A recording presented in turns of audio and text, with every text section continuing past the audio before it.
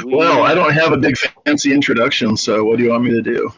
I Just talk? mean, yeah, I mean, basically, this can be the kind of the intro for the whole Netlabel weekday. There's probably people that'll be tuning into this that this will be the first time that they've ever heard of Netlabel Week. Um, so Hmm.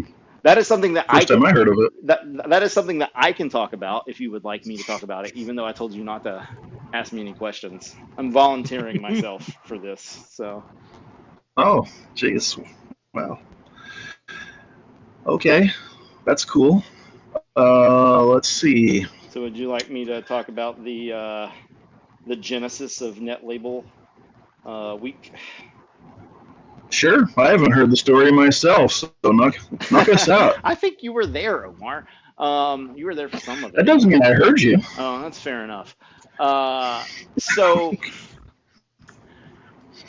Netlabel Day has been around. This is now the 11th year, correct? Yikes. Yes. And one thing that has been a concern. Well, this so last year was really perfect. I think this is what really started it. So like last week, it pretty much started like at the beginning of the weekend and ended at the end of the weekend. It was like all it was a weekend thing. At least for us in the Hmm. U.S. And this week or this year rather, which is also this week as it turns out, uh, it 14th, which is Net Label Day, was on a Monday, and we're like, well, that's kind of lame because it's like Monday and Tuesday, like people are like working and stuff. Which it's like some people work on the weekend, so I mean it is what it is. But um, we last year when we were kind of thinking through what do we want to do next year for Net Label Day, we're like, why don't we do a whole week and then we get 2 weekends out of it, and then people that aren't able to contribute to the actual day, um, they are you know they're not going to feel left out. So that was sort of the genesis um,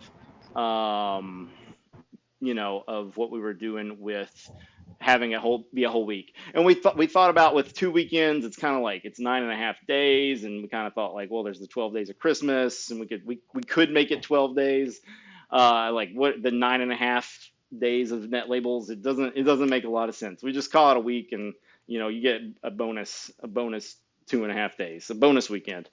Um, so yeah, this is the first year. That's probably why a lot of people haven't heard of it. Um, and these panels were just something that we thought could kind of kick off the week, get some discussion going.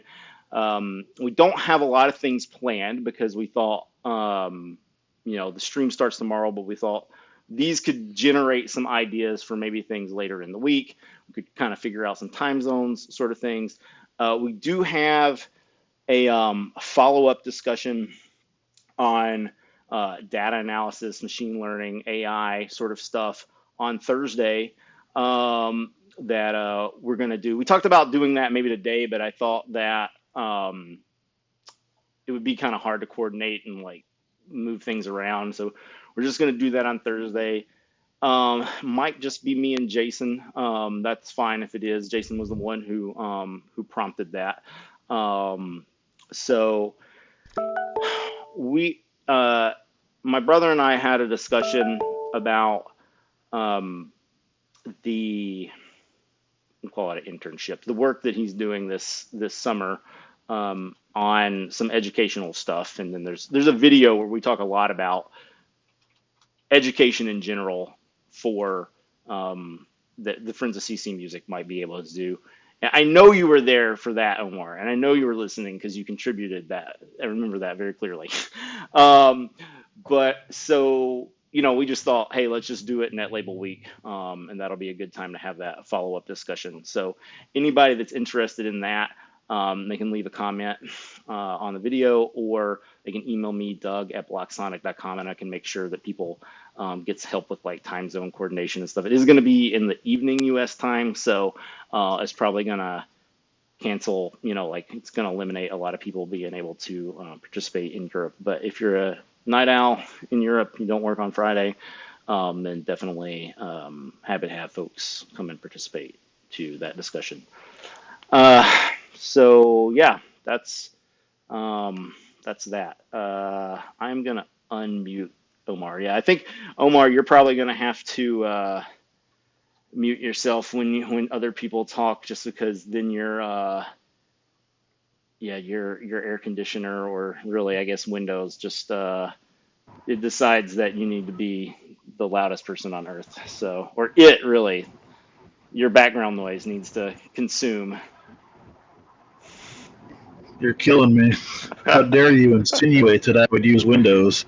Well, I don't know who it is, but but Dave suggested it might be Windows, but Yes. Well, it could be Windows. Just influencing everything in general. It often is. yeah. Quite all right. I can understand the mute function best I can. So, are we supposed to introduce ourselves? I suppose we should introduce ourselves, Well, shouldn't we? we should Uh, definitely do that when we get to the curator panel. I if you want to yeah, do it totally. now, you're in charge. I already told you that. So, Oh no, we'll wait until we actually get to the panel. Right now, I think this is time to just spitball things, screw around, throw out some insane verbiage, get to know each other, and me find creative ways to be lazy. That's my deal. So, one of the things that I'm probably going to do right now is ask y'all what you want to be asked during the panel because, again, I'm trying to be lazy here. So, if I've got a list of various questions for Rhino, Carolyn. I even threw in a couple for Jason just to make him uncomfortable. So, but Dave, he's been around like forever. He's like wallpaper and stuff. So I'm not sure what to ask other than why have you been around so long? How do you tolerate this? All these things. So I just be. There's no more than that, really. That's probably best. Yeah. So, what do we all want to accomplish with all of these panels while we're here, at least? Just throw something out. What's one thing that we would like to see happen at the end of all of this?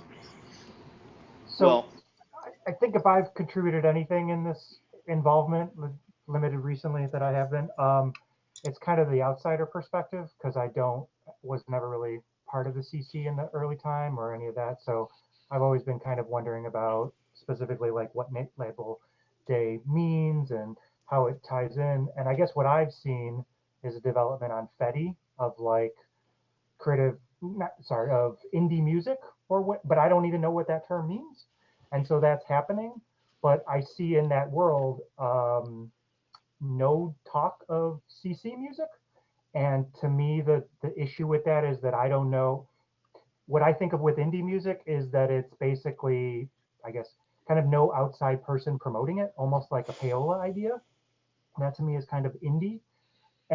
But you need some promotion. You need people who actually like the music and play the music for other people to some degree. And to me, that is like the essence of what CC at this point enables. Otherwise, you're constantly asking for permission, and I think it creates a screwy situation. And so, to me, that's what I think of with CC in general: is how do we bring that into the indie world with all the other values of CC as well. But, That's groovy. I actually really appreciate having quote unquote outsiders because I very much feel like when you've probably heard me bitch about all the CC summits that I've been to over the years, and I am definitely not an insider when it comes to that. It tends to be lawyers, it tends to be teachers, people who are in GLAM, galleries, libraries, archives, museums, etc. Right? And I'm just an artist, so they don't give a shit about me pretty much. Oh, sorry, I hit the red zone there with my cursory swearing, but whatever. You may get a few of those today, especially as I get animated, if I choose to do so. But the outsider thing is extraordinarily important to me, and I think we don't speak enough, and we're not given enough opportunities to speak. So I want to make sure that we tap that. I've got like a left field question. So one of the things that we're finding is one of the platforms we use, which is Jamendo, is being flooded with AI music. Some people openly explain they've used AI, which is fine because I can avoid it, but others don't. And that's something that we're really struggling with. And I think just to Yeah, add to I have that, noticed that. yeah, to add to that, the fact that there's so much AI music coming through is that you're getting such a large quantity, because this stuff is produced at a industrial level. Yes. The number of tracks that are coming through that are of reasonable quality, but it's not that's in the spirit of independent music, in my opinion, in terms of you're actually getting machinery to generate this music rather than people with skills, instruments, voices, and I think we're a real danger here of losing what the spirit of music actually is. I know this isn't specifically Creative Commons related, but the Creative Commons space, the Creative Commons platform, is being used / misused with a vast influx of music that arguably shouldn't be there. It's the fact that it hides genuine Creative Commons musicians who might, or acts who've put a song out, but then they're surrounded by somebody who's uploaded 60, so you have to go back a fire way to find the genuine real music. Yeah. And I just feel like they can't compete if they're doing a genuine track that they put their heart and soul to, and they've taken their time to do it, and they've produced it, and they've released it, and then they get surrounded by lots. It's how did they get to still stay at the top and still get visible? Caroline, don't give away too much, because we've still got the panel to do. No, I'm just saying that's my bugbear at the moment. So there you go. No. Yeah. I completely understand that one, definitely. What do you got, Sam? You look great. Nice to see you. Hello. Yeah, I'm a big Netlabel fan, so I'm interested in, I guess, the conversation here. But yeah, I can say that I've also seen a lot of AI music lately. I browse Bandcamp a lot, and like when you sort by new releases, it's like a lot of AI music. It's really hard to find stuff that's like naturally made, I guess. But yeah. Well, at some point we're going to have to, knuckle down and take care of technology the way that we always do. It's just always an uncomfortable transition period for us. So we'll come up with some ideas, and of course we'll solve the world. All the problems Do you fill disappear. up all of the radio slots for the Netlabel radio thing? Oh God, no. No, I've got at least 16 slots open, but that's okay because I have plans. I've hit the point this year where I'm in my just purely DGAF. So, yeah. So if there's 16 hours empty, then you'll get 16 hours of something repeated, and I just will have to, You could just have AI smile and let you all go. Well, I have thought about that, of course. But no, I actually sat down the last couple days and recorded 4 different versions of a 51-hour show completely by myself using all the things that were already present. So if somebody decides to hop on, great. If they don't, fine. The entire time's already filled. So in that sense, I'm not too worried about it. It's not nearly as benign as it was last year. Everyone else, I think because it was the weekend and because some of us were still alive rather than dead, we had more slots filled. So, but here we are. We make the best of it. Yeah, and I haven't signed up yet, but assuming that there are still slots Don't do left it after the panel. That way madness lies. This may not be the appropriate time to ask this question, but what are you talking about? Oh, I think they were asking me whether or not I have all 50 hours on Netlabel Day Radio for the actual Netlabel Day broadcast filled, and the answer, of course, is categorically no. Right. Fair enough. Which is fine. The first year I did Netlabel Day, I did 37 of the 51 hours by myself live, so whatever. Everything else is easy.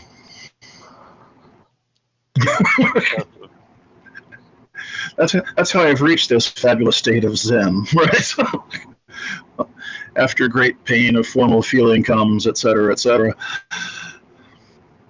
So, well, I guess we're at 10:30. So are we going to kick off this curator panel here? Yeah, I messaged Rhino. I don't know. Where is he? Yeah, I don't know. He should be up. I mean, I'm in the same time zone he is. It's 12:30. So. Well, he is a slacker. And he did have a really hard radio show last night, so there is that too. But until Rhino shows up, let's continue to screw around and carp and bitch about things, because if we're not doing that, then I really think we're failing people out there in the audience. Doug phone. Yeah. I muted it, I think. Okay, there we go. I was going to say... no, you're feeding back still. Yeah, that's because even though I have my volume all the way down, apparently it's not listening to that. Oh, I think... Sound like a demonic slave now. Yeah. Well, we got a couple more hours. I can kind of get into that. Everything is all the way down. That sounds like my Hazard Records thing that I had put together. What I was gonna do is I was going to drop the link in there for anyone who wanted to sign up into the chat, but clearly that did not work. I don't know why the mute button didn't work, but it didn't work. Yeah.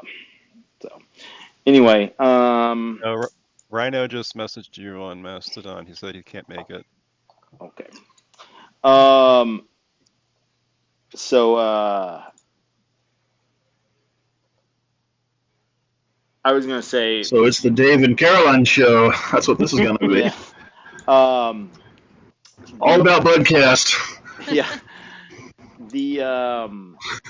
Before we sort of like move completely away from the question about what we want to get out of here, I figured I would just mention that I sort of have like two things that I'd like to think about, and that one of them is that I guess big picture wise, like what do we want to see as a community going forward. So that's sort of like number one agenda. I mean, I think we've kind of hit on some of the specifics of that already with the AI, but I think big picture, that's kind of the reason for these panels is to like how do we make Netlabel week, but also just the community in general better for the coming year. And then more specifically, I think this year has really highlighted the fact that our scene is really aging. People are having kids that are sick, parents that are sick, parents that are dying, they're sick themselves. This is, I mean, obviously, like it's the circle of life, and to some extent has always happened, but our aging population as a scene has been something on my mind for a while, and I think we've really sort of seen some of that come to a head this year, and like how do we figure that out, or like is it even something to figure out? Like maybe the kids not caring is not a problem, like I don't know. So but anyway, that's maybe something for people to think about. So. Well, we had an incredibly interesting discussion at the Creative Commons Summit in the middle of COVID time about piracy of all things. And one of the things about it was led by somebody from India, which is, of course, a fantastic place for piracy. And his thing was that, well, maybe part of our problem as a scene is that we're too actually tied down to the notion of copyright rather than the idea of simply getting art to people. And that has always had me thinking since then about the things that are sort of intrinsic to Creative Commons, which obviously means lawyers, guns, and money, and all the rest of those things that go along with it, right? I think part of the aging is, well, actually, this is one of my questions for Dave, so I don't want to entirely ruin it. But when many of us started back in 2007, 2008-ish, around then, we still had this thing called pod safe music, right? Pod safe. That was a big, fantastic phrase. But what it really meant was we were tired of looking at all these absurdly trivial lawsuits by these major corporations and responding to them. But those lawsuits have largely stopped. They were not nearly on the scale that they were in the early 2000s. And so I think because of that, and because of the means of reception these days, where everything is streaming and everything is completely without a trace, so to speak, and everybody's music is already on somebody else's server, it's very difficult to have certain discussions with people who are not used to having physical media, who are not used to owning copies, who are not used to the first time they saw an end user license agreement and said, what the hell is this garbage, right? And they grew up just thinking that it's wallpaper. In a sense, it's an environmental problem in that sense. So there are an awful lot of things that I have on this topic, obviously, that are in my brain, but I'll save those for later. So I'll come back to the origins of this, and maybe in exploring our origins as a scene, we can probably touch a little more on that problem of how we pass it on to people who are more interesting than us, if there is anybody, of course. Well, so I mean that's been my I mean, like a lot of people are just streaming it directly from wherever, Spotify mostly, but wherever. I mean, I can imagine this is what I dream of, is a future where everybody's got their own website, they're all connected, you have a player, it's all decentralized, but you're still, streaming it from their, from them. So that's awesome. That's, get around the middleman, all the, if you can get any money to them, that'd be great. But that doesn't solve, to me, the ability of a Rhino or others to be able to do a show, right? I mean, you do have people doing, I guess they're even calling them, mixtapes or whatever, the NHAM stuff. But that's, and talking over it, right? I mean, so how do you do that? You have to get rights directly from the artist, or every time, and then if you hear it, you can't play again without getting the rights from them, or do people just not care? I mean, that's the other thing. Like, I play some songs on my podcast, and Spotify says, hey, is that legal? And I say, yes, it's legal, but you didn't know it was legal, but it is. But I don't even know outside of Spotify if anybody, like you're saying, is there going to be any lawsuits on any of that? I don't know. You raise a valid point there, actually. One thing that I have discovered recently is that a lot of larger platforms are trying to identify songs or music that have been released as Creative Commons as copyright owned. So we've been flagged by Spotify, I would say probably 3 times in the last 6 months, saying, you played this music, we don't think it's legitimate use of this material. Can you please tell us what your intent is? And basically, I've turned around to them and said, go away, because we have implicit proof, and this is one of the wonderful things about free music platforms. And I'd like to go back to the thing about PodSafe a bit later on. But the wonderful thing about these platforms is that as long as you can demonstrate the provenance of the music that you have, and that I did actually get this song from Jamendo, or I got it from Bandcamp, and at the time it was listed as Creative Commons or whatever, you're completely and totally covered by it. The implicit licensing through Creative Commons protects you in quite a phenomenal way. And in each case where I've gone back to Spotify and said, please go away, I have heard nothing in response. Mm-hmm. And I don't think they're fussed. I genuinely don't think they're fussed. I wrote down here, it's No. not worth pursuing small fry. And I think that's where things have changed from a legal perspective. And by the way, please, this is not legal advice. Do not take my word for this. Where the larger organizations, they're not going to spend money on lawyers and litigation to try and pursue something small like the Bugcast as an example. Because I tell you what, and I'll tell you this for now, we got no money. Right. So it's not worth it.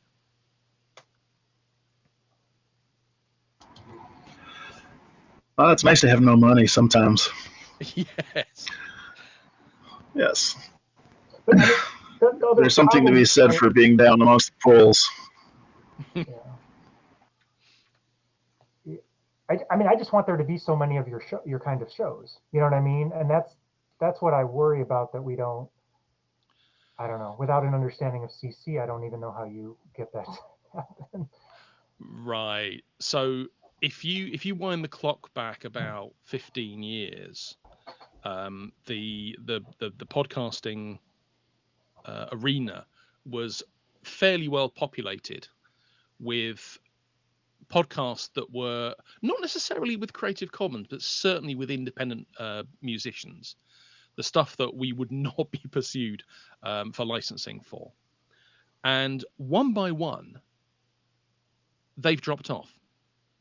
So we used to be part of the Association of Music Podcasting, which was an international, a global, I should say, collaborative of music podcasters. And the one thing that kind of united us all is that we were playing the kind of music that people would not hear on the radio.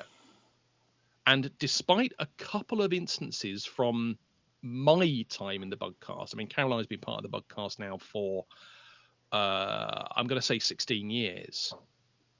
The show's only been going for 17 and a half, so she's been there for the majority of the journey. I was there at the beginning, but more as a distraction. Yeah, you were there as an And annoyance. we had a newborn, so I did have something to do. Yeah, you had something else to do. That's fine.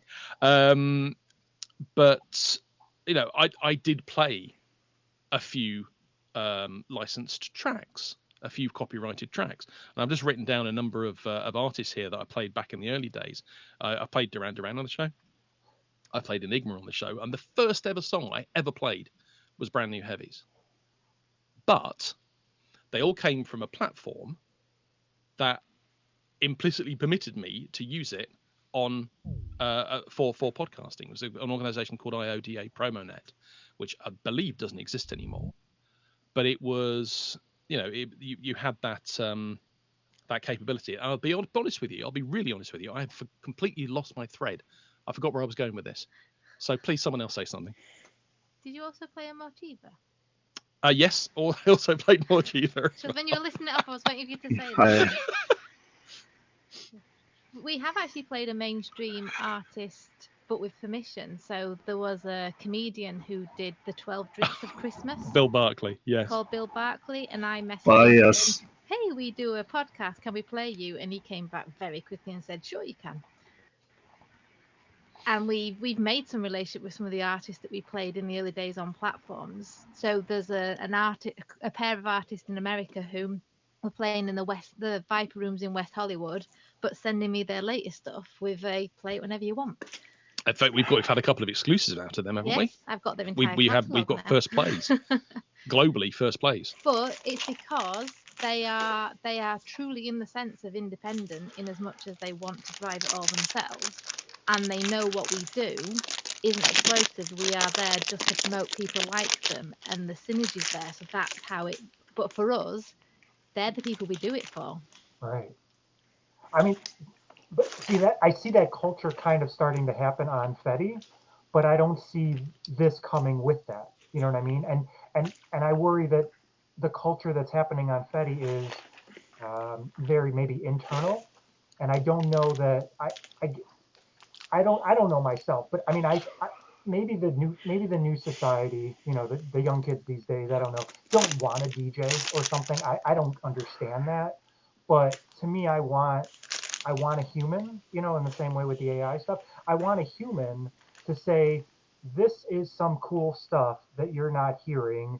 Here's some connections. Here's some, background. Here's maybe where they come from. Here's, all that kind of stuff that I felt like you get from a cool, independent kind of DJ thing.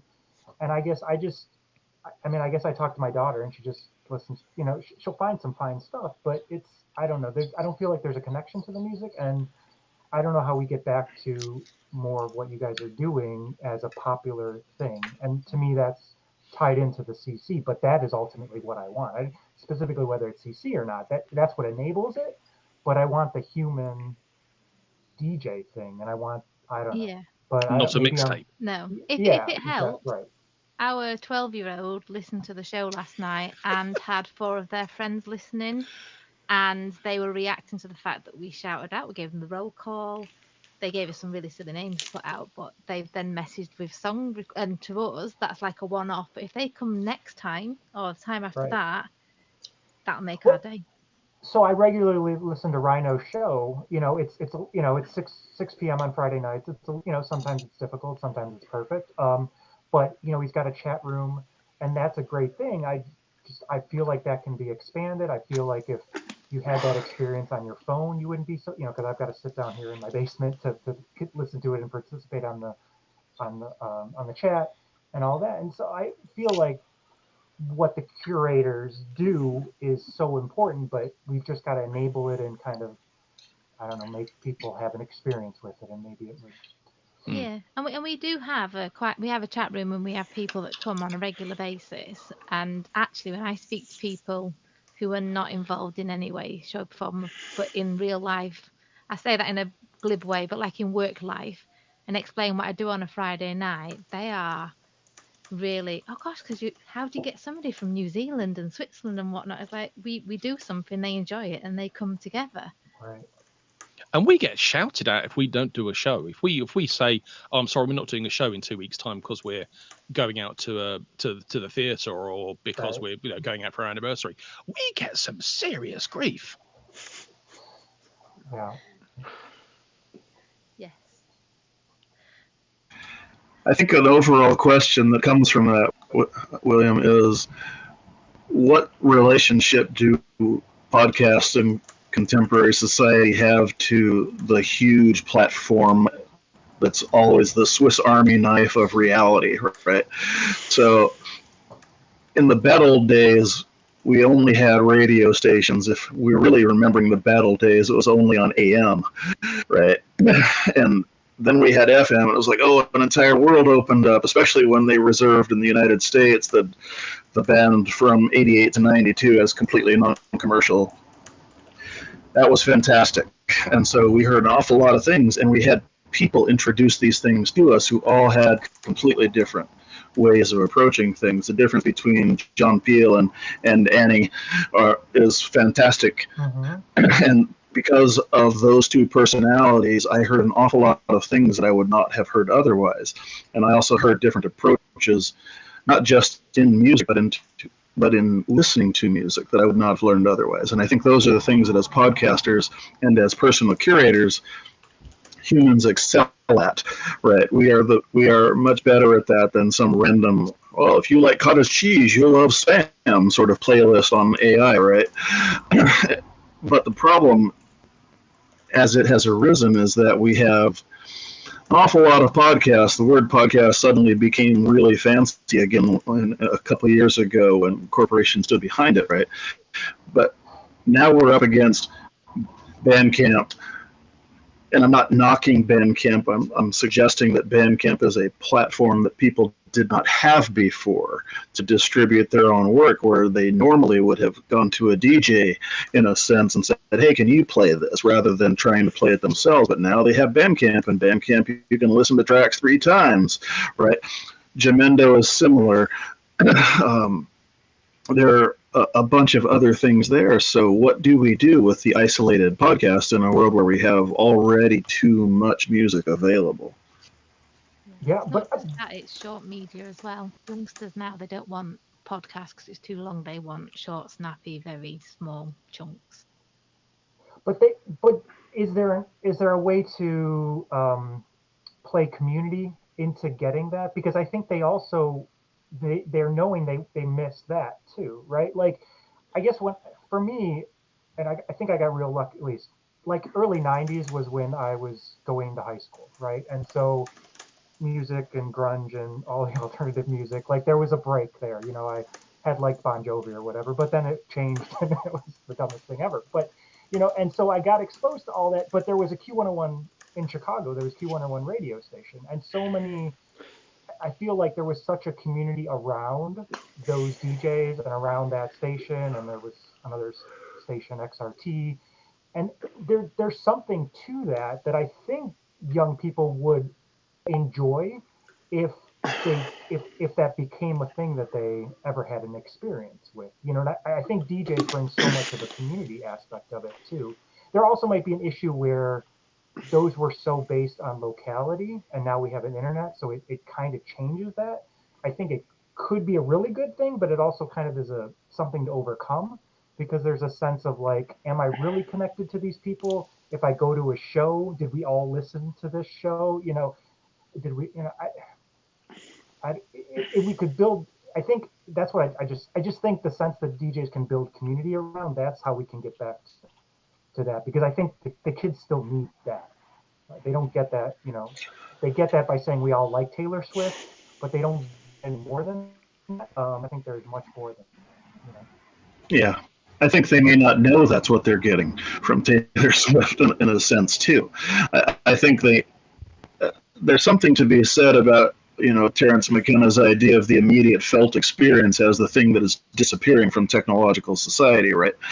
And can you explain that a little? Think about, yes, I can do that. So what happens when we're inundated with too many choices, right?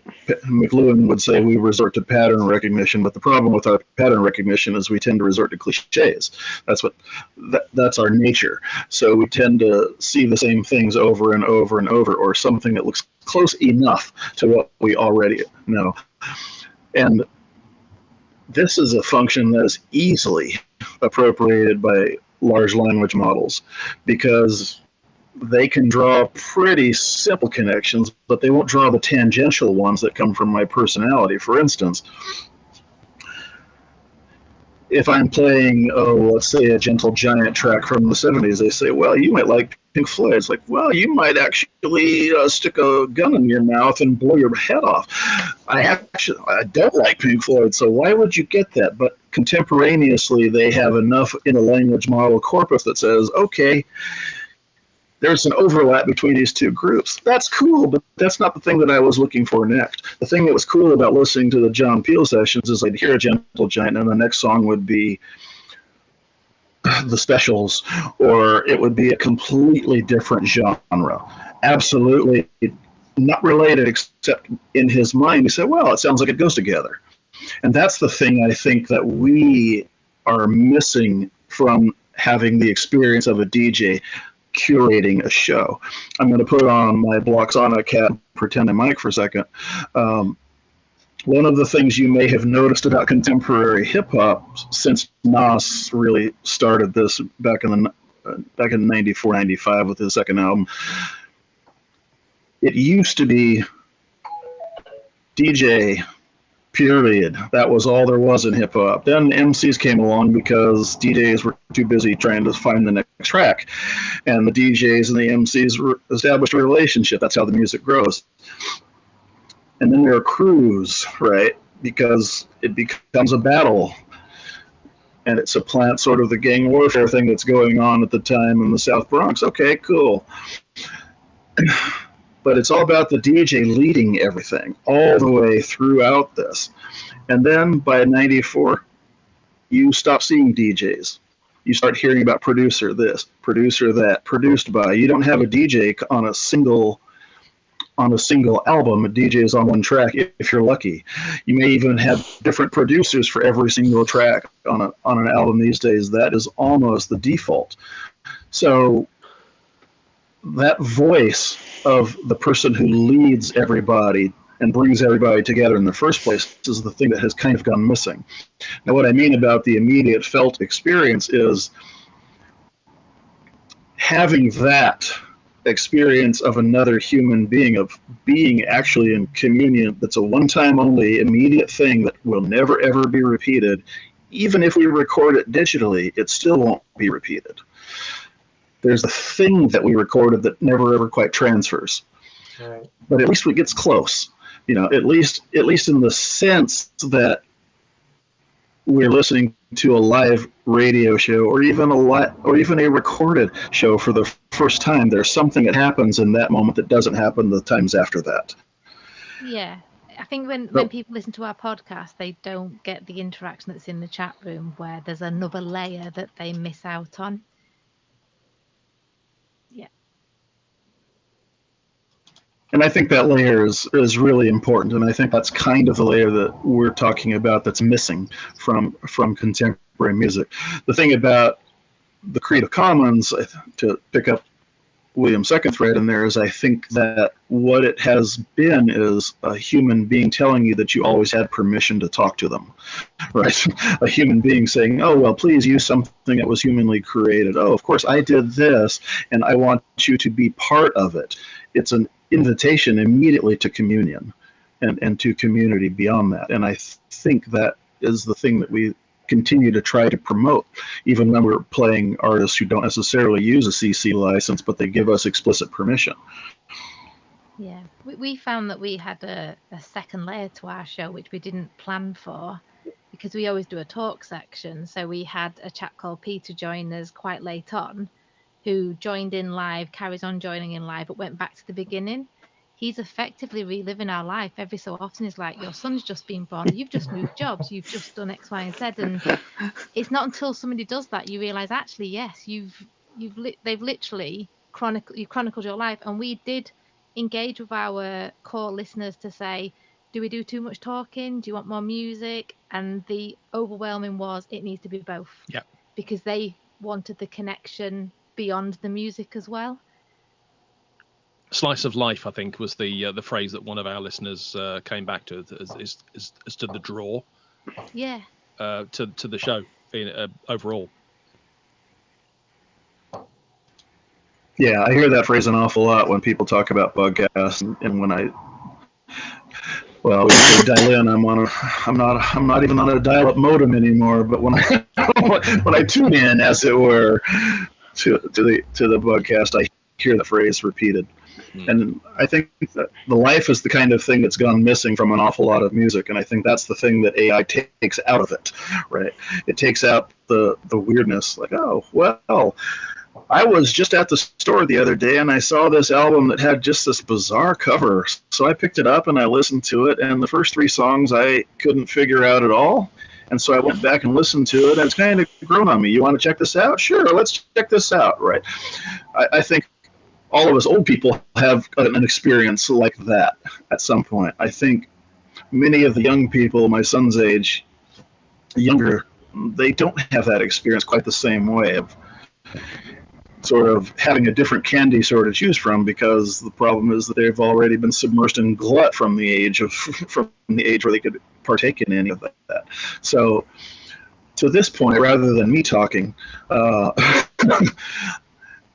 Caroline is the perfect person to ask this. So how do you approach the idea of curating this experience for other people and giving them something that you know is part of yourself to draw them in? We take it seriously. So myself and Dave, we don't have any hard and fast structures, but we always try and make a numphy start, a numphy end, and fillers in the middle. I'm renowned for my quirky tracks. But for me, most recently in the last couple of years, I've done a lot more reaching out to the artists, because for some of them, they don't know that you're playing them. And actually the response you get is gratitude and happiness that somebody somewhere random has not just listened, but they've gone on to share it with things, and they've championed that person or that act. And that's been a real thing for us as well. And I feel like that's probably why me and Dave are still going all this time, because we feel a kind of sense of responsibility, not just for our listeners, but for the artists that we play. And that for us is what drives us. We never got into podcasting for money. If we did, we've really failed. But what we have got is enjoyment and connections and a whole group of people that create some beautiful art, pieces of art that we now call friends. And that's what it's all about. And you raised a cracking point there, actually, about artist engagement. Certainly in the early year, maybe the first year of the podcast, I did engage really strongly with artists. I think that's waned over the years, but I know you've spent a lot of time trying to engage with artists as well, and they absolutely appreciate it.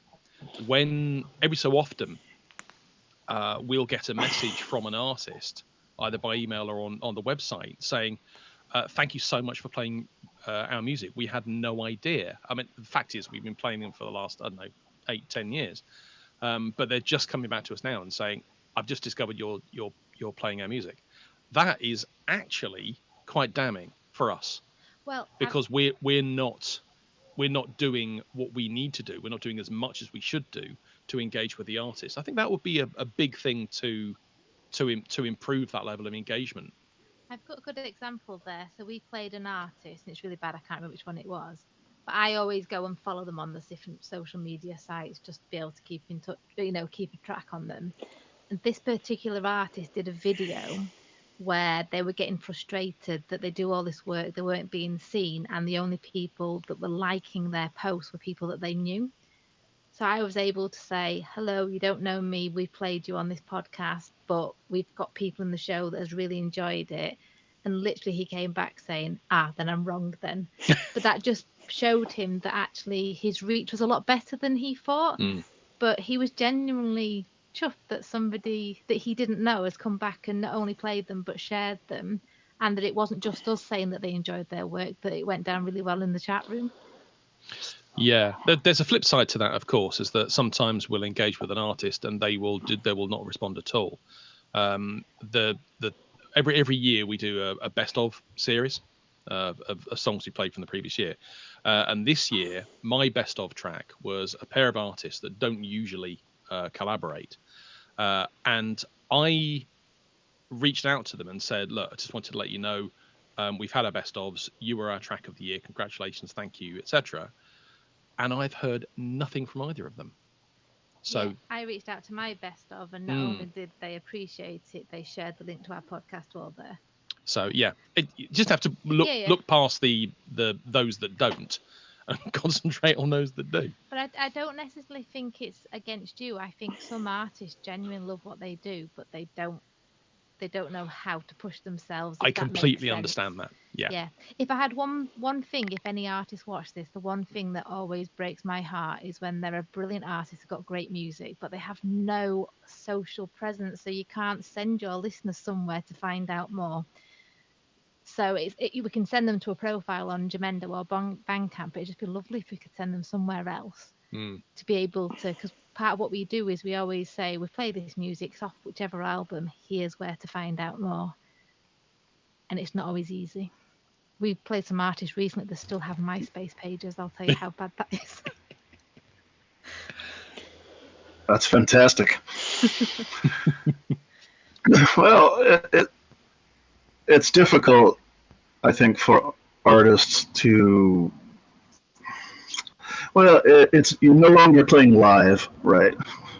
It's one thing to play for 3 people in an audience, which of course I have done, and another thing entirely to broadcast out into the great luminiferous ether and hear absolutely nothing. But the expectations, of course, have to be different, but while the expectations are different, the feeling is the same. The feeling is, oh shit, somebody should actually speak here. Am I really doing all this for nothing? It's very difficult not to get discouraged when there's little contact from your audience or your nominal audience that isn't simply your inner group of friends. Your friends do this because they love you and they're warm and fuzzy. Even if they hate your music, they still care about you. And that's why we love our friends. But I think we're missing that level between friends and strangers, in a sense, for artists, where we really, really like somebody and respect their work really deeply, but that doesn't mean that we necessarily are in their inner circle. And to create music that reaches that, and to hear from those people actually lets you know there is a bridge, right? There are people who would become your friends under any circumstances because of the quality of your work, because you have similar interests, because clearly you listen to the same things. That would happen. Those people would join you, and we would have a large group if only we had some way to do it. And I think that becomes the next question. How do we get to that way of doing it? How do we make that bridge for those people? I, of course, don't have any answers because I'm the moderator, so I'm just going to leave that on the table for you. So one thing that you mentioned. Oh, let me. Okay. One thing that I wind up doing as the head of Netlabel Day every year is I wind up having to do anthologies and compilations of other artists' work. And I do this, one, because I know they can't, two, because they've long since stopped thinking about their music as something that somebody would really curate as an experience. And three, I think because they're just really not checked in anymore, and they're just like doing their thing, and I think they don't really, at some point, it's a protection device not to care too much about what other people think, right? But even so, I call them up and say, hey, I'm doing an anthology that would fit on a 90-minute Maxell tape from the 80s for you. Right, because I like all of my anthologies to be able to fit onto a 90-minute tape simply out of structural habit, right? And every so often they'll respond and they'll go, "Wow, how did you find me?" Like, well, I found you 10 years ago when you started your label, but they're shocked still to this day that somebody would take that level of care. I talked to El Pricto from Discordian Records, who is one of my favorite crazy avant-garde jazz artists, and he was surprised that I had bought almost every single thing in the Discordian Records catalog when he found out that I was putting together a compilation. He said, well, you could have just asked me for the codes and I would have given it to you. It's like, yes, I could have. But there's something to be said about simply supporting the artist with your dollar vote sometimes too, even if they don't ask you to. It's a great show of faith to do that. Yeah, we play an act called Singleton. Oh no, yes, it was Singleton, wasn't it? And, it was. Yeah. Alina, they're in Ukraine, and they started to release some new stuff under the name of Electric Rhyme. So I'd reached out to Alina, said, "Can we play?" She said it was fine. We bought their stuff, the staff, and they were like, "Oh, you didn't have to." And it's like, yes, we did, because we want to support you, and it was just a way of showing that we cared. But when you were talking about anthologies years ago, one of the things I did, I used to be really into creative writing, and I used to do fan mixes based on people's stories, but all Creative Commons and linking it to that. But the one thing me and David both said, in this modern day and age where people just want to be able to find things, we aren't really good. We should get some sort of, not business cards, but something that we can leave somewhere or wear something just to promote people to look, because people do, they get nosy, or a QR code somewhere that'll take them something. Because I think the amount of people that I've discussed things with, they didn't know about podcasting, they didn't know about our show, they've gone on to become listeners and they've shared it with other people. So we're missing a massive trick. Mm-hmm. It's almost like our own self-promotion is by extension the promotion of everything that we do, and the artists that we feature. And the anthologies for me are my sort of way to do my own podcast in a strange way. That the attitude is the same. It's quite remarkable to go through the entire catalog of Lost Frog Productions from Japan when they've been a Netlabel since 1994, right? When I put together the Hazard Records, and they've been doing things since they were on CDR back in the mid 90s, and then once the web finally became possible, they jumped to the archive.org, which of course is where an awful lot of things started. And so I get in touch with Anki, and he says, "Well, I'm not really very active these days." Like, yeah, there's like 5 years between this and your last album. It's like, what happened, right? So, well, life. Right. It's always life as we age. Of course, that was the thing that Doug was talking about earlier. We are aging not just as artists, but I think the listening audience as well. Our habits allegedly are set in stone by 34, according to some of the latest trashy pop psychology statistics. But for those of us who are on the radio or doing things like this every single week, we're always hearing new things. The new always continues to exist, and yet we talk to people who are half our age and they're clueless about the new, which tells you that they're probably swimming in a glut of things that we are only dimly aware of. Oh, but I think that curatorial attitude that we have, yes. we have our youngest. I'd love to get you started. Our youngest is 12, and he's introduced us to language that we didn't know. Things like skibbity and sigma and mid. But I go into schools as part of my day job, and all the kids say it. And I'm like, have I got to that age where I'm not down with the kids? There is a whole new generation that I don't know what they're doing. Yeah, I work with kids after school, teaching them how to write about art of all strange things, and so I regularly see this very strange diapason of the teenage years between 13 and 19, and 18 and 19 are always kind of odd years anyway because their lives are changing so much. Yeah, but to hear the 13 and 14-year-olds speak lingo that sounds straight out of a Slim Gaillard album from the 40s to me, as though it were the most new thing in the world, I just find very fascinating. So please tell me more. Yeah. And my degree's in linguistics, so I keep in touch with that stuff just on accident more than anything. Yeah, it's like the fort game, the game, like you've just lost the game. When one of our kids came and tried to say there's this new game, and like you've been playing that for 30 years, much older than you, and it's like they've invented it. It's like that's been around for a long time, mate.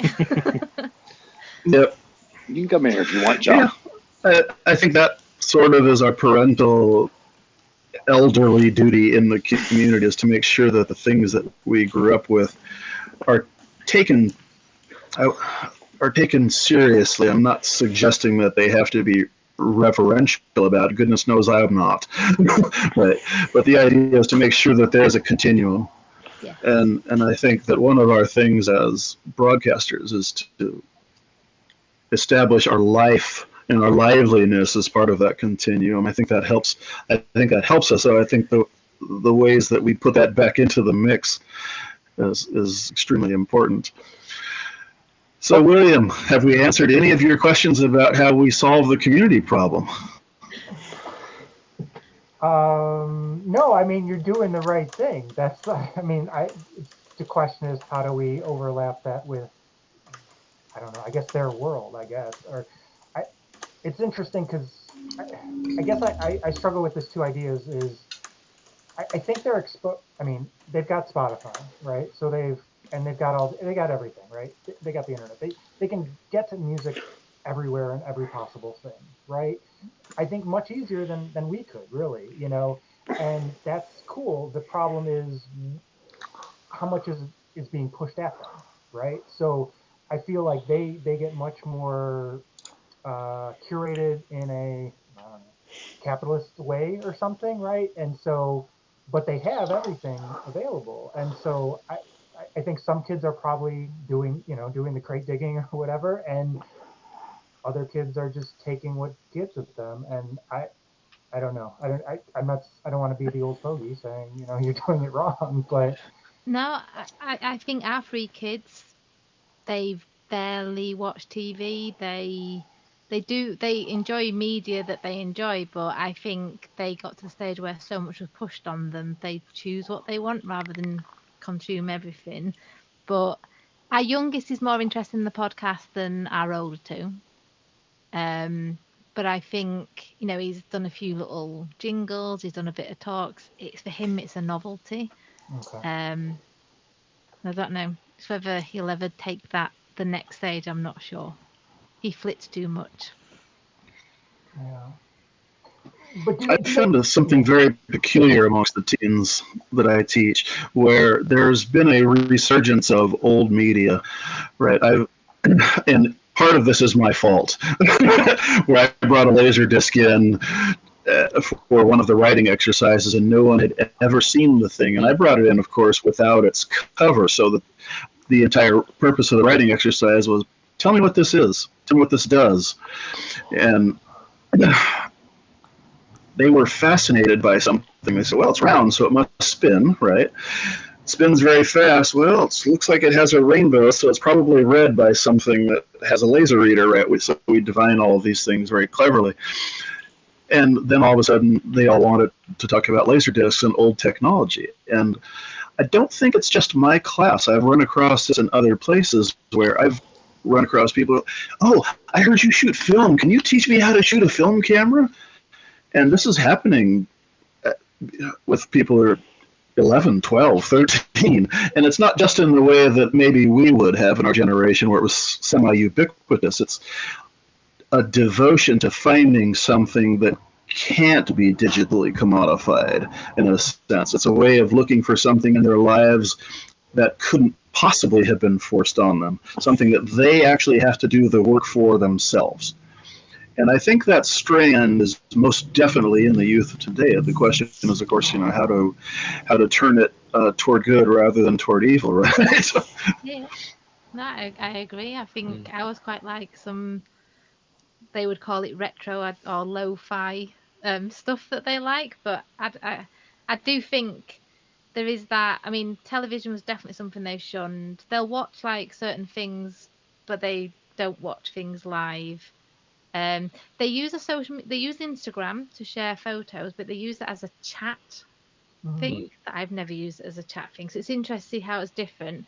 Facebook is for old people, so they don't bother with Facebook, but it's just quite what we take for granted, they see as different. If that makes sense. So it is interesting.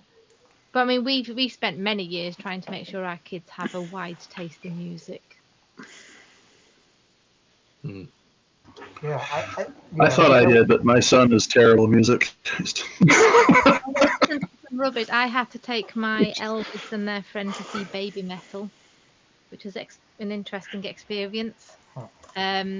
Not just I sat there thinking if Dave was there, he'd be grumpy with the sound quality. Baby Metal is brilliant, but in the live arena, they just made it it's just too loud. noise, man.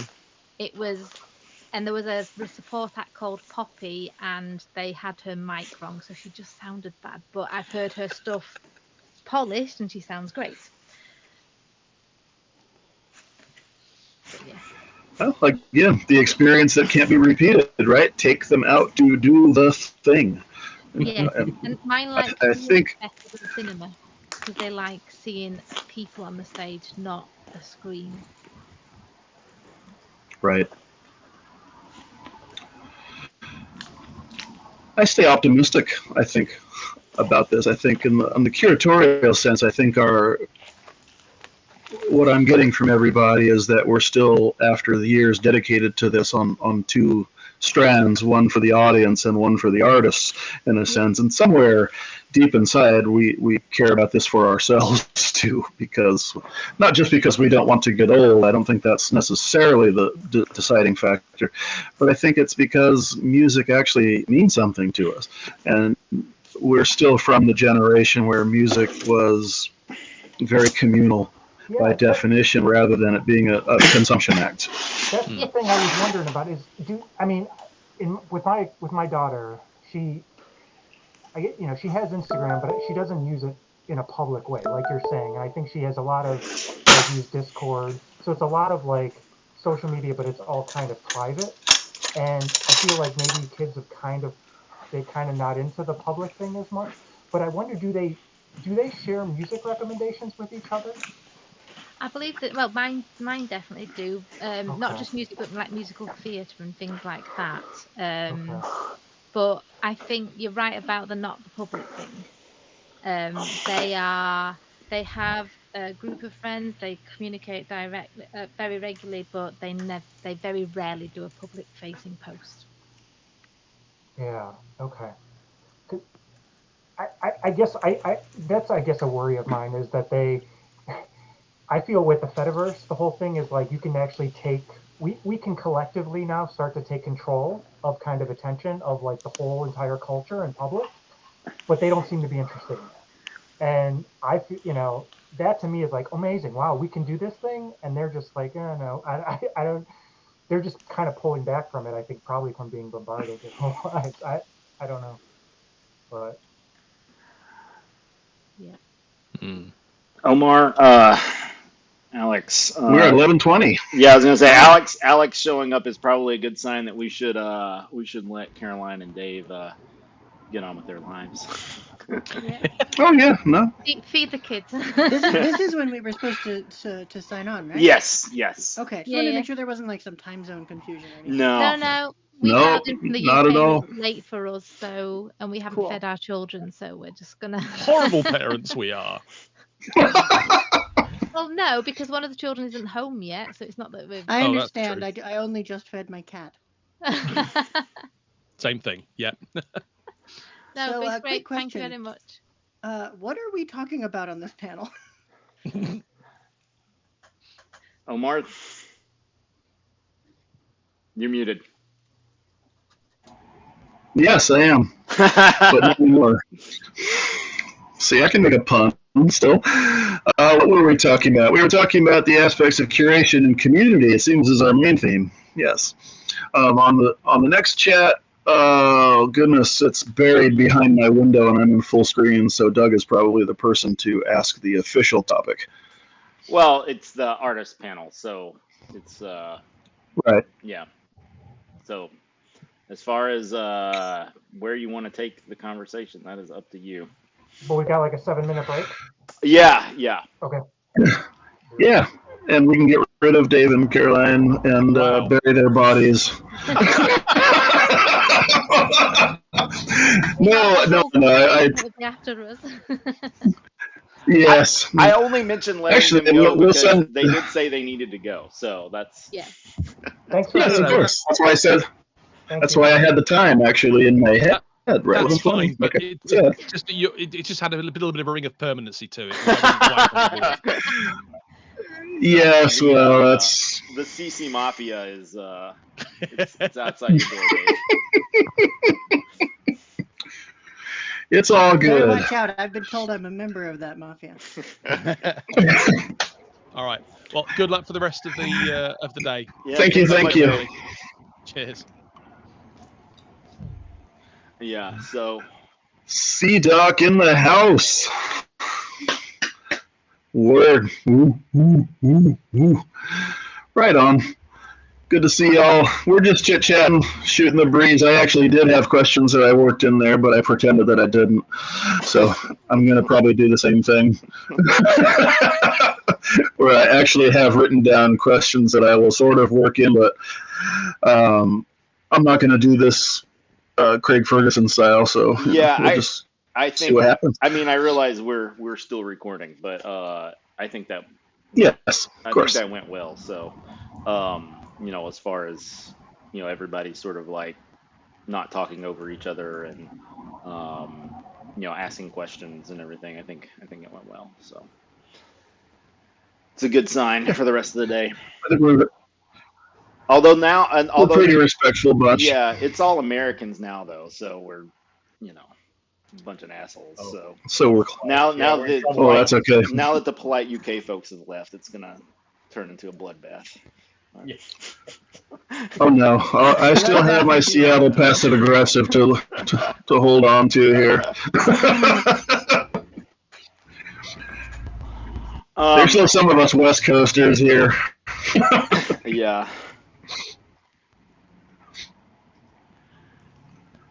I am going to So, yeah. take a bio break, but I'll still be listening here. Okay, I'll be hanging out. Yeah. Well, So C-Duck, what's new? What's new? Oh, I got the Bloxonic list. been busy. So. Oh. Busy. Lots of film and video stuff for you lately. I've been noticing. Yeah, and then we just dropped, Chuck's solo album, Chuck D's solo album Yeah. in May, and then the surprise Public Enemy album at the end of June. And now I can get back to working on other stuff. So. Sweet. Now you get the unpaid gigs. Yes, exactly. Yes. Those. I can finally get back to those. Yep.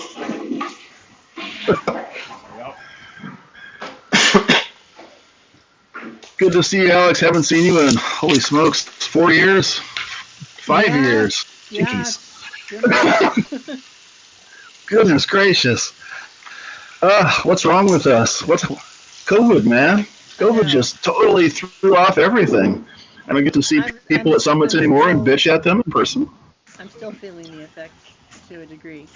And I don't even mean the effects of the disease. I don't, as far as I know, I haven't gotten it, but the effects on my career and my desire to go outside.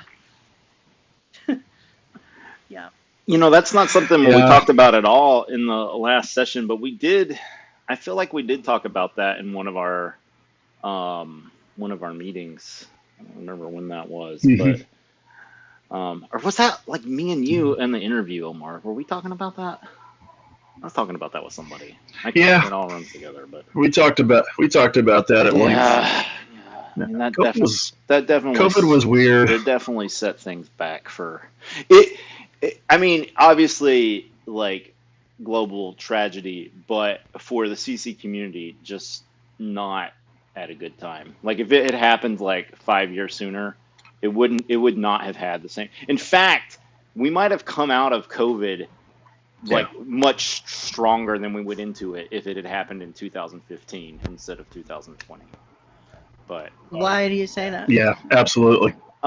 Because that was like sort of at the peak of like CC music community and like, Free Music Archive. I mean, it would have been like probably like a huge like donation spike for them. Like they probably would have never sold the Kick Split. Like, I mean, that alternative history is like, I mean, who knows like where we could be with things, but we were on it, we basically got kicked while we were down. Nobody had even like really had any sort of like, I mean, there's probably some people that tried to do something, so I shouldn't say no one did anything, but there was not, I think, the real effort that we have now to say, oh yeah, the Free Music Archive. I don't think we realized how bad the selling of Free Music Archive to Kick Split was. I mean, nobody did, like nobody knew that Kick Split was going to be a bad, steward of Free Music Archive. Nobody knew that. And the damage was already done to the brand by the time Tribe of Noise got it. So, I mean, it is what it is. But, that's why we're here. We're trying to bounce back from that. So, yeah. Time. Let's hope we're still made out of rubber. We're trying to bounce. I am gonna go mute. I found it to be a really weird thing. It's weird. I think my not quite 11:30. I think my wife and mother-in-law just got back, so I'm gonna mute and then yeah. Okay, I just got rid of mine. My job here now that like we're just letting it roll and not cutting, like I got nothing to do really, so except mute Omar when his technology takes over. So that's my one role. Yeah. Go have lunch. I do enjoy the informality of this. We're just yes, I try to keep things that way. I'm very well. That's not true. I'm actually extremely formal in person, as anybody will tell you. But in this instance, it won't serve. Yeah, so I'm just trying to be chill. How about the Fez? Right. Fez is good. I remember a little while ago somebody described me as chill, and I was like, no, I'm not chill. I'm just informal. I'm actually worrying all the time, but I don't know. I swear in situations where people don't always swear, and I like, I don't know. People That's a think I'm sign of chill, I great guess. social aptitude, though, isn't it? Yeah, and I have a very It's like, non-authoritarian teaching styles, which I think people think is chill, but it's informal. It's not chill in that I like get very fanatical about lesson planning.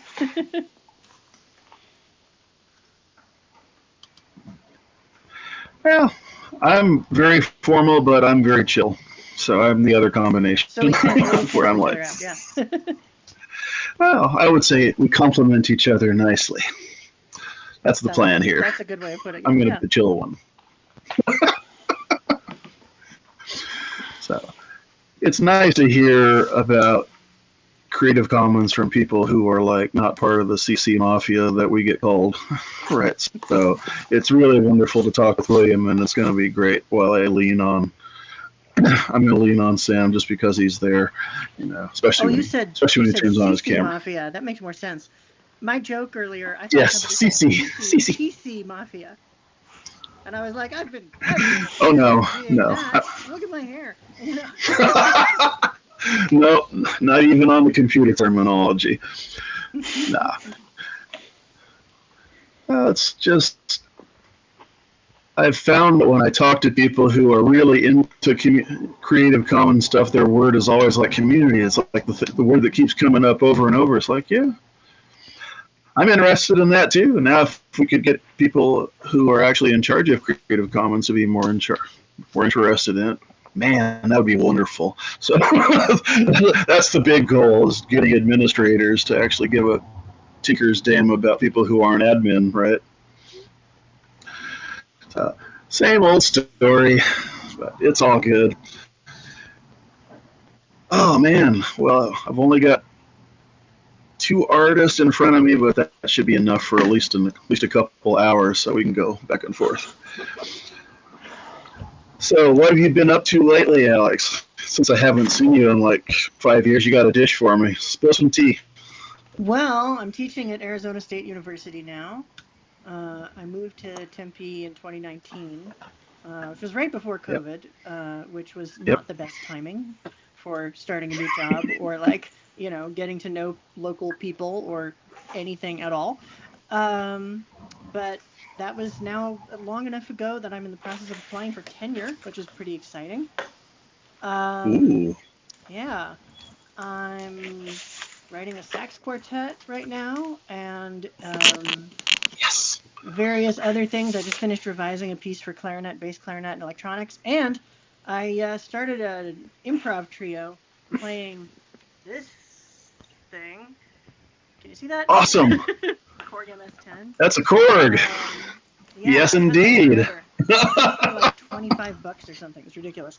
So we had our first show recently. Very small show, just kind of trying things out, workshopping, sort of semi-guided improvs. One of the other members, Gabby Isaac, mostly does stuff with Max, MSP, and then our third member, Briggs Kennedy, mostly plays flute. So we've got a good combo of stuff.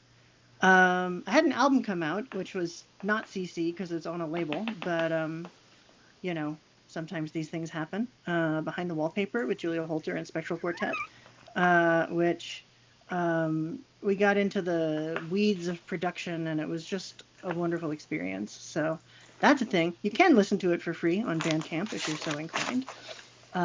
Or you can buy the very pretty vinyl.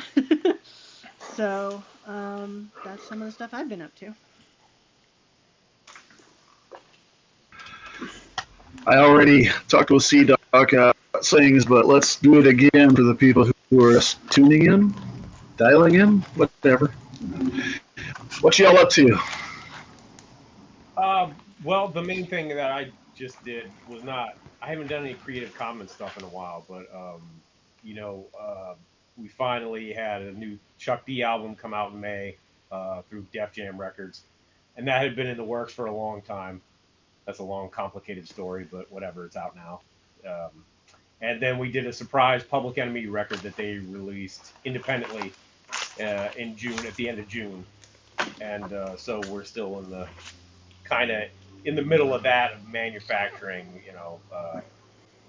vinyl and CD for that. But that's out on Bandcamp, and it just went to streaming, so you can check that out everywhere. And Chuck's album is out. I did do last year. I did a couple of, a couple of re-releases of stuff that I put out through Creative Commons that they had some anniversaries, a 20-year and a 10-year anniversary. So I kind of put it up on streaming, but I left the CC version is still up at Block Sonic for both of the records. So I just figured I'd get it out as many places as I could, and I'm looking to do that with some more stuff. You're Back in the past. sorry to interrupt, but you're underselling your CC contributions because you were on CM's and AKA Creative's last release. You were on Stand Proud, and Yeah, but I'm not fact Doug, checking you past that, but I'm certain you've been on other stuff as well. Doug, I recorded that so long ago, I forgot all about it. Like literally 2 years ago, maybe. Like I didn't even realize it was out. Yeah. So, yes. So some insight into the Block Sonic collabs. Yeah, I've heard the same thing from Cheese and Pot C. They're like, yeah, we did this a long time ago. Yeah, and they'll hit me up. I just recorded another verse for CM and Head Snack that are working on something, and they asked me for that like months ago, and I just recorded it. I have no idea when it's gonna come out. So, and they probably won't tell me. Well, they might tell me. They might let me know. It's a surprise. There's stuff I've totally forgotten about that. People ask for verses and like, yeah, okay, and I'll throw something down, and then I don't know when it comes out. I really don't. Well, this was the joke in the before the panel, but getting back to the unpaid work. So that's what that is. Yeah, exactly. So. Well, that's the spirit of Creative Commons right there, just laying out things for other people to use, right? Yeah, sure. So we're supposed to be, well, I'm supposed to be interesting. You're just supposed to be yourselves. So you're always interesting, so I have to, raise my game. The first question that anybody as an artist always gets asked about CC is, what the hell are you doing releasing music with a CC license? So I'm going to turn that one over to you first, Alex. Well, I really like mashups, remixes, quotations, collages, all of these things, and I don't want to be part of a model of releasing music that is that makes it extremely difficult to do those things. I think a lot about how 100 years ago the copyright system was very different. Things entered into the public domain much more quickly. It was much easier for things to for people to create derivative works, and ironically, Disney, who has done so much to extend the length of copyright, got their start by adapting works that were in the public domain, some of which would not have been if the copyright laws at the time had been what Disney has now caused them to be in this country. I think that's a problem. I also think right now we're in a very weird spot with generative AI, where generative AI is, some people are using it creatively, a lot of people are using it in ways that devalue the arts and the work of human beings in the arts. And the response to that has often been to push very aggressively a pro-copyright stance. And I don't think that's the right answer to the problem. I think ultimately what we really need is a differently structured society in which people, don't have to, artists don't have to sell their art on the market to survive, but some kind of universal basic income or some resource sharing situation. But although I have worked with record labels and publishers on some things that are not CC. I still release all my scores as CC. Even in the case where I've worked with some publishers, with a publisher for a couple of my pieces, they have the copyright on their formatting of the piece, but I retain the copyright on the piece itself. So it's very important to me right now not to join the large number of people who are doubling down on the idea of strict control over artistic works. Also, on top of that, the copyright system seems like 90% of the time benefits corporations more than it benefits artists.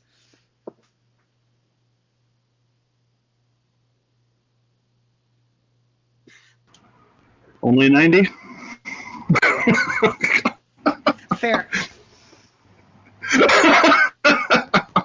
I mean, I know some people who are self-published, so in that case, not. But yeah.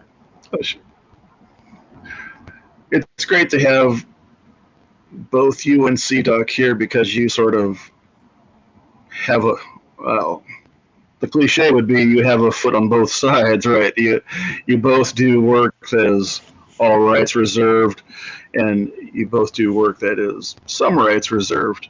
And somewhere along the line, all of us probably do things that are no rights reserved too, but we don't tell anybody about them very frequently. So it's great to have that perspective on and things. I will add, when I do mashups, which I haven't done in a while, but when I do those, I absolutely give away for free because I feel like I took the source material for free. It's the least I can do to distribute it the same way. Also, I'm not going to get sued over it if I'm not making any money off of it, hopefully. Yeah, there's always that, but there's also, I think, there's a cure that giving things away for free is for a disease that most people don't know that they have, right? And the disease that most people don't know that they have is that they're cynical, right? They expect that all of us exist. Oh, well, yes. They think that we all exist to be capitalists. That's the problem, right? It's the setup for capitalism, and it's the problem that I like to tell my students. It's the selfish jerk problem, right? You can't beat down a selfish jerk by calling them what they are because they don't even register it. They don't care, right?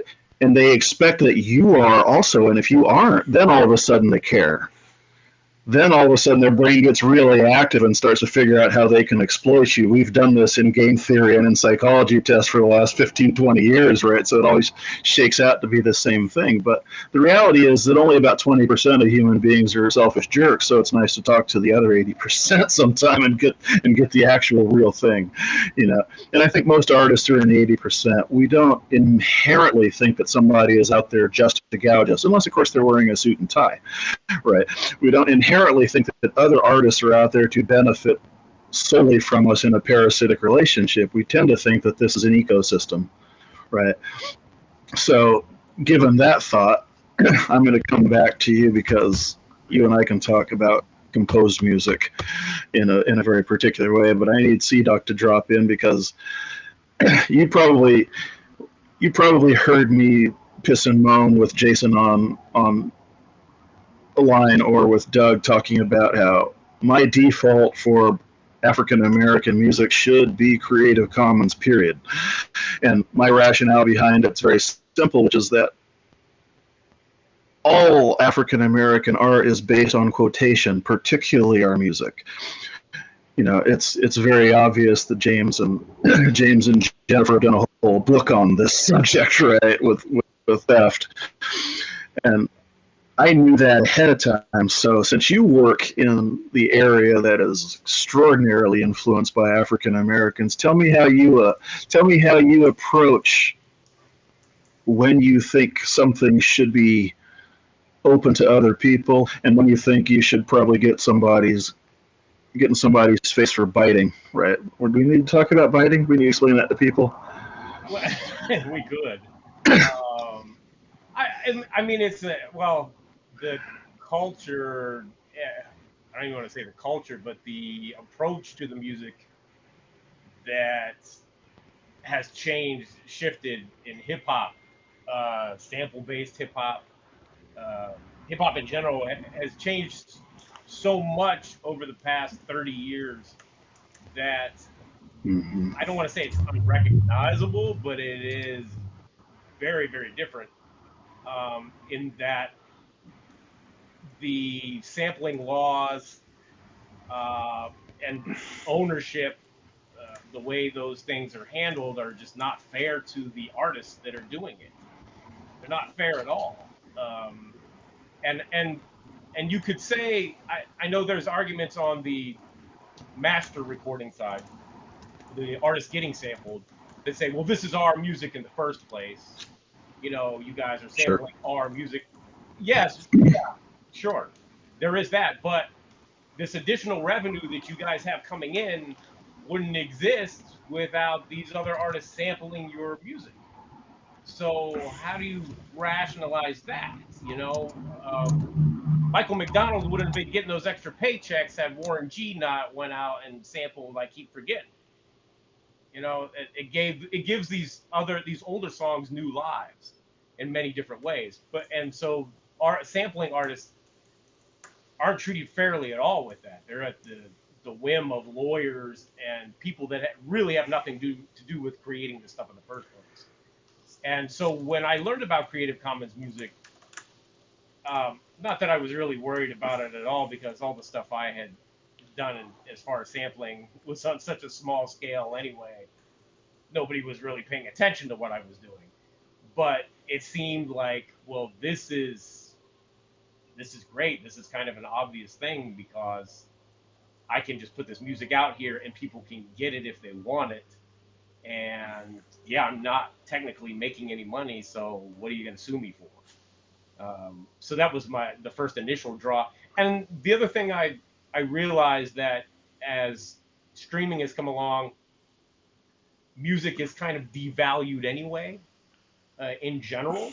Even major record label stuff, people will just, in this country, in the United States anyway, have devalued music so much it's background noise, so to speak. And in those cases, then you really got to just find service to your fan base and build that fan base. And if you find different ways that the fan base can support you as an artist, that's what I kind of focused on anyway. It's okay. Well, if you're a fan, you'll donate $10 or something, or I'll make tapes of this stuff, and you'll buy a tape or something like that. And those things work out if you put the work in for it. So that's, I mean, it's kind of a weird.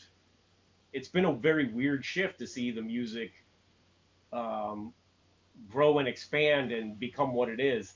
Although, with some of the releases that have been coming out lately, they're kind of throwback in a way. Major label releases. The record that somebody posted up today, I didn't even realize it's the 1 year anniversary of the record that Pete Rock and Common did last year.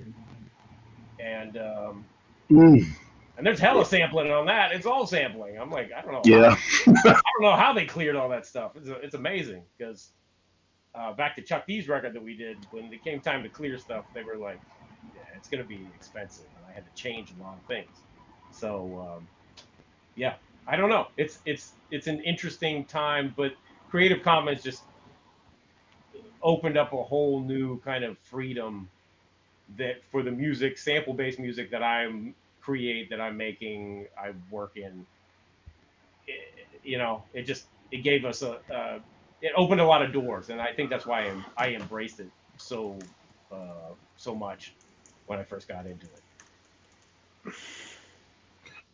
One of the things that's always struck me about Creative Commons, particularly for music, is that it is an agreement automatically between the listener and the artist that, hey, I am making something specifically for you. This is not just going out into the ether blindly. I mean, it is in one sense, especially made for you to do something with, not just to be a consumer, not just for it to be on in the background, not just for somebody else to steal your joy and make money off of you for, right?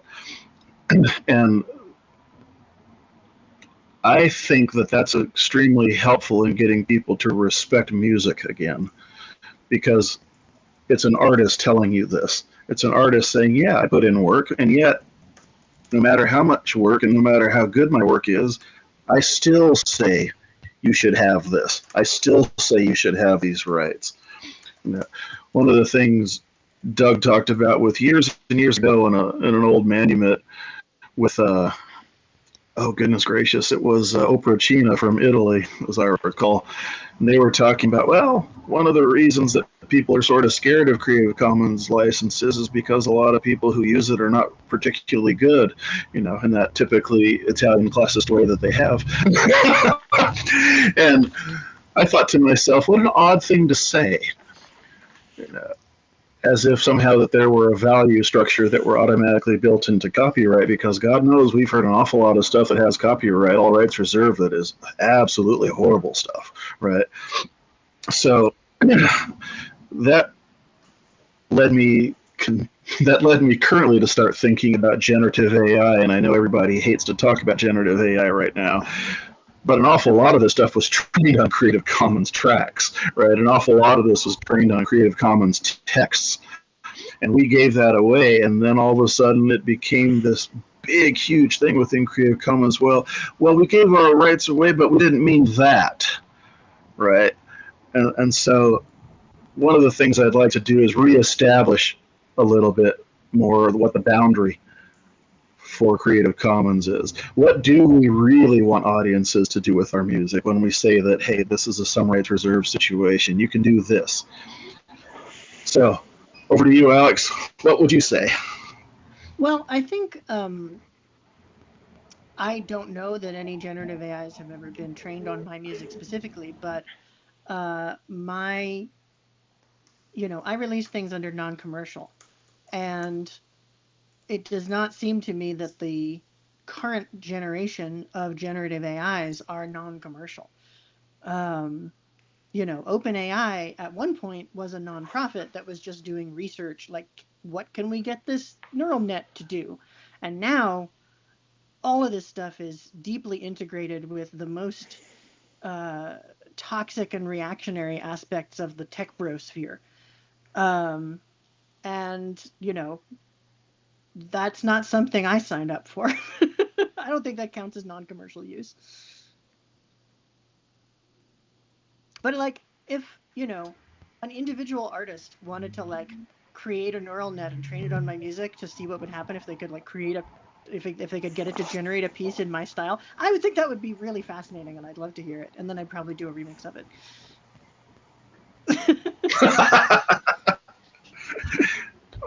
That's why I adore you. I would probably do the same thing, I have to confess. I have this one thing before I get to CDOC, coming from the writing side of things, where somebody said, when I released my first book of poetry with a Creative Commons license, they said, well, aren't you afraid that somebody will steal your work? And I went, okay, so I don't know how to break this to you, but the average sale of a book of poetry for the last 300 years has been 1,600 copies. So it's not like I'm really making bank on this anyway. And furthermore, that's not the point. If somebody actually is inspired enough by my words to go and do something with them, I should be so lucky. And that continues to remain my response. So I know that CDOC has a certain amount of that in him also, so I want to talk to you about what are your boundaries, what are your rules for Creative Commons for your work? I realized a long time ago that if you choose to take this path to do these things, you got to go all the way, and you can't take exception. You can't take exception. You take exception, you're kind of being a jerk about it. It's like, oh, it's fine for this, but it's not for this. Well, come on, man. So again, I feel the same way, Omar, is that if somebody's inspired enough by what I did, like, I can't tell you, I remember when I released my first album on Block Sonic, and a month or two went by, and I saw people had been downloading it, and I would occasionally do a search and see what would come up, and I saw some kids use it as soundtrack in their snowboarding video. I was like, that's great. That's the coolest shit ever. Oh, it might be, excuse me. But it was exciting stuff. I'm like, all right, great. This is kind of what the point is, isn't it? Really? And so I can't. If somebody's gonna go and unbeknownst to me, use it to train something that they're making bank off of, I can't really. Am I happy about it? No, but at the same time, I can't really complain, because you're making exceptions to what the original point is. And I personally think that AI can do some really interesting things. So I'm not anti-AI or at all. I think there's it has a purpose. And if it's got to learn from something. Shouldn't it be learning from everything? When artists are using it anyway to come up with something, it's got to start somewhere. Even if it's starting with prompts or whatever, it's got to. I've tried it, and it's difficult. There are certain ways that you have to do things, and to get any kind of result that you want. So I don't dismiss it very easily. So there's my long-winded answer about it. If I can add in there, I've spent a while playing with Midjourney. I think it is really fascinating. To me, less in terms of prompt engineering to get a specific result, and more in terms of the weird, unexpected, sometimes kind of nightmare fuel stuff that it does. Yeah. That's the most interesting thing to me. And to be clear, I'm not anti-AI.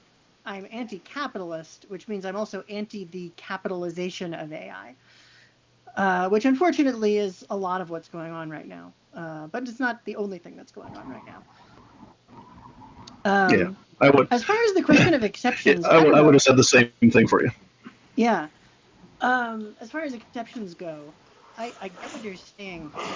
On the other hand, I'm trying to think, what would I do if somebody, I don't know, sampled something that I'd released Creative Commons in, something whose message was racist, sexist, and homophobic and fascist. Yeah, I guess I would say, well, I said anybody could use it, so I can't really say that they did anything wrong in terms of rights. I still think they're doing something wrong in another sense, and I'd be pissed off about it. But yeah, I guess the only thing I could do would be to, say I don't endorse this. The worst scenario would be if somebody took a recording that I made that included my voice or my face and used it to be transphobic against me, which could happen. That hasn't happened, but it could happen. But I guess my objection to that would be on the level of you're being a shitty human being, and not on the level of, hey, that's my work. Yeah, right. Exactly. Yeah. And that's kind of a freedom of speech thing, and it all comes back to that too. I don't think it should be illegal for people to be transphobic. I just want them to fuck off. Exactly. And I want them not to make laws. Yeah. Most important. Yes. Yeah. Yeah, I think what I get when I listen to Alex talk about this issue is it's not necessarily about the AI. It's about the control, right? And I think it's who controls the AI, who uses the AI to do something against whoever else. And I think that also is definitely a human problem. I think, and not to sound like too much of an anti-capitalist, because we can only have one at a time, apparently, otherwise it's a gang. But once we started to define corporations as people, right, then we have a problem when we say that any person can do this under the law. And of course, those are people who are also, since we equate money with speech, people who have lots of money speak much more loudly than the rest of us who have more sense than they have money. So those voices get stifled somewhere along the line. And it's not the tool itself that's being used, it's the jerk-offs who are using these tools against us. So I think that there's a certain show of faith that we as artists have here, and sometimes the faith becomes a problem.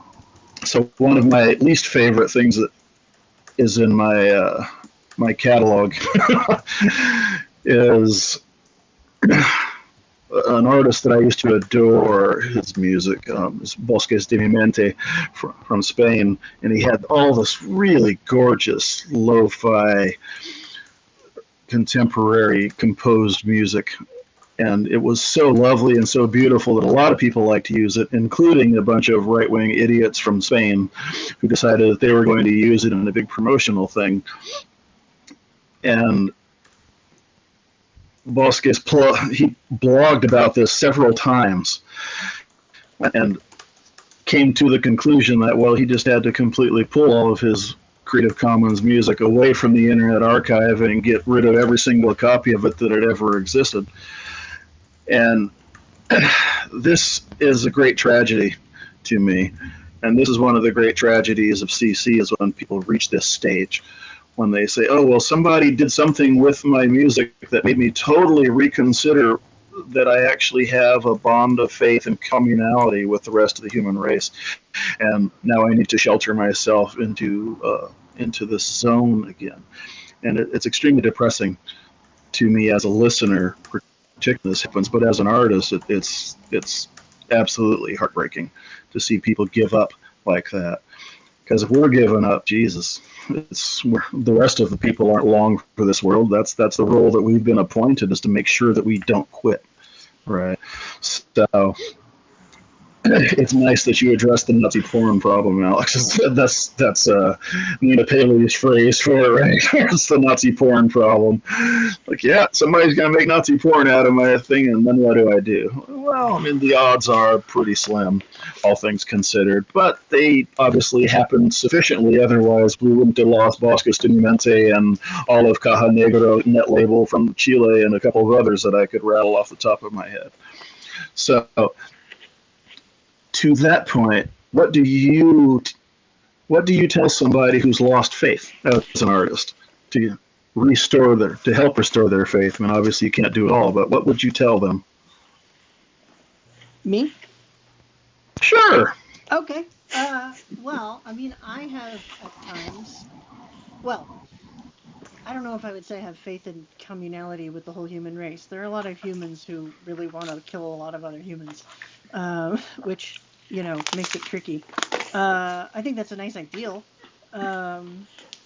But I have lost faith at times. I've had times in my life when I thought, what the hell am I making art for? How does this help the world when there are wars and authoritarians and people being mass deported and so on? And I've had different answers to that over different parts of my life. Sometimes the answer is just, it's a thing that I need to do. Sometimes the answer is that people need art in their lives in times of distress. It's a thing that keeps us going. The thing that I used to say, which is a little bit flippant, but there's a certain amount of truth to it, is some people make art to try to stop the end of the world. Other people make art to give people something to do once it arrives. But another way of framing it that I've been thinking about lately is a lot of people seem to feel guilty for enjoying things when there's so much awful shit going on. And the point that I've made is, if this is really a thing that people think when they are not used to oppression, and it's suddenly thrust upon them. They're like, oh my God, I need to think about only this forever, and joy is dishonoring the moment. But as I like to say, and I wrote this on Blue Sky and elsewhere, if every oppressed group in history had decided that joy was dishonoring the seriousness of the threat they were under, we wouldn't have drag, jazz, or Purim. So maybe that's inspirational for somebody. I'm good with that. That's a good one.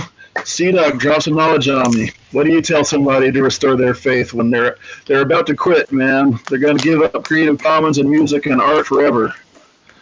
I think people, well, I personally think you can't really tell them anything, but you kind of nudge them.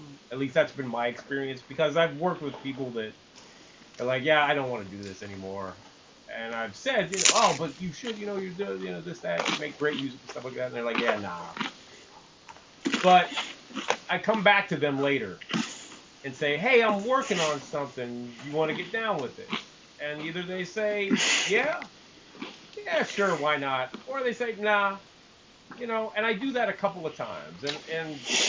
And I give it time, because sometimes people need time. I know I've needed time. I've gone through periods where I'm just like, everything I'm working on sucks right now, and just the inspiration's not there, whatever. But then I get some guy texted me the other day. He had placed an order that got lost, and for Chuck's record label that I run, and he had every right to be pissed off because I really dropped the ball. But I wrote him back and I said, hey man, I somehow I missed this. It didn't go through, but I'm on it right now. I'm gonna make sure it gets out to you. And he wrote me back and he said, thank you, I appreciate that. And then he said, by the way, I love the music that you make. You're one of the dopest producers in hip hop. And I was like, damn, man, that really kind of came out of nowhere, and that means so much. Like, and that gave me a little extra, not that I was in a bad place with it, but just kind of like, it gave me some work, that meant a lot. One person saying it means a lot. And I've had people over the years just say like, hey man, thanks for that record. That record was, helped me through this time, or something like that. And how else you don't, that means so much that you have strangers saying that the art you create resonates with them and helps them through whatever they're dealing with. That's a lot, man. That really means something. And so in times where maybe I got to work on something and I'm trying to find the inspiration, I try to think of those times, and I try to think of people that have reached out. Yeah, I don't sell millions of records. I don't even get thousands of downloads. Maybe once in a while. Whatever, doesn't matter. If we're creating something that helps one person through the day, I think it's worth it. So I feel very similarly, and for me especially, when I hear from younger trans musicians that I've been inspirational to them, it's like, this is the thing that makes it matter. I've been loudly out for more than 10 years at this point, and at one point, a friend of mine who's, 15 years younger than me or something, who I met when she was a student, said, seeing you being out at that time when there weren't a lot of trans composers made me realize that I could come out and still have a career. And I'm like, yeah, that's what makes this worth it. For me, you're talking about community earlier. I have not been very connected to the CC community, although I think I should be. And of course, in the classical world, almost nobody even knows what it is. But yes. But More on this later. Yeah, I feel, if there's anything, I'm a little bit skeptical of the concept of community, because I've been in communities that turned out to be really, there's a lot of infighting, a lot of difficult sort of things where people were not really supporting each other.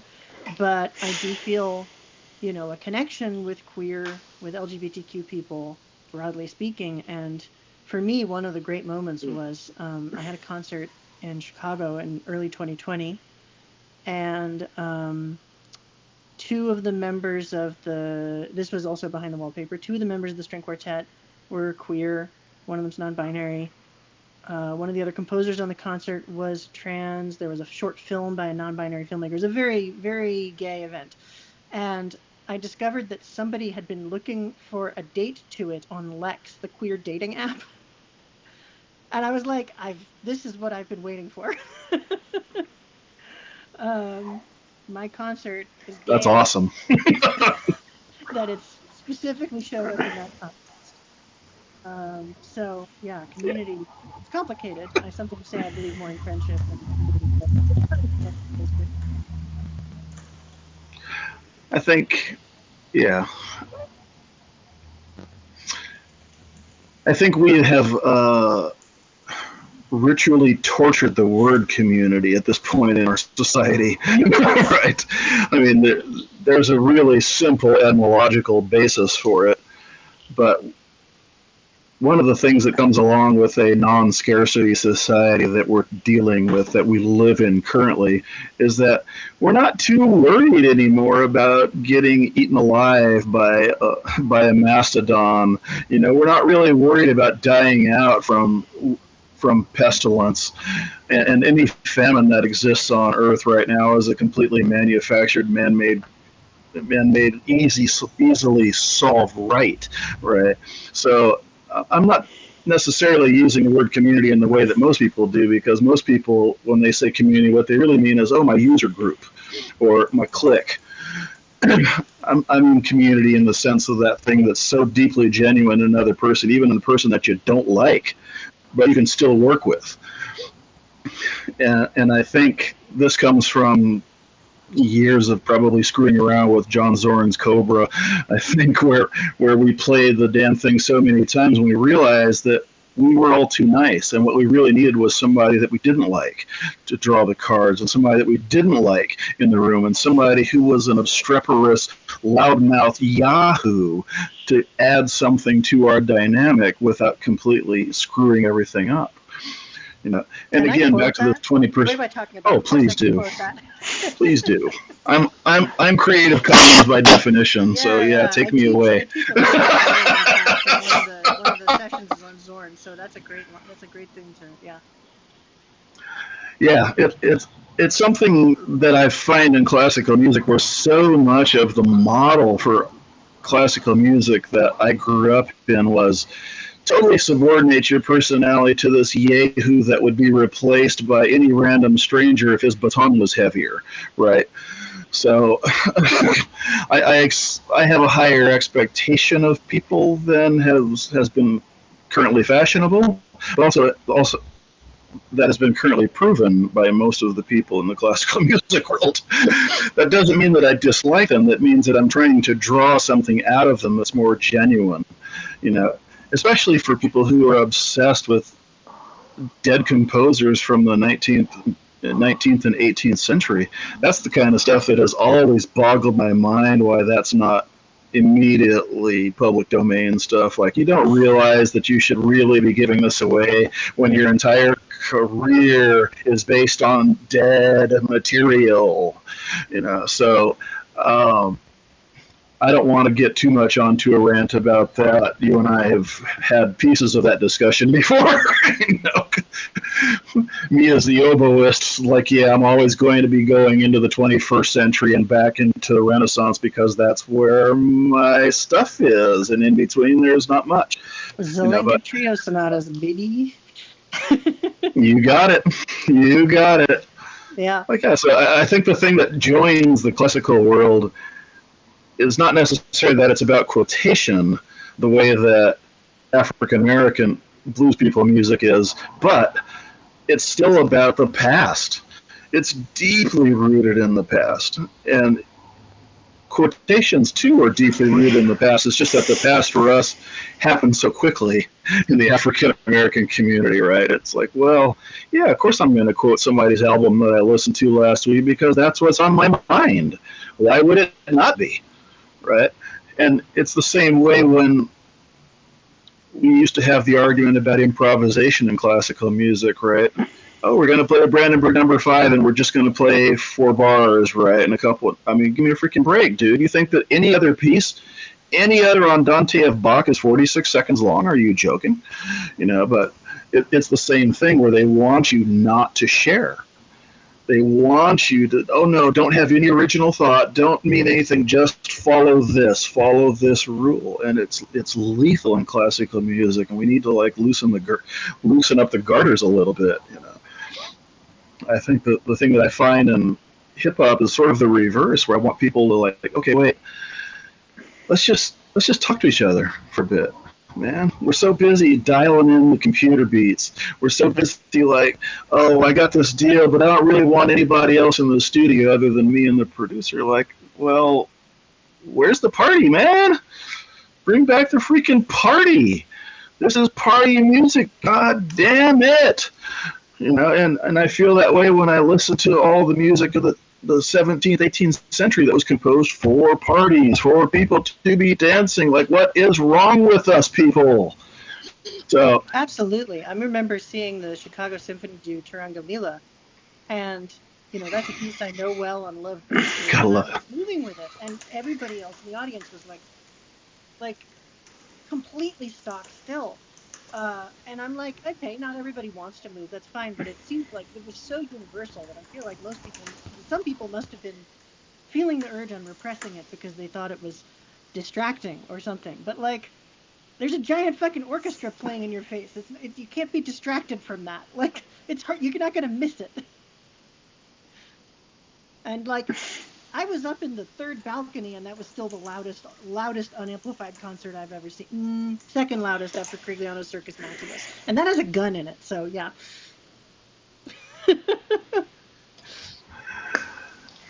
Well, so how do we put the party back into our music? Well, let's start with C-Dog, because I know he's nodding away. He's like, oh yeah, hands up. Yeah, let's do it. How do we put a party back into our music? How do we get people to buy back in and feel this for us? So I noticed when I haven't performed live in the longest period, but when we did perform live, the thing that I noticed immediately was if we were having fun on stage, they would have fun in the audience. You just got to lead by example.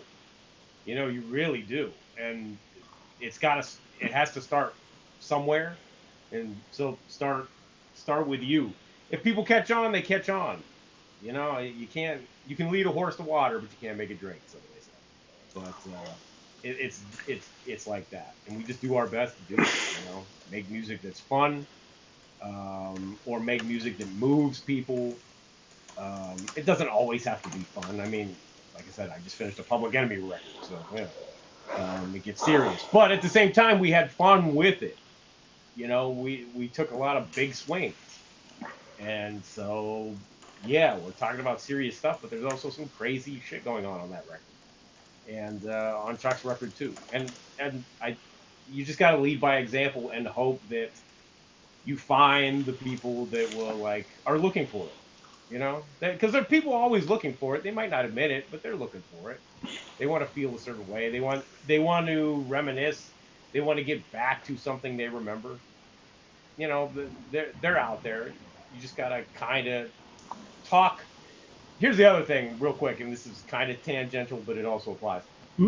Always talk positively about the stuff that you like. Lead people to stuff that you like. Don't worry about the stuff that you don't like. I don't even bring up stuff that I don't like because everybody on the internet is a genius and an expert, especially in hip hop. Everybody's a rap expert. And it's like, oh yeah, so this is the greatest of all time. It's like, yeah, that's your opinion, bro. It's all good. And you can have that opinion. That's fine. That is fine. But the main thing is, try not to hate. Lead people to the stuff that you like, because that is going to do so much more for the unheard than just jumping on. Oh yeah, Lil Wayne's last album was trash. Okay, who cares? Nobody cares. Tell somebody about some music that they don't know about. Hey, you might like this. Maybe they won't. Whatever. But at least you're doing your part. That's the kick that I've been on a lot. I think especially especially at times of glut, right? When there's already too bloody many choices, we need to hear about the good stuff. That's the thing, especially that we need to do with our commons, and we make it possible to do that. It's like, hey, don't just listen to it. Here, have a copy of it. Bam. Listen, take it home, do something with it, play around with it. You'll see that I'm not just jiving, right? And we need to be a little more steady about that and keep showing up on that point, I think. Final thoughts, Alex, what you got? Well, that just reminded me years ago, before streaming really took off, a friend of mine who I had gotten into Thinking Plague's album In This Life. If anybody doesn't know this, it's really good avant prog album that I was totally obsessed with for a while. My friend got obsessed too. He literally bought 10 copies of it and just gave them to random friends, which I really love. And I would totally do that if I weren't the only person I know left who still buys CDs. I still make them, Alex. We still make them. Cool. Yeah. I have, yeah. Love CDs. Even this album of mine on New Amsterdam, they were like vinyl and digital. CDs not worth the cost, but yeah, CDs that's weird because CDs are cheap. That's very strange. We do them on demand. Where are they? There they are. And yeah, yeah, there you go. We do CDs on demand for everything we release on Chuck's label, and it's not a Creative Commons label, but and I've been listening to like recent big pop artists on CD, which is fun because I think people don't even know that big pop artists still release CDs. But yeah, I've got Short and Sweet, I've got Brat, I've got Future Nostalgia, I've got Guts, all on CD. yeah, that's great. Yeah. I actually make a point of anytime I'm on Bandcamp and I'm about to buy a Creative Commons jazz album, if they have a physical version, I buy the physical version every single time. Same, except I don't have a record player, but I really should get one. I do. It takes. Play them on. Well, there you go. You have the pretty vinyl that it's on, and you can like display it. See, yeah, still has a thing. Album is white vinyl, which I didn't even know you could do. That's it's pretty great. That's the thing. I know a handful of people that buy vinyl that don't play it. They just buy it to have it, to display it or whatever. In my case, it's more that I keep meaning to buy a record player, but then I have to decide which one I want, and that feels like a long research project, so I just keep putting it off. Yeah, that makes sense. I get that, but yeah, these people literally just buy it to own it, to have it. Cassettes yeah, too. That's like people who buy comic books mint in packaging and then never open them. And never open it. Yep. I don't. Yeah, I mean, I understand collecting, but I don't understand quite that level of detachment about one's collection. Yeah, that's a bit much. But I grew up with it. We grew up with this stuff, and so that's what we did. We bought records, we bought tapes, we bought CDs. I bought all those. I still do. We still make them, and it's interesting. We don't sell a ton, but whatever. I like the option. I like that the option is there. Yeah. Yeah, I've got some stuff out from a while ago on a cassette label too, so there you go. Parlor Tapes Plus. I don't know if they're still going. I should check in with them. Also, they had an album. They asked us to do pieces for MIDI, for notation software MIDI playback that were no more than 1.3 megabytes in MP3 form. And then the first however many buyers, they would come to your house in a hazmat suit with a floppy drive and install the music onto your computer via floppy disk. That is amazing. It was fun. Yeah. That is awesome. Yeah, they did a lot of crazy theatrical stuff like that. Wow. They had a fundraiser that was in the form of a murder mystery party and another one that was in the form of a fake corporate retreat with like nonsense business retreat exercises. It's great. Very performance art. That's amazing. I love shit like that. That's so great. I'll put their name in the chat. It's so nice to have you all both. I'm gonna let you get out of here. We're gonna do tech or something like that soon, so that'd be great. But yeah, it's nice to talk about art. It is. It's not on camera, but in the other room where I'm in my studio right above my desk, it has the old Bertolt Brecht quote about, "Will there be singing in the dark times?" Yes, there will be singing about the dark times, right? That's the one. Yeah. It's like, that's the way that we kind of have to approach our business, even when it looks like the world's on fire. The reality is, we've had horses that were senators. We've had 5-year-old emperors. We've had all sorts of shit through the last 20,000 years of human history. This is a blip, and so are we. And as soon as we humble ourselves a little bit about it, then solutions become a little more obvious. But I tend to be pretty hopeful about things, and music is one of the things I'm very hopeful about. So I'm happy to have people who are too. Oh yeah. Wow. Jessica, yay! Good to see you. All right. If we were cutting the streams, I think this is where we would do that.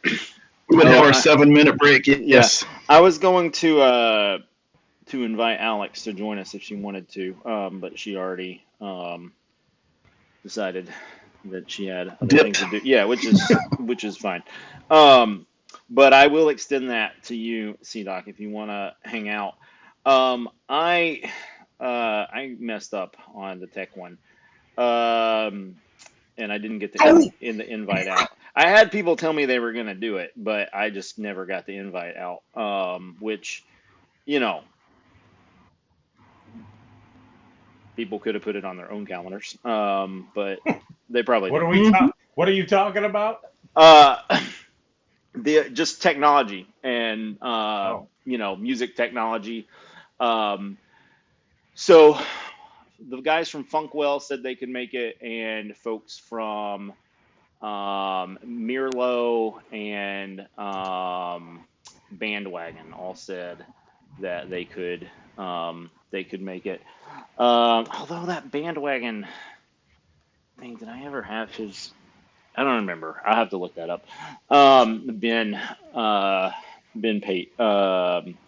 So I don't know, because I haven't gotten little checkbox things that says people are going to attend, for whatever those are worth. Like Rhino checked the box and then wasn't able to make it. So either way, the checkbox is not a stand-in for reality. But in any case, I mean, I think that obviously if I had slept in the last 2 weeks, I'd probably be able to contribute more. But probably, Jessica and I, with the others here, and I don't think we'll have a problem filling up 50 minutes of tech talk. Is basically what I'm saying. So, yeah, I mean, tech is kind of my job. So, but yeah. I'm psyched to hear this. What was that? I'm psyched to hear this. I'll be asking the most naive questions possible. Fair enough. That's my job. But yeah, so CDoc, if you wanna bounce, then Yep, I'm actually I got music to make, so excellent. I gotta get on it. But thank you guys. Well, thank you. Thank you, sir. Yep, no problem. Talk to you later.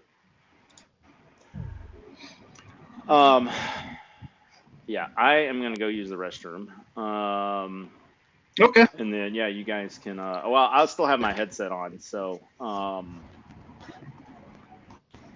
still hear what you guys are talking about, so I can come back into the conversation. But I have a new piece of technology music technology that I want to share with everybody. Okay. But I want your feedback on it, Doug. So maybe we can just get to have other conversation until you get back. Fair enough. That works. So what should we talk about in this big fancy thing that's going to happen? I don't know. I'm here. I'm game to talk about plans. I was thoroughly enjoying listening in on what you guys were talking about earlier. So that's just me putting on my artist hat. Well, I have the fez on, so. No. Art is what's going to save us, if there's any hope, because it's not going to be the lawyers or the judges. No, it never has been in the past. Yeah, it's all very strange. It's funny. Most people, when they meet me at some function or another, after I've done a jazz show or one of my poetry readings or something, they're shocked that my degree is in analytic chemistry. Like, yeah. Galileo taught art at the university, right? Where are you? Where would I have have to go to see an Omar Jazz show because I'm a huge jazz fan. My husband Well, plays 7-string jazz guitar, so awesome. Well, I did a piece with the Marina Albero Quintet. My goodness gracious, it's all blur right now.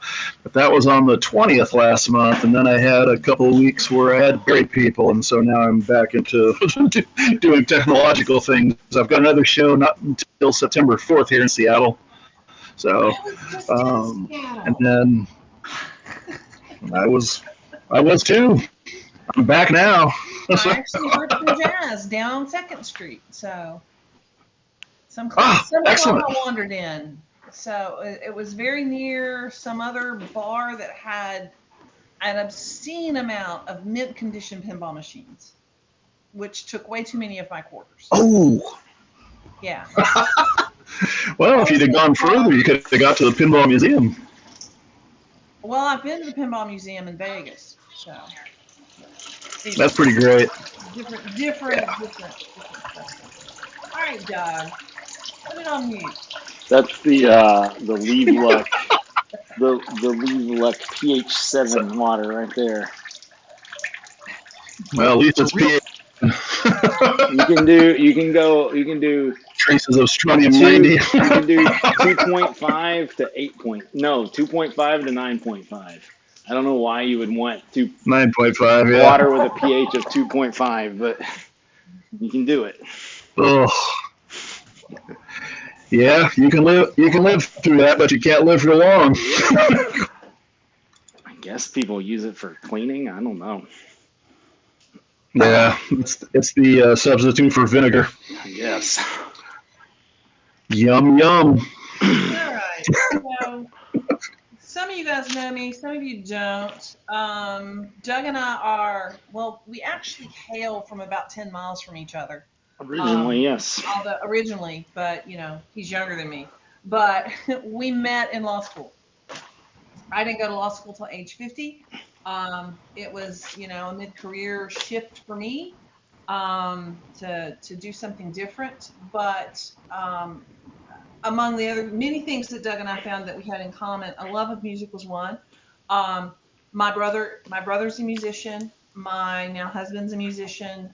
I have dabbled in music along. I've never played out, but that may change soon-ish because kind of working on giving that a shot.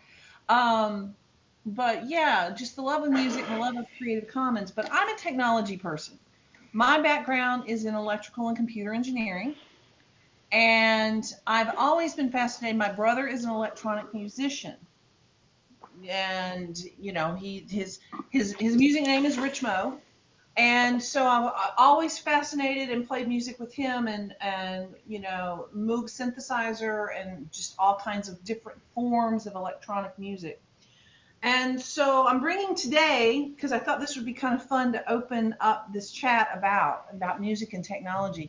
I learned about this yesterday, so it's fairly fresh, and it has to do with the Hard Rock Cafe finally getting a patent. They had to go through an appeal because the patent office was fighting them left and right on this. But the Hard Rock Cafe has gotten a patent on an interface that you can plug into a hamburger, and as you hold it and eat it, it plays music. And you are creating the music by how you change the capacitance of the hamburger while you eat it. So I just thought that was just so bizarre that I'd share it with you guys and, discuss. What do you think? Can you see this on stage, eating a hamburger and live creating music? You can do all kinds of different food, but because of Hard Rock Cafe, they sell hamburgers. I don't know how they're going to implement this technology, but they've got a patent on it now. So woohoo! That is so bizarre. I mean, if you want to talk about, we were talking about earlier, like live performances and a shared experience and stuff. Like, you eat that hamburger, you're never gonna get that same performance ever again. I But mean, what if you've got 4 or 6 or 8 people eating hamburgers together and creating a symphony? yeah, I mean, it's like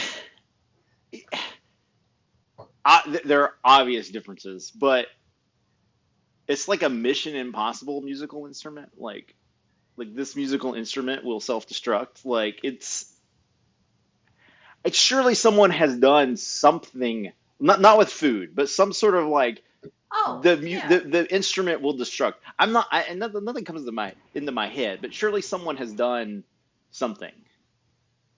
But I mean, maybe not, but I feel like You're Have consuming your have you seen the mushrooms?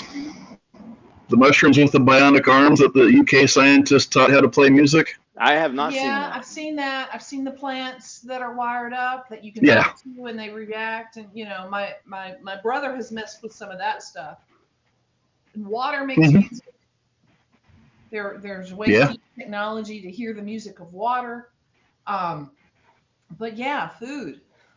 But I mean, but the water in like glasses and stuff, like with the, like the, harmonic resonance and stuff, like that's a repeatable thing, like an instrument that can only be played once. Like, I feel like someone has to have done something like that. I mean, the guy from Presidents of the United States of America, kind of like went in that direction where he would just like make his own like not like good guitars. He would just like here's some random shoestrings I found and like a box of Kleenex and I'm gonna make a guitar out of this. I'm like that may not be an actual example that he had, but he would just like make like really weird guitars and use them. I don't know if any of them ever got, I mean, used on anything that ever got big, but that was a thing he was doing. But yeah, Well, that's wild. I can totally see Flaming Lips incorporating this into their live show. Or I mean, some of definitely they're gonna be the putting it flame. on a looper and Yeah, improv music in a dinner club. Flaming Lips brought to you by Flaming Doritos. I mean, you hook that thing up to your bag and like there you go. Like, I mean, the sponsorship activation alone is just amazing here. So, All right, well that was my opener. So, yeah. yeah, how do we follow that? I mean, I'm game. And they patented this. That's the best part of it. So, Yeah, well, again, it's an interesting legal story there because the patent office fought it massively. They said that oh, I'm the sure. disclosure wasn't complete enough. It didn't tell you how to make and use it. That it was vague and not clear. And so it went to appeal, and the judges all said, "Patent office, no, sorry, you don't have any prior art. Nobody's done anything like this. But this is clear. This is definite. This is complete. These aren't the reasons to deny the patent." So the patent office is now going to have to issue this patent. So. I feel like they might have missed the opportunity to be like, it's art, when you see it, like, and they could have cited the pornography case. Like, I mean, I don't know. You know it when you taste it? Yeah, see, I mean, there you go. Like, I don't know. Well, I need to get online. I have the number, so I need to get online and download the actual document and read it because I want to know how, what this interface that plugs into the food is, and how it's. I'm assuming it's a probe or a plurality of probes that go into the food that's sending out an electric signal and measuring the change of capacitance as you touch and alter the food that you're plugging into. Yeah, my big concern is when you engineer in me wants to know, how does this thing work? When you get to the end, what do you do? Yeah. And how do you clean it? It just plays a major fifth and you end. So, I don't know. I'm wondering if you can drum on your burger. It's like I mean, get your rhythm in there. I mean, again, I'm seeing putting this thing up to a looper and doing the whole song, but I'm trying to think of what kind of Is it food. MIT license? well, Let's see. Well, I'm couldn't probably be a, going to try to find out if their disclosure is complete enough to make one, because I might try to make one for my brother to play with. So yeah, I would totally be into that.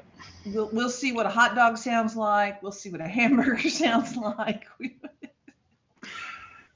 It'll You know. also Yeah, be it's interesting. just the sound of fresh lettuce. It'll also be interesting to see like what they do as far as like licensing. You know, like Mhm. they could donate that. I mean, I don't think Hard Rock Cafe is really. I mean, I could be wrong. Probably has any interest in enforcement. I mean, like they could donate this to like some sort of open patent foundation, and like I mean, It like might be a novelty for their restaurants. yeah, You know. but Yeah. it's like what other restaurant is gonna do that? Like who do they care? Like I don't know. And and it's like if like some like mom and pop place did that and then they like sued them, like that's just like that's a PR disaster for like I mean the only thing would be like again I don't know like if McDonald's wanted to do it, but again like you're sitting in a McDonald's and people are like playing music, that's also a disaster. Like there's like I just don't yeah. Well, I'll be a little bit more specific. There's software involved in this that maps the change in capacitance of the food item to electric guitar riffs. Oh, interesting. So this embodiment of it is electric guitar, but that doesn't mean Yeah. it couldn't be software mapped Right. to anything. Now, we should probably talk about something Creative Commons related at some point, but I just want to say now that like I'm thinking about all this, I'm imagining the scene in Always Be My Maybe where Keanu Reeves like puts on, well, I guess they all do. They put on the headphones and they're like listening to like the life of the deer while they eat the deer or whatever it is. I'm just imagining people like sitting in a Hard Rock, like putting with headphones on, listening to the music that they're creating. Yeah.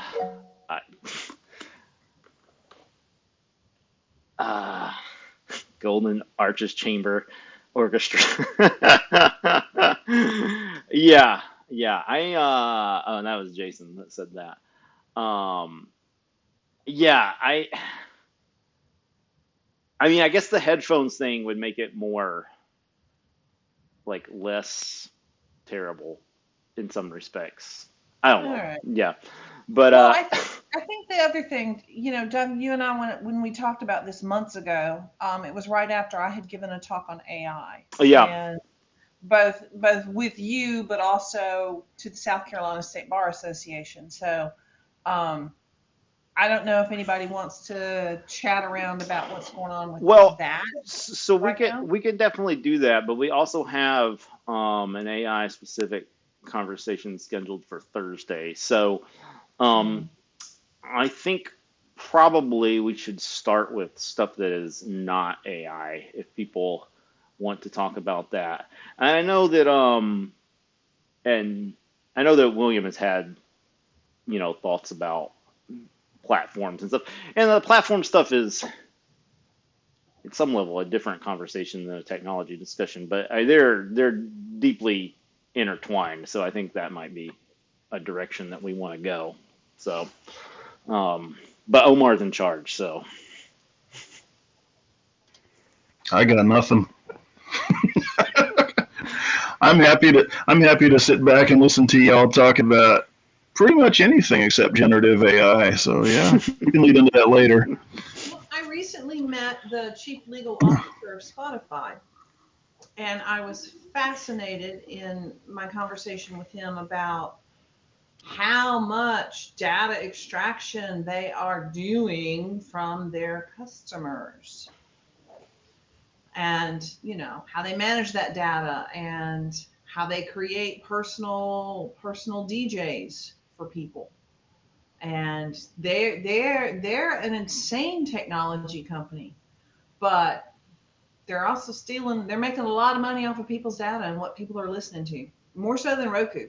So, and just to be clear out here, I don't have any streaming subscriptions. I don't seek music that way because I don't think it's fair to the artist. So, you know, I just don't find it interesting. So that's been my thing. I feel I like think the difficulty of tech is that it's got to be interesting to me. I talked about this with somebody, might have been you, Omar. But at some point, I felt like Pandora like overfit their model. Like it used to be good, and then it's just like they just play the same thing all the time. It's like I don't know. So, um, yeah, I mean, and that's maybe the type of like how the hell does this AI stuff actually work conversation that we can have on Thursday. I mean, Well, overfitting a model is probably a term that not everybody knows, but I mean, I guess the thing that's been most interesting to me about the tech in this world, I guess I would say more indie music or something. I don't really know these terms. Is what is available out there to kind of give us an alternative to the Spotify stuff. I don't know, tech that is more works for us than maybe works for the corporations. Things that I mean, I guess I'd like to hear what people know about. I mean, so there's Funk Whale. They're not here, but my understanding the last time I've checked in with Funk Whale is they are a service that allows you to basically host music on their servers, and then you can play that anywhere you are.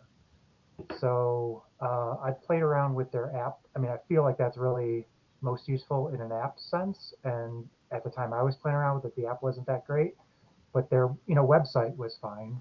I didn't. A lot of they had a couple of, and you could host your own, so it's decentralized kind of way. I'm not sure exactly how the federation was working at that time, whether you could listen to music from other people. I think that was an issue with CC music because you would want it to be CC if you could play other people's music, and I'm not sure how that was all handled. So that was so Funk Whale was basically setting, putting music that you have and allowing yourself to listen to it in other situations, and possibly allowing other people to listen to it as well. But I think the most interesting, there's another one I can't think of right now, but for people wanting to upload music, host their own music, and sell music, kind of alternatives to Bandcamp. There's Mirlo, there's Bandwagon, and there's another one. Do you guys remember? Is it Fetty Camp or something? Is that the one? there's Fair Camp. Fair Camp. Yeah. Yep. So that's, I think, Fair Camp is kind of the simplest way to do it. And I think it works great for a lot of people. It kind of, I haven't used it. And then Mirlo has kind of been it's a co-op, I think, kind of alternative to Bandcamp, although I think you can host your own. I don't know if that's been done. And then Bandwagon is very similar to Mirlo, where you can, so these are kind of like WordPresses, I would say, for artists, or that's kind of an idea for it. So you could have a WordPress.com where it's all centrally run by a company, or you can have your own, essentially a WordPress.org version of it, where you would run your own website, that's for your music. Bandwagon, they're all kind of in the early stages selling music. I think you can at some level, some can't.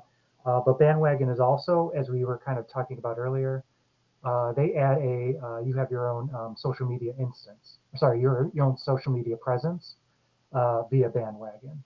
So for people who are talking about, well, some artists don't have any, social media presence, that gives you that, as well as having a website where you can host your music and sell it.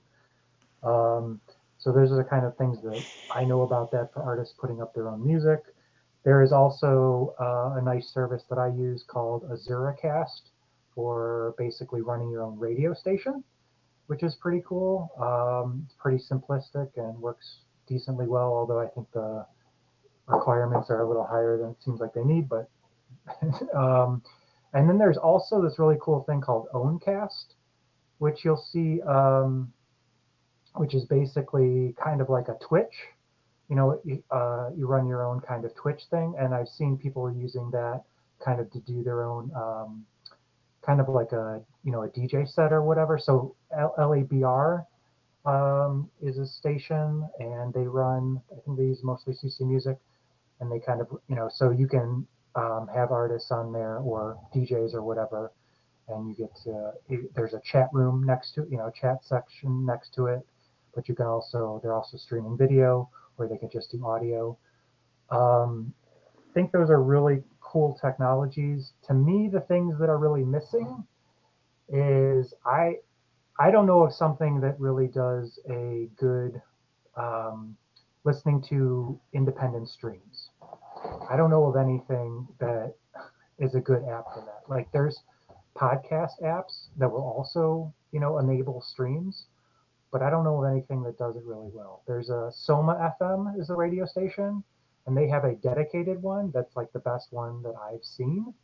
But that again is not like you can't just find somebody's stream and add it to it like Rhino Stream or something like that. So I feel like that's a big missing hole that we just don't have, because I think that would really enable Bugcast and anybody who's streaming live or whatever. So I don't know. Anyway. So what's in the way? I mean, if we take William's version as sort of the ideal situation for a listener of Creative Commons independent music, what's in the way technologically of making that happen? I think it's happening. I think we don't have the money going to the developers, and we don't have a community around it that's supportive of it as much as. Well, it's not just money going to the developers. I mean, like hosting costs. I mean, like if you really wanted to have like a Spotify competitor, you'd have to have something centralized. I mean, well, you need the money to flow. Yeah. I mean, you need to have like a central repository. Now, whether or not like, maybe like certain albums get like, streamed from other hosts, like there's probably some sort of decentralization aspect that like you could do, but if you really wanted to compete, then like it's not like, setting up a Mastodon server, because like text is cheap. I mean, I know that like Mastodon servers that are used a lot, those can get expensive too, but like we're talking like orders of magnitude cheaper than running a media server. And it's like people are not like constantly. I mean, you might know people that you feel like this is actually not true of, but people are not like constantly typing and posting onto social media. But people do like stream music while they do everything else in their life. So like it's partially like a text versus media sort of issue, but it's also just like the use case is just completely different. And I think part of the thing is too is I think PeerTube has been more successful, I think, than music for a similar reason.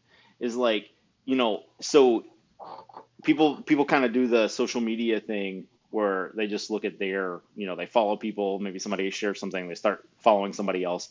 But it's like whatever you've curated, and then your friends sort of like are your like curation agents. It's not just you, but it's the people that you've done. There's some network effects there. But but with video, you're maybe looking for something like specific, and then you like watch a certain thing, and then you're done. So even though like the hosting cost of something like a PeerTube server, like just the like storage might be more than the storage for a streaming music server, like your bandwidth costs and stuff are just not going to be the same because the usage is just so much different.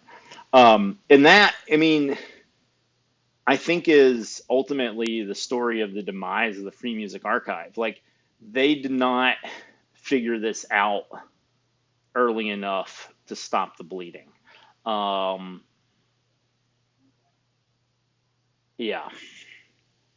So, money, that's the answer. Well, okay. I mean, I agree. So how do you, so what are those kinds of costs? So, I mean, I guess what I'm just thinking about is, I don't know what's a Spotify account cost. Is it $12 a month or 15 or something like that? So if you were to have, like, let's say a decentralized version of that, and as much as somebody is, let's say, using a Spotify account, Yeah. what is the bandwidth costs of that? You know what I'm saying? Versus, let's say if you could somehow convert it to a decentralized version. So if I've got an account, I mean, let's kind of work a little bit of the details here. So in a dream world where everything is decentralized, so I'm able to run an app, and I'm able to pick kind of, from a bunch of different apps. You, as an artist, have a website, and hopefully it's, some kind of protocol. So you're running, let's say Mirlo or Bandwagon or whatever, right? And using my app, I connect to your website, right? And I say, okay, so I'm going to listen to your music. And let's say you're the only artist I want to listen to that entire month, right? And so I'm not streaming 100% of the time, but let's say I'm streaming, what would we say, an hour a day or something, more than that? I don't know, So what would the cost there be to have that stream going versus also I want to get you paid something, right, for listening to your music. So if the alternative right now is, let's say, $15 that a person is willing to pay for Spotify, and let's say they instead are using this system, would $5 of that cover the streaming costs and then they get $10 to the artist? Or how, you know what I'm saying? That's what I'm trying to think through. Is that a doable thing? Or where does Spotify, what are they taking the hit on? I don't know. Where does that all shake out? That's what I'm trying to think through, right? Like that's my dream world, is that all the artists have their own websites, we all have our own apps, and we're connecting to whatever, and we're listening in the same way we would, except the money is all flowing directly to the artist. I don't know any of those numbers. Yeah, I don't know. I think the issue here is centralization, right? You want everything to be completely decentralized, which is clearly not where we are. Right. If anything, we're almost the counter of that. We're headed toward more and more and more centralization rather than decentralization for the entertainment in our lives, which I agree with you is exactly what we should not be doing. What you really want is an ideal world has a sort of total access, right? Where you connect directly to artists and you have fewer middlemen that communicate between you and them. I think there's something to be said for that. Technologically, from what we're looking at right now, most people's use cases are, hey, I want a central server to distribute all the stuff that I've already heard and occasionally give me a bit of a guess on something that I might like. So some of that is listener-centered to solve, and some of that is technology-centered to solve, and some of that, of course, is just pure hopefulness about what people will actually want out of their listening experience. I mean, if we're going to have 24 hours of sonic wallpaper, who cares where it comes from, right? But if we're going to curate our experiences musically and support artists and have a more direct kind of communication with artists in a communal sense, then we've got a huge enemy in the current centralized streaming services that we have. But you first have to name the enemy, right? Yes. Well, first do no harm, right? That's where we always are, and I think we've long since forgotten that part. The Spotify accounts range from $5.99 a month for students to $19.99 a month for up to 6 people in a family on the account. In my conversations with the attorney from Spotify, I got the impression that the costs, the overhead was very low, and that the copyright payments for what was played, the tracking of that, the development of all of the tracking and accounting software, because all of that has to be auditable to upon request, demonstrate that they're following, copyright, and they're paying the rates for everything. I also got the impression that that was very low comparatively. I don't remember exactly what he said, but it was a shocking percent. It was a low percent that went to actually what the musicians got. Most of their money and their profit is reinvested in their technology, because they, again, as I was noting, have this side business selling all this data and usage patterns and tracking of who's listening to what and at what time and where. Your Spotify account linked to your car is tied in with your GPS, and it knows what billboard you're driving past when you're listening, and so it's going to throw a commercial in right then, and so, like I said, it was surprising to me how much money they're reinvesting just into tracking technology. Yeah. Which says to me, to do something like this might be pretty inexpensive. If you don't have copyright costs, and if the technology costs are fairly low, it just needs to be thought about what it looks like, what need it serves, what its customers will want. Is it steal stuff from Bandcamp? Is it take Creative Commons off of Bandcamp and put it all somewhere else? And what role would it serve for the artists that move to it? Is it for discovery? Is it so that they can get on Spotify, so that they can get contracts? Or is it just to share the love of new music? There's a lot of interesting things there. But I think from, William, from your original questions in terms of the server costs and the actual implementation costs, that's not going to be prohibitive, I don't think. We have $0. We literally have $0. If we're just talking about like our organization, like Spotify's operating income was $1.4 billion. Okay, that's a low percentage of their revenue, sure, but it's still $1.4 billion. Like, right, they didn't start there, Doug. They didn't. And if you're going to start with $2.99 a month subscriptions and get people going, this is I'm working with startups now, we're 20 years behind. We're 20 years behind. Spotify won because they were early. But that makes the technology cheaper. So I mean, to me, those numbers are also like, well, people are willing to do it already. Like they've kind of broken that for us, right? They said, it wasn't that world that 10 years ago even, right? So now people are comfortable with the streaming, and I think there is already the pushback on saying artists are not really getting that much.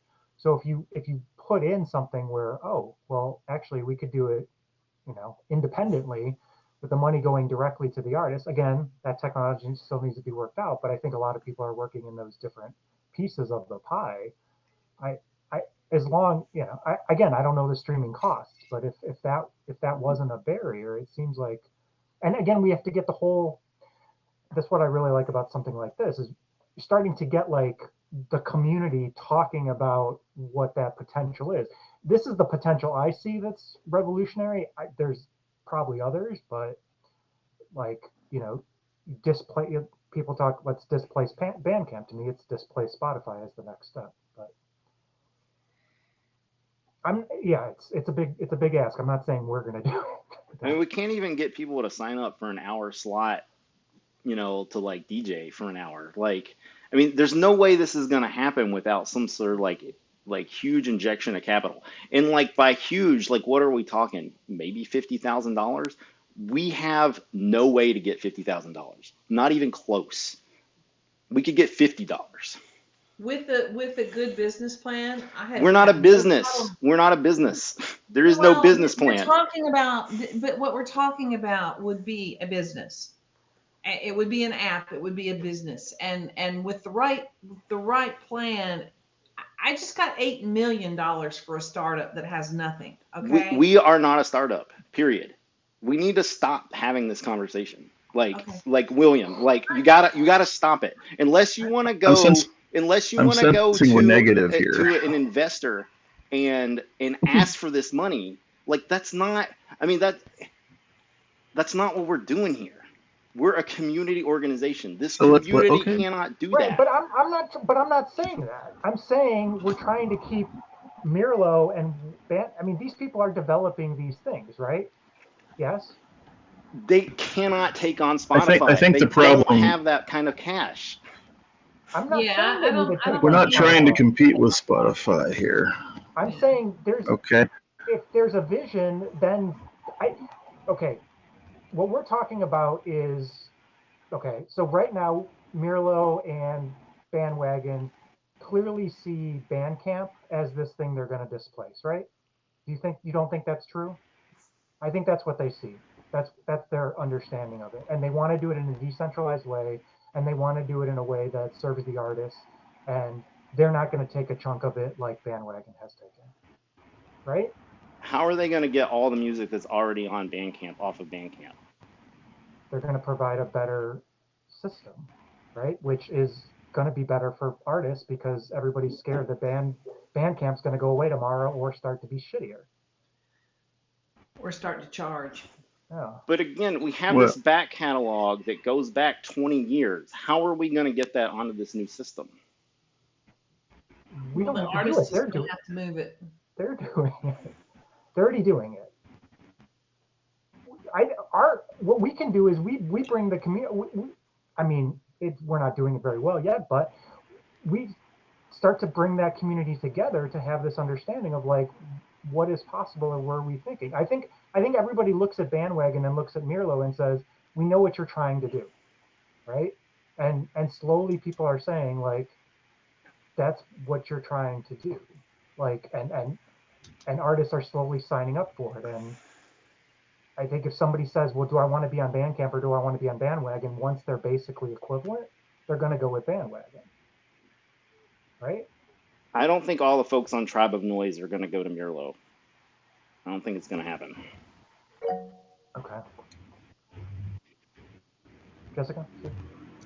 I just wanted to, like, giving thought to what Doug just said, perhaps maybe shift the conversation a little bit and take it down the road of, this group of people, Friends of Creative Commons, what service could we provide to Creative Commons artists that would be meaningful, that would be within the umbrella?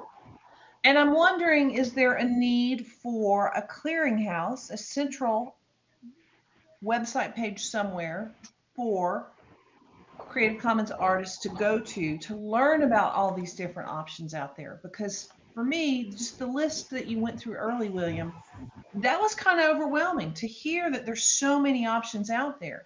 Is that something we could do? Could we go to each one of these places, look at how they work, look at what they cost, and do an independent review / write-up, and just create a page for artists to go to as a reference? Would that be helpful to musicians and artists in this area about just understanding what their options are? Just a thought.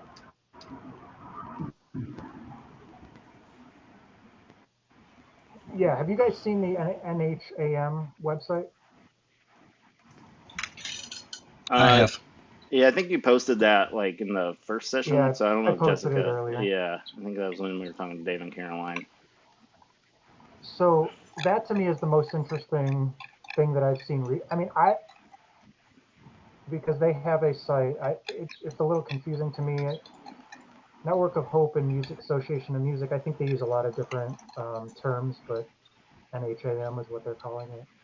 So it's indie music, and they've got a number of things up there, right? So there's news, reviews, releases, attend, watch, listen. So they're trying to kind of bring together, I think, the indie music world, but they don't talk about CC. So, and I think the things that I mentioned are not CC, right? They're I don't know. I don't even know what they are, right?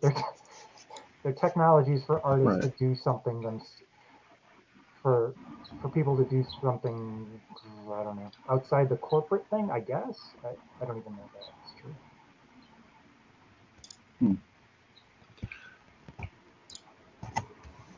But I mean, to me, the thing I think about is the first thing you had said, Jessica, was the CC thing. In this world of stuff, there's obviously a lot of other areas about CC, but to me, the CC thing is the DJ. Is the DJ being able to tell people about music and not having to, go through asking the artist every time. But that's where CC fits into this indie music world, in my experience. But everything else is part of the indie music world. Well, Doug, you said you couldn't get people to sign up for an hour to do a DJ and to do stuff. What about getting people to sign up to create a playlist? Just create it on their own time, an hour of and a place for those to be uploaded to for people to do. Omar, that's I don't think something that we really pushed. I mean, that's kind of the same thing from. It's kind of like a pre-recorded live. I mean, it's basically you playing Go on pressing play on a playlist. Maybe you have asked people to do that, Omar. I don't know. It's the third item on the general Netlabel Day 2025, right? Like, of course I thought of that. Yeah, that's simple, but the reality is participation is still the problem, right? It's not that it's easier to make a playlist or that it's easier to do a DJ. It's that we have to motivate collective will. It's not difficulty. It's spirit. The technology is there to make these things happen. I mean, since we're talking about tech, we can do an awful lot of things with technology right now to make all of this stuff happen. But the question is, what do we really want out of it, right? What do I want out of the Free Music Archive right now, right? I know it's not what it was 5 years ago, 10 years ago, but it still exists. So how do we make some use out of it, right? Yeah. The Internet Archive itself is a problem, and of course they were embroiled in numerous lawsuits right now that threaten to make it much worse. But that doesn't make it go away, and that doesn't make it useless. So the question is, you're muted.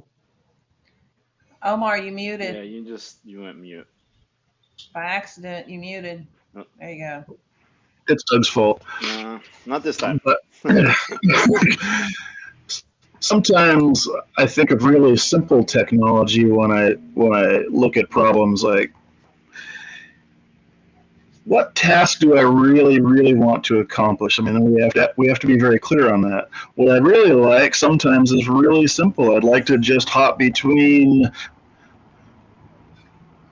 15 to 20 different Creative Commons music websites. Seems like a really simple ask, doesn't it? And if this were 1998, there would be a web ring for it. But we've forgotten how to do simple things like that with the technology. So it's not that the technology isn't there, it's that we don't have a clear idea of what we actually want to accomplish with it sometimes. What if there was just, what if we had a radio station? That I think we could do. You do? Yeah. And who could we get to be on there? Like, I I guess I've tried, but I feel like I tried it. Like, would Rhino have a, Rhino would have a slot. Is Bugcast at the same time? Would they have a slot? Who else would be on the slot? And would we keep adding people to the slot? Well, Clone would certainly do it. Starfrost would certainly do it. I suspect NetWaves would do it because they already do. There are a bunch of people in Europe and a couple people I can think of in South America that would be game for that. The reason that I started Netlabel Day Radio in the first place was to have a spine, right? But the problem with having a spine is we still need bones, and then we need some tendons, and then we need some muscle, and then we need some actual flesh. So the spine exists. We can actually federate this part of the process quite simply. All I have to do is give anybody a password who wants it. Hey, do a show. Bam, there you go. So that part's not the problem. Again, the part of the problem is getting somebody to say, well, I've got something like that too. Right. And part of the issue, and I think this is what Jessica notices with your list and why it's overwhelming, is that there are a bunch of people technologically trying to do the same thing. There always are. Right. Somebody's always trying to recreate the wheel. Somebody's always trying to do it with 5 spokes and somebody with 3. Right. But it's still a wheel. There's an awful lot of people who want to get away from Bandcamp, but we're not sure what that really means other than getting artists much more money. Well, okay, that's cool, but that's not going to make an immediate change in the attitudes of people who have used Bandcamp. They don't want to pull their music and go, well, suddenly we have a different service. And I don't think that they have to. I think what they need is a transition. They need something where they can occupy both spaces. They need something sometimes where they can occupy the commercial space as well as the Creative Commons space, right? They need something where they can occupy an FM band as well as the AM band, as it were, in a sense that they can be more than one place. The things that I am hearing about most frequently from my friends in Europe about why Netlabel Day is a pain in the ass to them is because they still have to download things, which is only partially true, because most of that stuff is already resident somewhere else. I offer the downloads partly because it's out of tradition, partly because I'm a believer in, actually having copies of things that are resident on your own machinery rather than some BS EULA license where somebody decides magically to delete your library, right? So that's why I do that, but that doesn't mean I'm married to it, and that doesn't mean that that's the whole function of it. The function of Netlabel Day is quite simply to get good music into the ears of people who want to hear it. There isn't anything else. The rest of this is technique, right? And so part of that technique is, well, some people will download things, the old people will download things because that's what we're used to doing and we're familiar with that. The younger generation is going to expect everything to be streamed. Okay, how do we stream then? Do we stream from one central location, which is currently what I'm doing, or do we have everybody and I call them up and say, hey, you've already got a show, why don't you just simulcast your show, right? I've done this with Rhino a couple of times. I've done this with Starfrost at least once, and yes, Stoffel I've done this with once too. So it's not like this can't happen. It's just a question of what our protocols are. When do we get people to do this? How do we make sure that they don't get in each other's way? If technology is for anything, it's to solve that problem, right? How hard would it be to just automate? And there's my soapbox. Like Rhino has his show at the same time every week. Like how hard would that be to automate? I think he just has, yeah.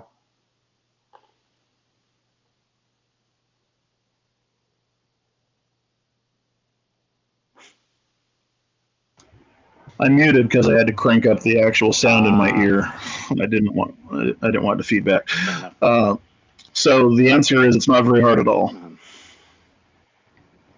Yeah, I could easily. Well, let me think about this. old school. If I had a spreadsheet of everybody's radio station and everybody's Creative Commons radio programs, how would we get it onto a single central radio? Right? That would be a task we could accomplish, and I think that's a reasonably simple task technically. Sharing across an IceCast 2 server is extremely simple. There's nothing difficult about that. Making sure that people don't get in each other's way, that's a little more difficult, but we can probably solve that too. I don't know how far, like how deep do we want to go into this streaming conversation right now? Yeah, I mean, my first question. Well, I'm just with internet Go radio, ahead. you have to deal with the FCC, right? And that's a question Yes. I don't know. I was going to say I would think there are regulatory concerns. So, yeah. Yep. Yeah. No, there's a bunch of nuisances involved, no question. Yeah. Okay. But I'm suggesting maybe a simpler tactic would be to pull the stuff together that we already have rather than trying to create something completely from new. And at least, again, a spine with a rib cage. We can work on the rest of the bones later. Yeah. So, yeah, we can solve some of these problems.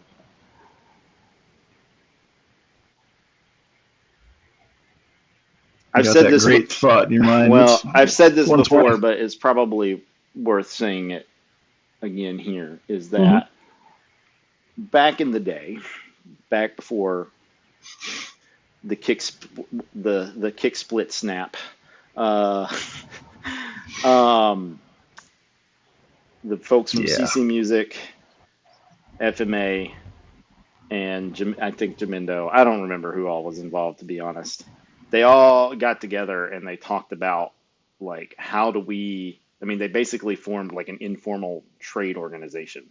I don't think that kind of stuff is happening anymore. And that is the problem. If we as a broader the CC community, maybe even the indie web community, the indie music community, want to legitimately take on Spotify, the people like Mirlo and Bandwagon, and also the old players like CC Mixers and Jamindo and Tribe of Noise / FMA, they all need to get in a room and figure this out together. Like, maybe we can help facilitate that, but right now on July 12th, we are a long way off, and it's very frustrating. But I mean, there's a path, but like we got to convince the folks that already have the capital, that are already doing this stuff. They have to be involved, or it's just not going to work. But the radio reason not to be involved is the other part of that. What was that? I think the thing is to convince them that they have no reason not to be involved. There's no loss in this, right? It's the most difficult part of the conversation for me with some of the people has been, can I put your album that you've already released on the Netlabel Day page? You don't have to do anything except say yes, right? This isn't complex. I just need a link. Please tell me where it is. Sometimes I don't even need that. Sometimes I just need you to say, hey, I would like you to give me permission to put this on my page, and I'm only asking because I actually am wanting to connect with you. I don't have to ask. It's Creative Commons license. I put the damn thing on my page if I freaking feel like it, right? But that's not what I'm going for. What I'm going for is, hey, I honor your work. I see what you're doing. I want you to be part of this because I think this is something bigger than you think it is. And I think with a number of us all together, we can make something even better than this happen. So yeah, I'm an optimist in that sense. I'm also painfully aware of how extraordinarily difficult this is and how much work there is to be done on this. I can barely get people to return email.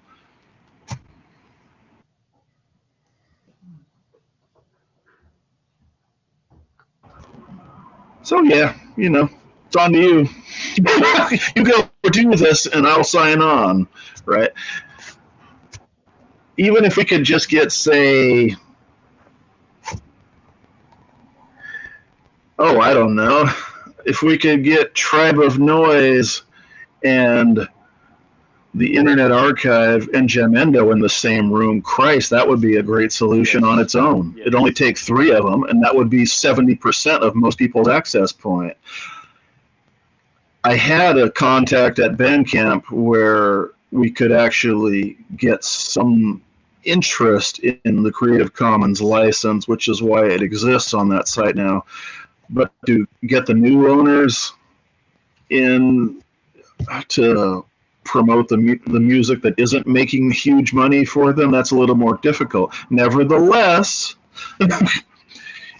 if we can lean on them, if we could get those 4 people, if we could get Bandcamp, Jamendo, Tribe of Noise, and the archive in the same freaking room to sign on to a streaming service that federated all of their stuff, who loses from that, right? So this is not always a technological question. This is a collective will question. Yeah. Oh, I mean, what was the... Yeah, go ahead. No, I gotta look it up first. Go ahead. Yeah, it's all good. The key to getting them in the room, I would think, is going to be to convince them that by working together, they have an opportunity to monetize things that are not otherwise being monetized. Yeah. And, I do a whole lot of work with the video game industry, and I have watched the shift from complete proprietary, exclude everyone in the video game industry, to a cooperative, shared business that's now embracing and allowing the indies to come in. And and I find that interesting because so many of the indie game developers completely rely on Creative Commons for music. So yeah, it needs to be a way, here's a way for you guys to get, by working together, more listeners into your, by creating a collective system, you'll get more listeners into things that are currently not being listened to. That might, if there were a way to sell that might get them to the table and listening. Yeah, I think the holdout there is going to be the Internet Archive on that side of things. But Brewster's pretty cool about wanting to try new weird stuff with technology, and he's always been pretty group oriented, at least when I talk with him. So I don't think that he would quash a deal. I think the difficulty would be all of the artists who have their stuff on the archive. To get them to be responsible enough to label their crap would be a start. Yeah. But there are a couple of problems like that because of the particular legal position that they operate in. So the thing I wanted to mention, the website is theindybeat.fm, IE for yeah.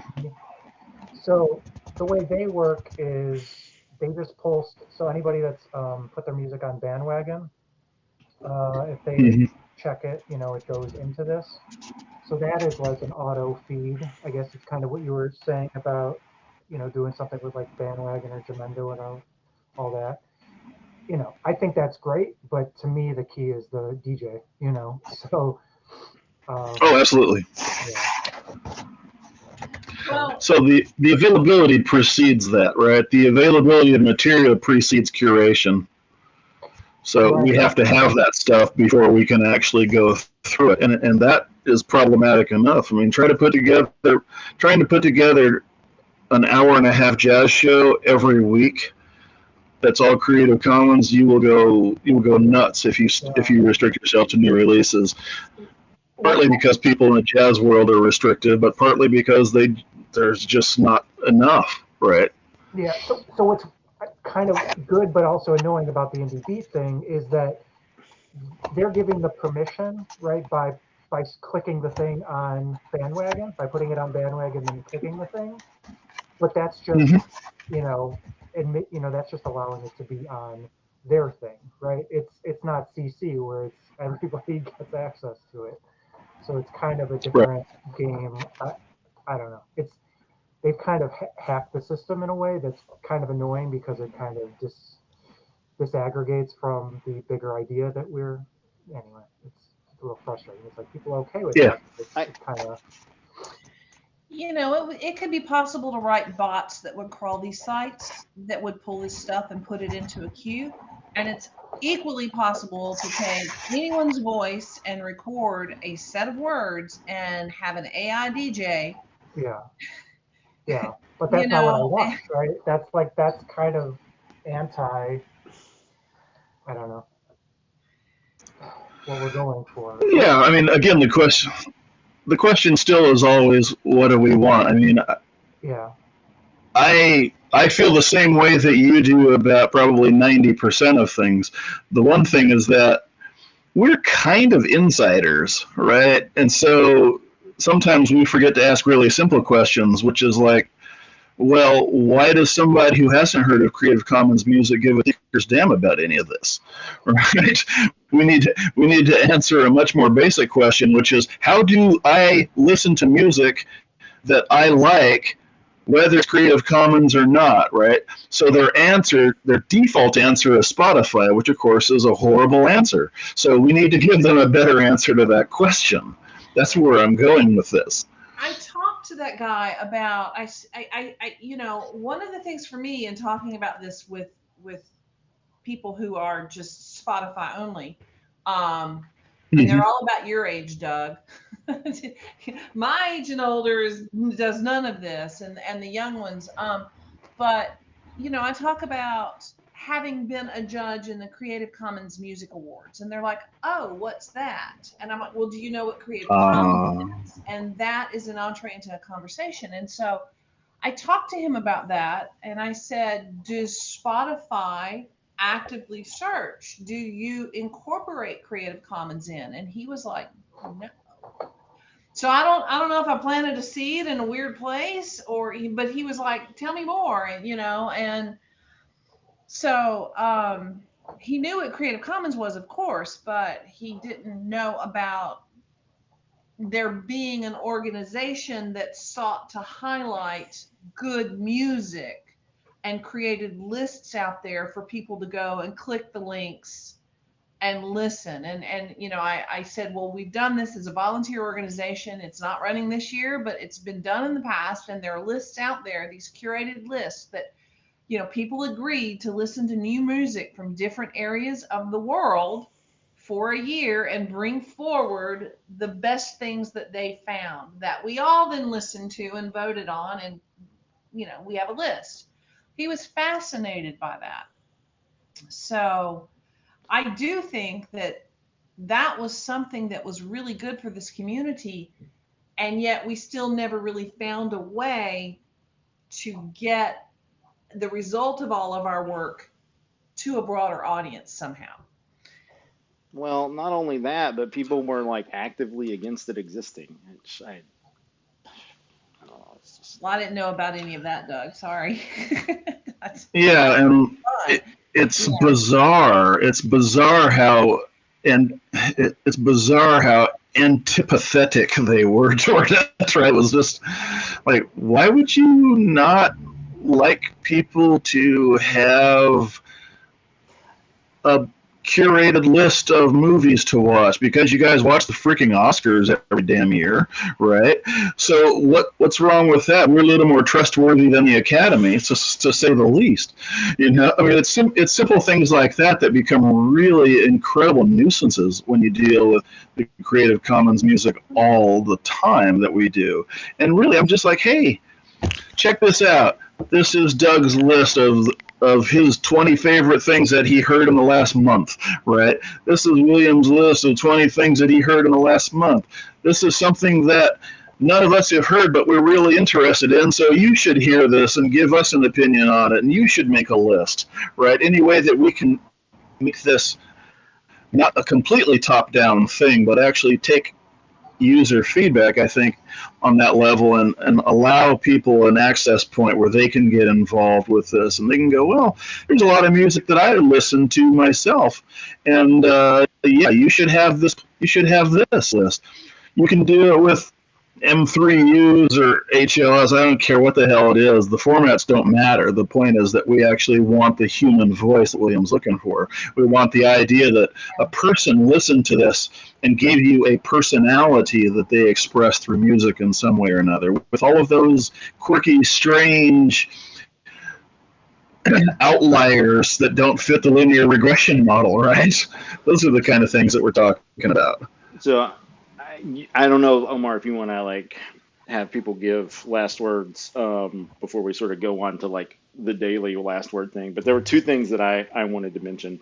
One of them just popped in my head with what you just said. And there might be two separate things here. And one of them may actually not be AI, and that may have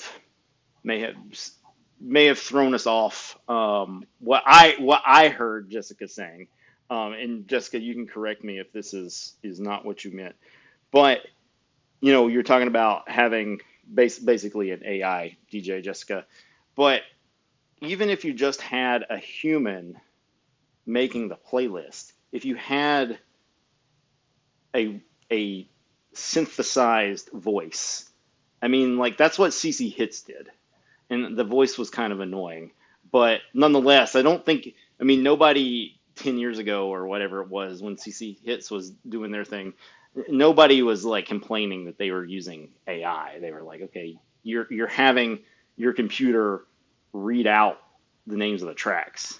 And I think that would be okay. So I think the human element could still be there, even if the literal voice was not human. The other thing that, well, I guess Jessica, I said you could correct me, so I'll give you the opportunity Yeah, before you I can go also into. do it with a literal voice. Like it could be my voice. Yeah, I could read a set thing and then it's my voice. the voices are so much better now than they were 10 years ago. They sound human. Right. Thank you. I brought this up when we were talking about this, and I never talked about it. I want to make sure this is on the recording. Starting with the first episode of this year, and I think that's a pretty clear inflection point, whether or not that was intentional or not. Tom Ray on the Lorenzo's Music podcast. The January episode had Fair Camp. February episode had Mirlo. March episode DIY music and remix. Some of these things are technology, some of them not, but they're all community based. April was from community radio to Bonkwave. Two in April. Other April one was Bandwagon FM. Then Music and Community in the Fediverse in May, along with Owncast in May. I guess he normally does every other week, but he missed in the winter. And then the indie beat was what, if you look at the feed right now, is the penultimate release. So there's a lot of depth in what a lot of those technologies actually do. Like these are all 45 minutes to an hour-ish. So please, people, do go check those out for a little bit of backstory on. Yep, he's been great. Yeah, on those. So yeah.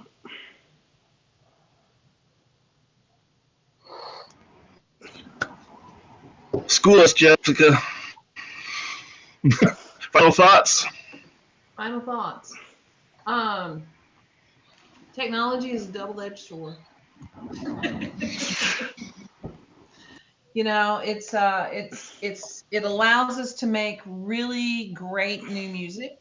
You know, we're gonna have hamburger orchestras now. Amazing. Well, you know, Roland, the stuff that they're doing with digital instruments just blows me away. I'm seriously jonesing for their new steel drum. That's a digital steel drum. But it is a double-edged sword because it is also overwhelming, and it makes it's I think the intent has always with technology to make it easier and increase accessibility, and it hasn't done that. It seems to block access to for a lot of people, and that is troubling to me, to a person who has You don't want it. again watched the birth of a new art form through the video game industry during my lifetime, and I've spent again most of my career around that industry, and now it's just overwhelming. And so the same thing is happening to music, and I can only hope that AI is going to drive us back in the other direction, to the demand for in-person, to the demand for live music, to the demand for community and connection, and that people are going to want to take a blanket and go downtown in their communities and sit on the lawn and listen to live music again. I think to not knowing whether it's real or not, I think that the technology is going to push everybody too far, and we're going to go back. I see it with the young ones who want vinyl. I have a girlfriend who got a record player, and she listened to vinyl for the first time, and she said, "Oh my God, this sounds so much better than what comes in my earpods, in my iPods." And I'm like, yeah, it does. So I do think that technology is going to lead us eventually back to a richer place, but right now it's just overwhelming and confusing. That's my sum. So. Oh, thanks. Well said. Well, one of the things that is always true of human beings is that we're famous for making things more difficult than they need to be. And technology, of course, is one of the things that seems like it's not human, but it is, and it contains all the human problems. We still need to use technology because technology is the result of us solving problems. The difficulty is when we start to apply technology that was created to solve other problems, to solve non-existent problems, or to solve new problems that we didn't consider had already arisen simply because that technology was created. And I think an awful lot of that is part of the confusion, right? Every contains the seeds of its own destruction, as a famous Russian author would put it. And its technology is the same way. Every technology contains the seed of its own downfall. And it has to, because the world has to continue to go forward. And we have new problems to solve because we continue to live, and we continue to presumably know more, and we continue to probe. And somewhere along the line, yeah, I think Jessica's absolutely right. I think we have to remember what it's like to be free of technology, in a sense, so that we can remember why we had it in the first place. We want to remember the truth of the sort of social media trope that I don't want AI to write my music and my books. I want AI to do my dishes and wash my socks, right? We want technology to do simple things for us that are repetitive, that require us to spend more of our lives doing something that we don't want to do. But I think also, as unfortunate as it may sound, I think we need to do our own socks sometimes too. I think we need to wash our own dishes sometimes too, if for no other reason than to remember that that's what puts us into touch with our bodies. We created that mess. We can't always respect and expect technology to solve the mess that we created, because technology is actually part of the mess.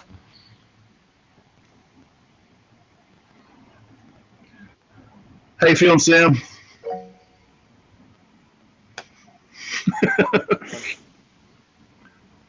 Well, Excellent. I wanted to do the claps, but I don't know which button it is. Oh. Yeah. It might it's depend all on good. it might depend on the interface. I don't know if Yeah. Jason I is don't using. see a button for it. Well, we'll just have Jason do it again. There you go. She found it. Yeah. Found it. Yep. Well, at some. Ooh. Oh yeah. Okay. And it's on top of the raise your Yeah. hand button. The little. Raise your hand. Yeah. Yeah. So the good thing about technology is that somewhere along the line, I learned not to be too worried about life in general. And so technology is just part of me not worrying about life. Like, it's going to work out, you know. And if it's not worked out yet, then it's not done. We just have to kind of keep going. And I like making interesting mistakes. That's what I always tell my students. Make interesting mistakes. Don't make the same boring mistakes that I did, but if you're going to screw up royally. Screw up in a way that causes you to be creative, right? That either creates something that's like, oh my God, I have to be creative just to figure out what you did, or something that is such a disaster for you personally that you can't even figure out how you did it, and now you need to try to do it again, right? Because those things motivate us as human beings. I think that they make us sharper, they make us better, and making mistakes is not a flaw, it's a feature, right? We're supposed to do that. We're supposed to make a mistake so that we make the master take at some point if you want to be a musician about it, right? And the problem is that so many things are motivated right now by venture capital, and those are flash in the pan, very quick, one in, one out, you know, and then on to the next thing. And we need to sort of sift through things, and we need to look at things a little more clearly and see the things that are in front of us rather than constantly chasing something for novelty's value, because novelty produces capital. You know, somebody has to do the old William F. Buckley routine, right? As much as I hate the guy, one thing that he said very clearly was, a conservative is somebody who stands athwart history yelling stop. And there are times where we actually do have to do that, where we have to go, wait, where are we? What the hell are we doing? Is this really where we want to be? And where's the next place we want to go? Rather than simply being dragged along with it. You know, I think part of the technological problem is that everything is shiny. And people like to chase shiny things. But somewhere along the line, the artists and us who are looking at the new technology are trying to unlock it, and I'm just waiting for them, trying to speed them along to get to their solutions for it, right? AI is going to help them produce incredibly interesting things, the same way that when the camera was invented, we started to see the world differently. We're going to start to see the world differently with AI, as we do with every tool of that magnitude. And it's going to be okay. We're not ruined by cameras. We're not ruined by photographs, but there's an awful lot of crap we haven't sorted through because there's so much of it. When there's 1 billion pictures being taken a day on negatives, much less the garbage that we had now, and none of that stuff is being sorted through, then we've probably got a job for us, right? We set ourselves a task of combing those archives. So I think that's kind of the stage we're in right now with most of the technology that we're talking about. It's old enough to be annoying and not yet old enough to be completely and utterly familiar, where we instantly have a response for everything that it causes. Or not, you know. Or we're all just a simulation in some machine and it doesn't make any difference anyway. So, you know, you choose. But I'm going to prefer my delusion of actually a human-centered sort of anthropocentric universe, because I'm an anthropocentric person, because I'm an anthro. So that's where I am.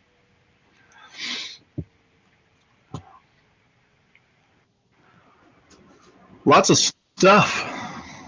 stuff today. Common thread in every single one. Yeah. Omar, do we want to take a break before we do the overall wrap up? Yeah, I'm just thinking that's something for all of us to think about. Fair enough. Yeah. Yeah, let's do 10. Sweet. Yeah. Besides, it's tea time somewhere. I'm gonna go on mute, so when I fill up my water bottle, Okay. Jessica doesn't have to think that I'm peeing. So No problem. pH 3. I don't believe for 1 second that was him filling a water bottle. it was. You know what? You know what? I'll show you this device. Since we are coming out of the technology, but yeah, I'll show you. I'll show you this device so you guys can see what made the sound. Please leave this in the Or live. can we? Here we go. Level luck K8. Ooh, Okay. rice cooker. See, there we go. I like See, that.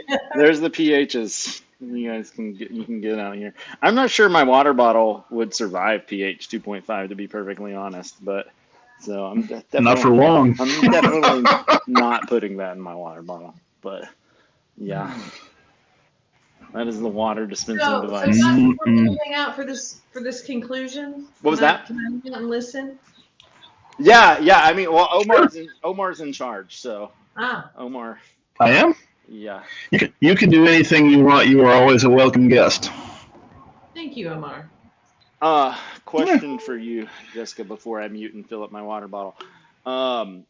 Thursday, or I don't remember when I invited you, but I know at some point I did. Are you going to be able to attend that, or have This desire to attend that? Thursday. Yeah.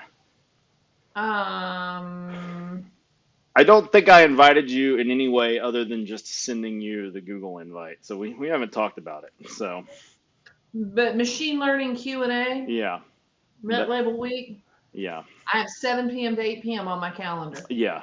It's 6 for All right. me, but yeah. You're on my calendar, so yeah, it's nothing else is dumped over it. Excellent. Even So though I've got lots going on right now. have you seen the discussion that Evan and I had last month? No. Okay. I'll give you a pass on that, even though technically it's prereq. But Well, I can. I if it's trust. out there, I can look it up. You don't need to watch it.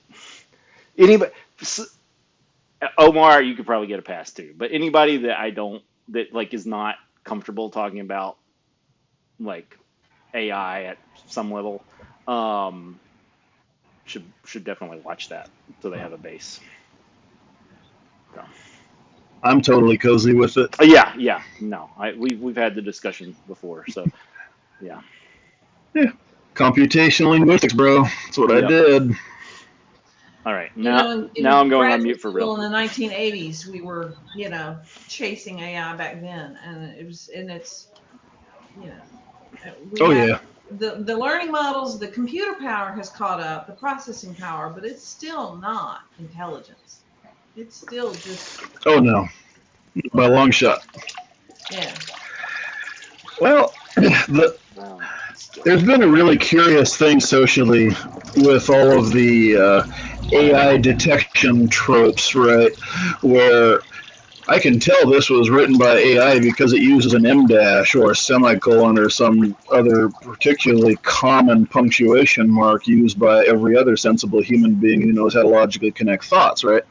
So I put this to the test, and my friend Irene did also, where I put my own book through AI detection, and apparently there are about 60% of the things I didn't write myself. I must have used AI, even though clearly the copyright on it is 2007.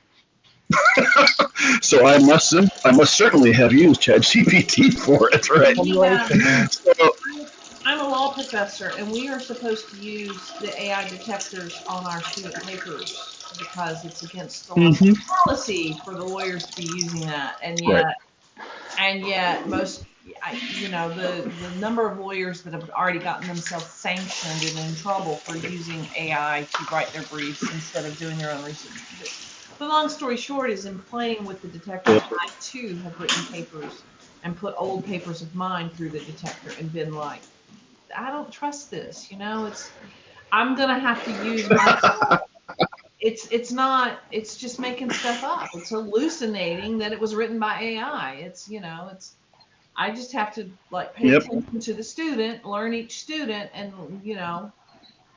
guess whether I need to, basically guess if they suddenly change their style, if they're crappy writers and then the final comes in and it's a different voice altogether, then I'm gonna ask. But other than that, The papers that you put through, Jessica, were they published papers? no. Okay. Because I was thinking that in Omar's case, it might be was this AI trained on this detection tool rather than use detection tool? But yeah, the novel paper test disproves that. So Yeah, no, I put through some 2012 documents that only existed on my thumb drive. And I've done the same. It's like, it wasn't 60%, but it detected AI, and I was just like, I'm not going to put my students through this. I'm not going to, because then it would trigger every one of them, and I'm just not going to. If you want to cheat your way through law school, go right ahead. You won't be a lawyer long. Knock yourself out. The thing I've found most interesting about all of those tropes is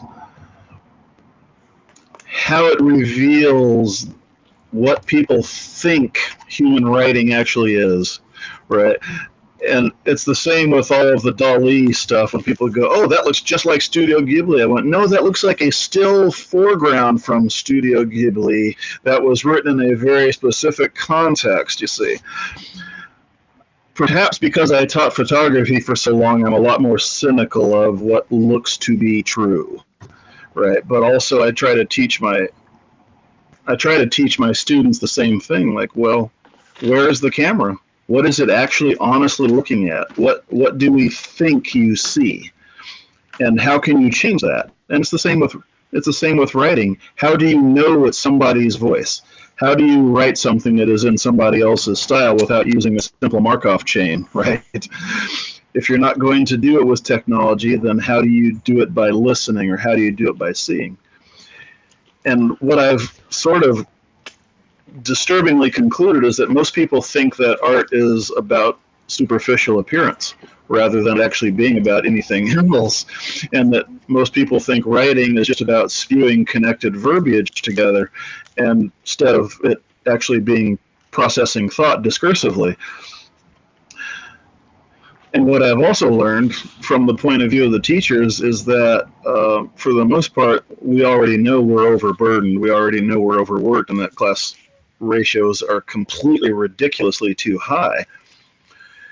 But we're also hitting the end game of the university system, in a sense, where the university system was originally created to teach people how to argue about the Quran, right? Or to argue about the Bible when it was imported into Europe. Now it's like, well, if the function is just to teach people to turn out seemingly passable prompts, then what's next, right? Then what is the function of any of that for degree, right? What do we do? If we don't teach people how to argue, then why are we teaching them law? Because our law is based on our argumentative setup. If we're not teaching people how to probe unpleasant, uncomfortable, but deeply human thoughts, then what the hell are we doing with writing? Just teaching them to put pretty phrases together? I think we can get that anywhere. So I think a big reevaluation of things is coming. It's just going to be really difficult and really painful, as of course all these things are. It is, and hopefully eventually it'll come with universal income. And one would hope. Then we can focus more on expressing our individualities through art. So.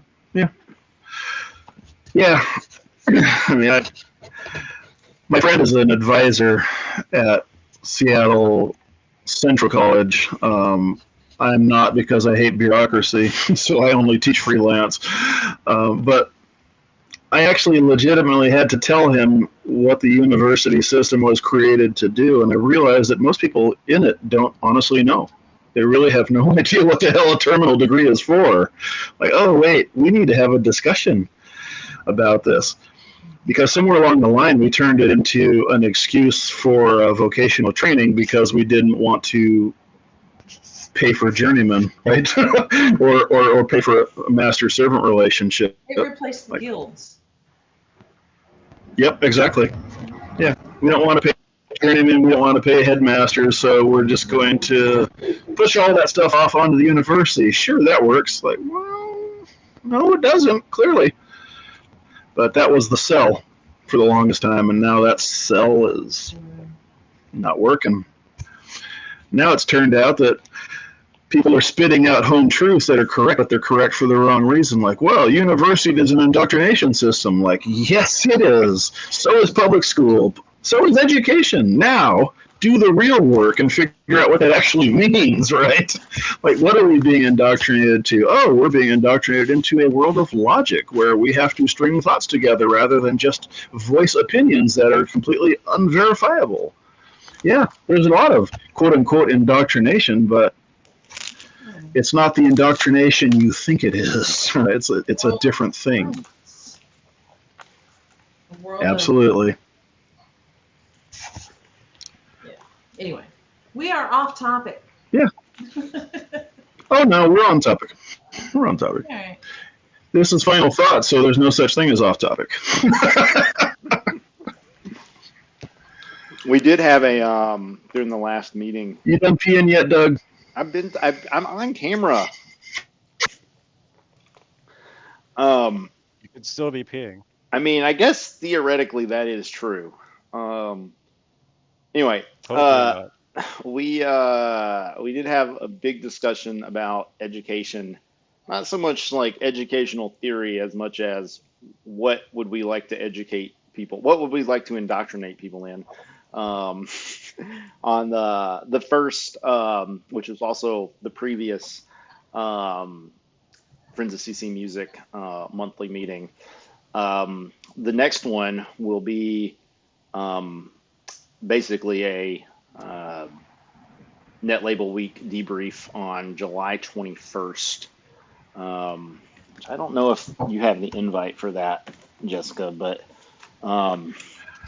I will go ahead and do that if I don't, and then you can either attend or not as you wish. But yeah, education, it's actually very on topic as it turns out. Mm-hmm.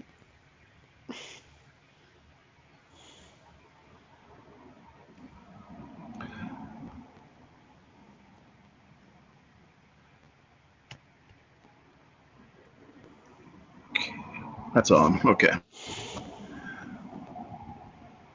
Last month I had a student, God bless them, ask me in all earnestness, well, since a computer can make any sound, why should I learn to play an instrument? And I said, that's a very good question. You should go answer that. I tend to feel that way about all questions like that. If you have a question that's really bothering you, you don't want my answer. You want a solution that you actually have to work for. And that's where I'm going to send you on all these things. So the questions that I always have about Creative Commons are really questions to myself, right? How can I make this more interesting to somebody who isn't me so that I have another conversation partner? That's my real motivation, right? But it comes down to a solution for a personal thing that I have also. Why do I want all of these Creative Commons people talking together? Well, because we're comrades, and even if we dislike each other, we are going to sink together if we don't hold together. So that's also for me. That's because of a sort of enlightened self-interest. I like people to get along so that people don't die needlessly, because the world is much more pleasant that way. So if I'm looking at things purely from the selfish point of view, my interest in the commons is also very selfish. But I don't necessarily frame it that way. I think about it because I genuinely do care about other people, and I genuinely do want other people to find interesting ways to live, and I want them to take more input than they currently do, and I want them to be in the hands of people that they trust, but I also want them to know how to deal with things that are unpredictable. One thing that I've learned in my years of cavorting through the commons is that lots of things are unpredictable. A lot of things follow certain patterns that are based on technology and society, of course, because there are always those. But the truth is, I like the surprise in the commons. I like somebody that said, oh, I have something to add. Okay. And then you stumble on it, and it turns out that it actually does add to your life. A lot of times you run across things and you go, okay, not for me, but if I only had a deeper connection to the other people in the commons, I would know exactly who this is for, and I could get it to them, and they would thank me for that, and I would make their life better, and they would say thank you, and that would make my life better. It's always about sharing things for me. It's always about, I'm interested in this, not meaning that you have to be, but I'm interested in this because it gives me these thoughts that I can then share with you. And the thoughts themselves are the things that the artists are very good at provoking. That's their goal. That's their job. In a lot of ways, we've taken the artists out of the Creative Commons conversations. An awful lot of it is centered around law. Doug and I have had this discussion. Jason and I have had this discussion. Larry Lessig and I have had this discussion. We tend to be very poorly represented as artists within the Creative Commons network. I dare not call it a community. Things tend to center around their personal interests, which tend to extend to the law and the things that the law touches. But a lot of us, when we're artists, that's not what we care about. What we care about is amusement. What we care about is enjoyment. What we care about is fun. What we care about is insight. And while lawyers are perfectly capable of this, that is not always their fundamental function. While scientists are perfectly capable of this, that's not always their primary function either. Their job is to get their words heard and their arguments heard and to caretake, and I appreciate that. But we don't have a custodial attitude toward art in the community of the Creative Commons that we do toward the law, or that we have toward the art object in the persona of the galleries, libraries, archives, museums rather, that we're so fond of talking about. I think we need that kind of custodianship for the arts as artists saying that, hey, these things are important to us. We are supposed to be heard. We want to belong with other artists because other artists give us ideas and they give us things that make our lives better, even when they challenge us and they're difficult and they're people that we wouldn't hang out with personally. One of the things that Alex said that provoked me was her distrust of community, which of course is a sensible thought because we've abused the word community to a horrible degree at this point. But community is what holds us together as human beings, and if we didn't have it, we would never have survived as the feeble, pathetic little mammals that we are. We would have been eaten by goodness only knows how many other things had we not bonded together and actually fought together. And we need to fight together a lot more. We need to fight together a lot more for our commonality. We need to fight together a lot more, not for what makes us different, but for the things that we have to do together, even things when they're entirely unpleasant. I think we all want more music in our lives to matter. We don't want just sound. Sound is always there. We're in a noisy 21st century world.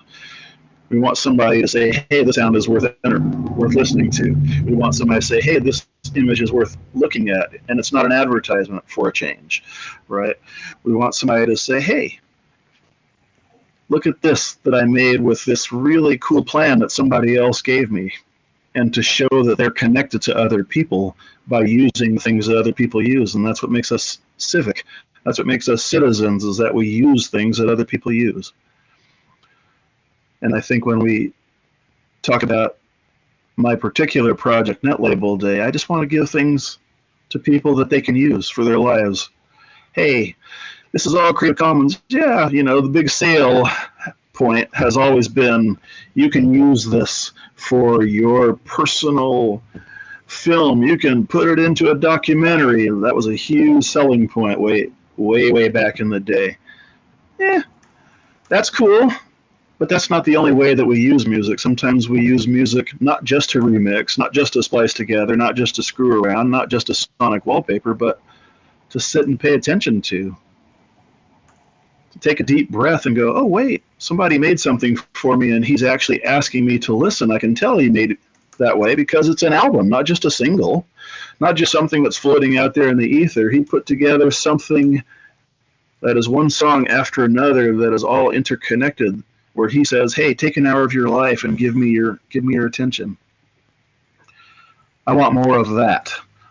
I want other people to have that experience, which is why I still curate anthologies myself for Netlabel Day. It's not just me working with really cool music. It's me going, hey, there's really cool music out there still, even if it's buried in all the rest of the stuff. Take a listen to this. And sometimes the artists appreciate that even more than I do. There's a long ways to go. We all know that, but I want to go, and I'm happy to go with you. So please accompany me on the journey.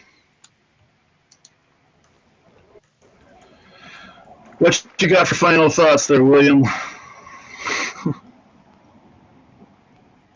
I don't know.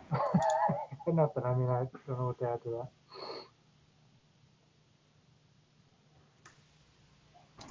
It's all good. So if I were to ask you the thing that I was going to ask Rhino, who unceremoniously snubbed us, it would be, how did you find your way into the Creative Commons as a listener? Oh, so I had a podcast. I still have a podcast, and I was illegally playing the wrong stuff. Got recommended that I should do Creative Commons and found Rhino, and through him I've seen a lot of great stuff and said, oh, okay, there's actually a huge world out here that I can play, and that has been my thing. And to me, that I don't know. I guess I think of that as indie music, and I am strongly of basically what you had kind of said before, but this kind of been my obsession for a little while. Is I've been calling it democracy of reach. So it's the idea that especially with the FETI, but I think Creative Commons is kind of part of that. Indie music is part of that. That we now have a chance that the public can decide what deserves attention, what ideas, what information, and what art deserves attention, and we can take that power back from the people with the money. And so being in the Creative Commons world is part of that, and I think that's where we should be trying to focus our energy. So, beyond the independent journalists and all that stuff too. So.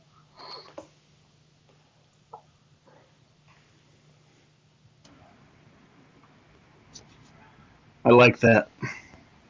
Democracy of reach. I like that phrase a lot.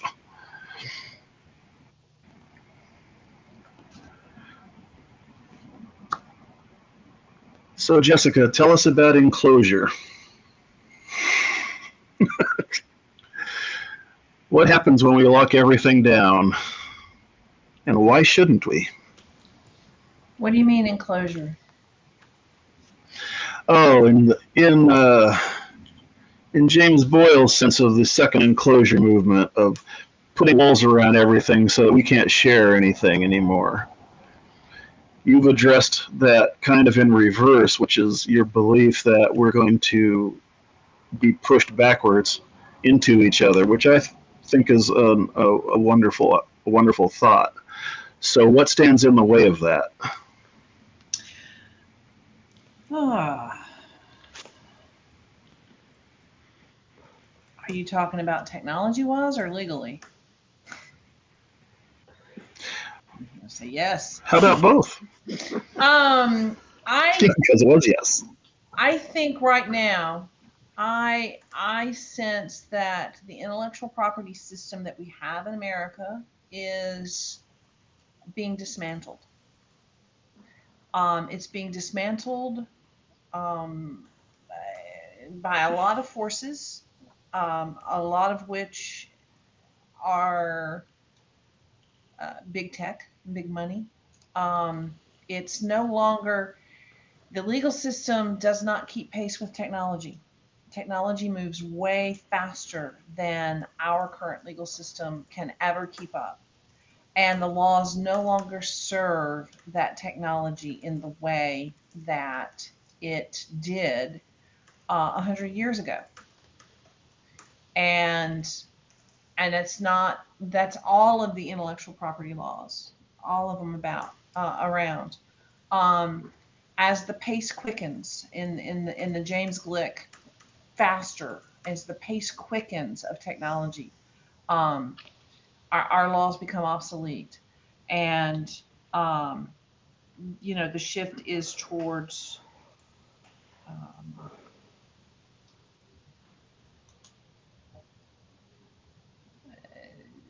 pure profit. I mean, that's what I see these technologies and these big companies doing, and what in this business in which I'm not practicing right now. I don't think I've even told Doug this, but I'm not with a law firm. I don't have any clients right now.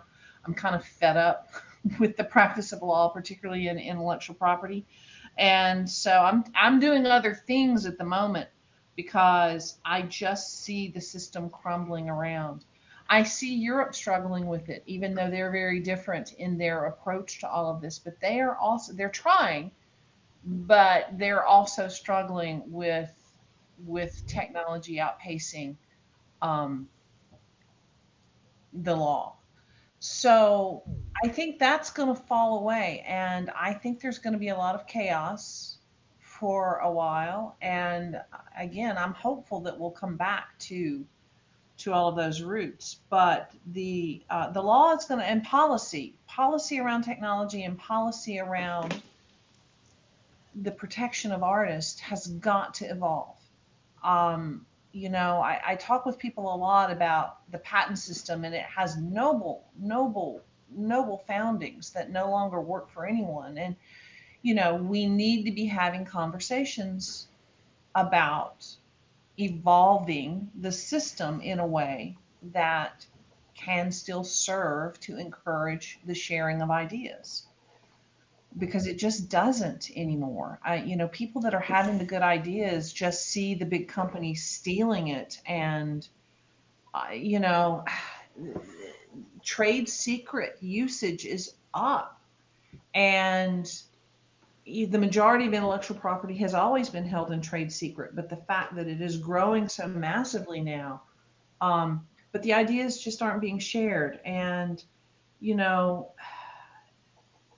I'm a firm believer of, I've spent my whole life basically has been around this system of how we turn thoughts into things. And whether that is, the art on my wall, or the music that I listen to, or the technology that I use, or the car that I drive, or the house that I've built, everything starts with an idea. And, we cannot not, our brains function to excrete thoughts, and we turn thoughts into things constantly. And, we like things and we want more of that, and we dislike things, and that gives us clarity on what we like.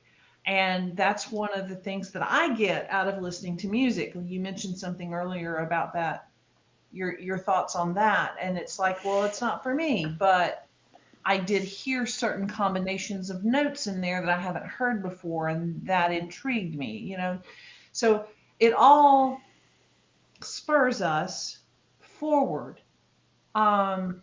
That said, we're headed, I don't know what you mean, this closure, I'm Star Trek, not Star Wars. And I have this vision of hopefulness in the future that we are going to seek to, evolve as a species. You know, the only race I see is the human race, and I think we are on the verge of an evolution. And I'm hopeful that it's going to be more creative and more loving and more fun in the future. But I think we've got to go through a lot for a while. So, and I don't know if this is the answer that, you know, or if I'm really even addressing your question, but we've got to change how we use law. You know, we've had the flaws of our system in America were laid out to us 8 years ago, and we sat 4 years and didn't start plugging holes, and now we're just looking at the bleed all over the place. It is a great system in the world, but it is a flawed system, and we have to, as a people, decide we're going to fix it. You know, and the legal system around intellectual property is one part of that. So I don't know, but I'm going to keep making art for sure, and I'm going to keep making music, and I'm going to keep listening because I'm human. This is what we do. Thoughts into things. Did that answer your question? You're still on mute. Oh, I know. No, that did answer my question. So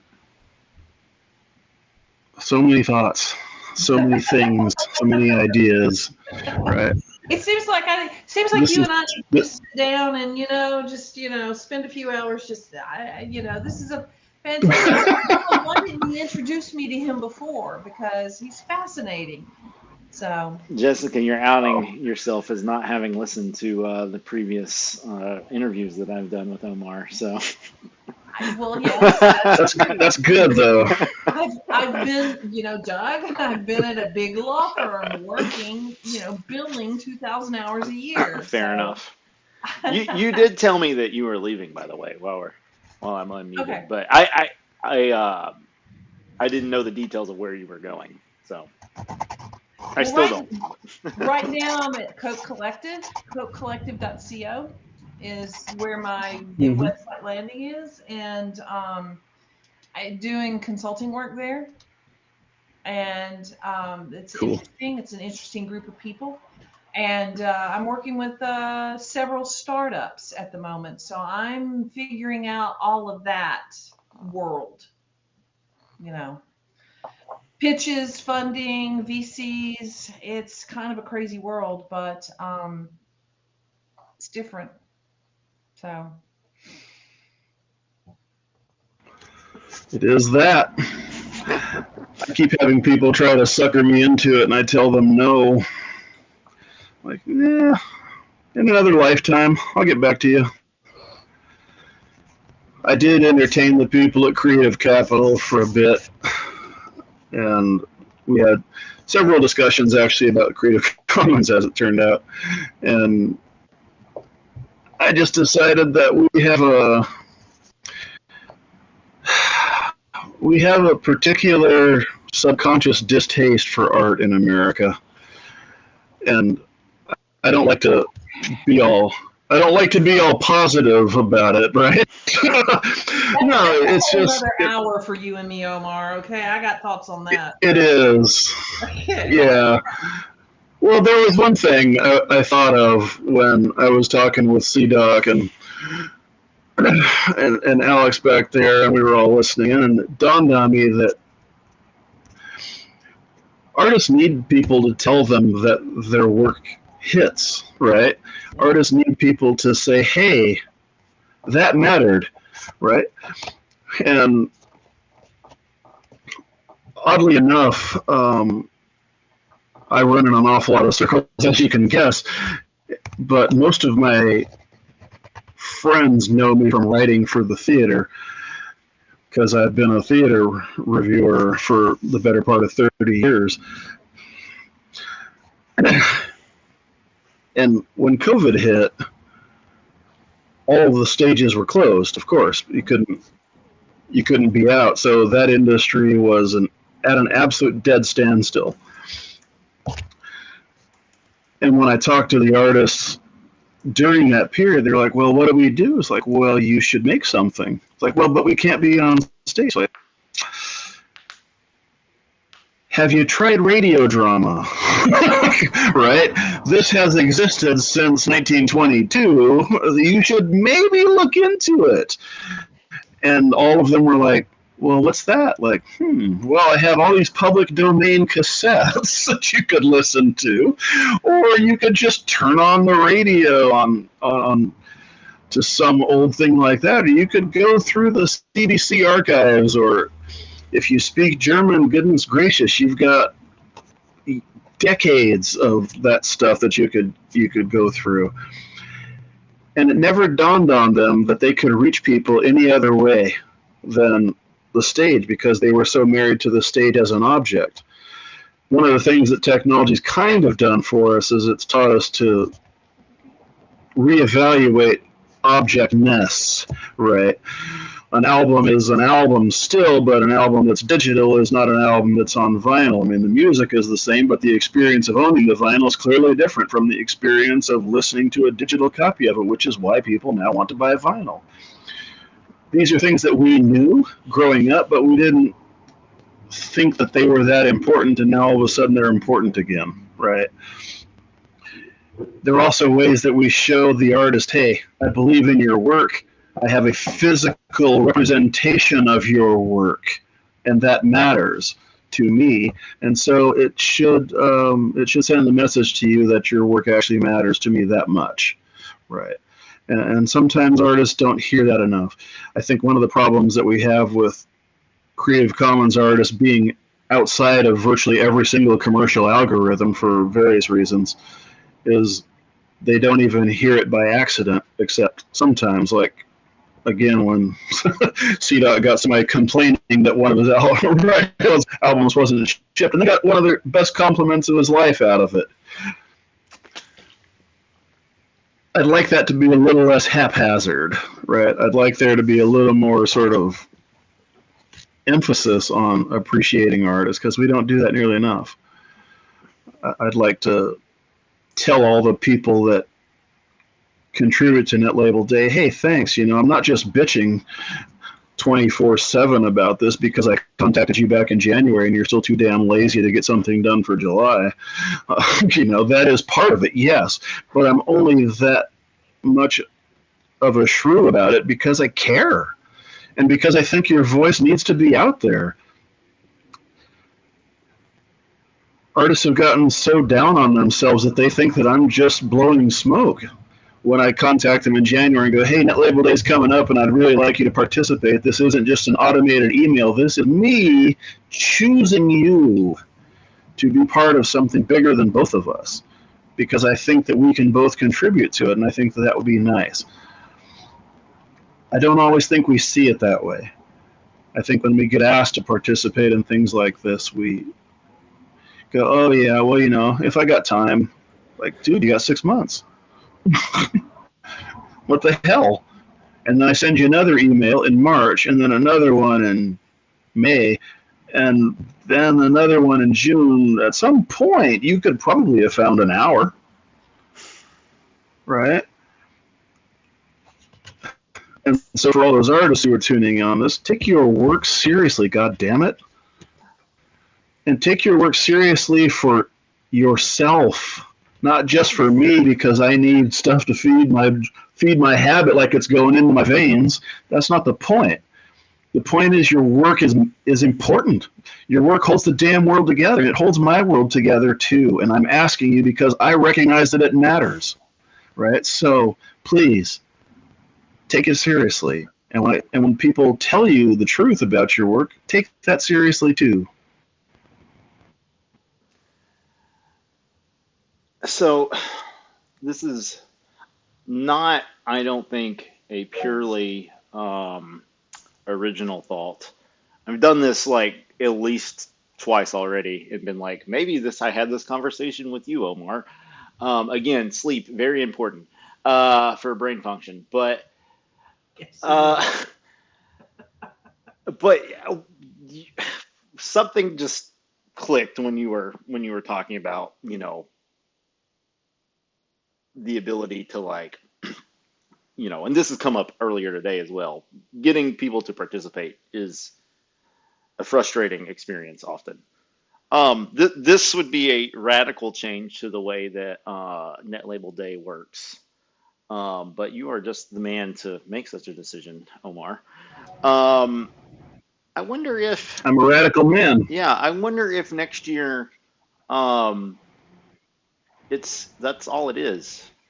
Maybe like we pair up two artists or two net labels, and the net label day assignment is make something new. Maybe we could get CC Mixter involved. I would really love to get them more involved. And I know I've known Emily for years, and I know they've had they have their own issues, technological issues. But as far as like a participatory community, um, I don't know that we could do better than looking at CC Mixter, to be perfectly honest. So, No, they're great. They're great. I've always been fond of them also. so I guess that might be a large conversation potentially for July 21st, but um, maybe something for people to think about. So, I've also thought of, we have an awful lot of those critics' best lists, right, in every single genre, whatever the field is. Here's the top 10 movies. Here's the top 10 albums in Doomcore Sludge Electro Wave Chip, right, whatever the hell it is. There's a lot of these things written by critics. And then, of course, to honor the great rain god, we spill some water on the ground by allowing the fans to have the Fans' Choice Awards, right? But I think we can do better than that. I think we can actually get people to change their experience. And I think that's what we're all kind of going for here, right? I think it's cool to have a bunch of new albums. It's cool to have a bunch of things to download. It's cool to have new music, yeah. But it's even better when your music connects to somebody for the first time, because no matter how old it is, the first time I heard it, it was new to me, right? The first time I heard Bach was sure as hell new to me, still is, many times. The first time I heard It Takes a Nation of Millions, right? It's like, yeah, that was new to me. Okay. But that's not any different than all the music out there over the last 40 plus years of my life that I haven't heard yet and I'm trying to hear, right? Those are still new. There's an awful lot of newness. And when we have somebody curate the newness for us and go, hey, let's do the thing that has been completely replaced in our society by algorithms and by capitalist BS. Let's have the old clerk thing where you walk into a store and go, oh, yeah, you've been here a few times. I kind of have a sense of what you like. You would probably like this. That function almost never gets done in our lives anymore when it used to be a daily experience. And we need to kind of bring that experience back. And I think pairing people up, yeah, that's a great idea. I think sometimes that can be chosen, and I think sometimes it's actually really rewarding when we don't know what the pairs are and we actually have to do all the discovery on our own, right? So there are plenty of ways of doing that. Getting people who were created specifically to pair people together, like CC Mixter, that's their entire modus operandi. That's what they've always done. It's a fantastic idea. One of the things that has broken my heart is in the whole FMA debacle is how WFMU has been completely phased out of that equation, because I think that they did an awful lot of cool stuff that we forget. they contributed an awful lot of their recordings that would never otherwise have made it into the Creative Commons just because somebody said yes. And so that's where I'm going with this. Your turn. I'm boring. Now it's you. Jason hasn't said much in a while. Jason hadn't said diddly for a while, so drop some knowledge on us, oh sleeper. I've been soaking it all in, man.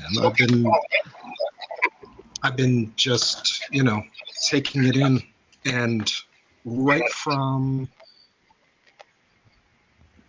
curator to artist to tech panel, one of the things that just keeps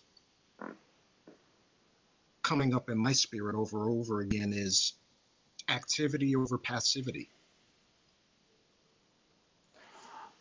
It is really nice to be within a room full, a space full of active listeners. That's not the norm right now. And maybe it used to be.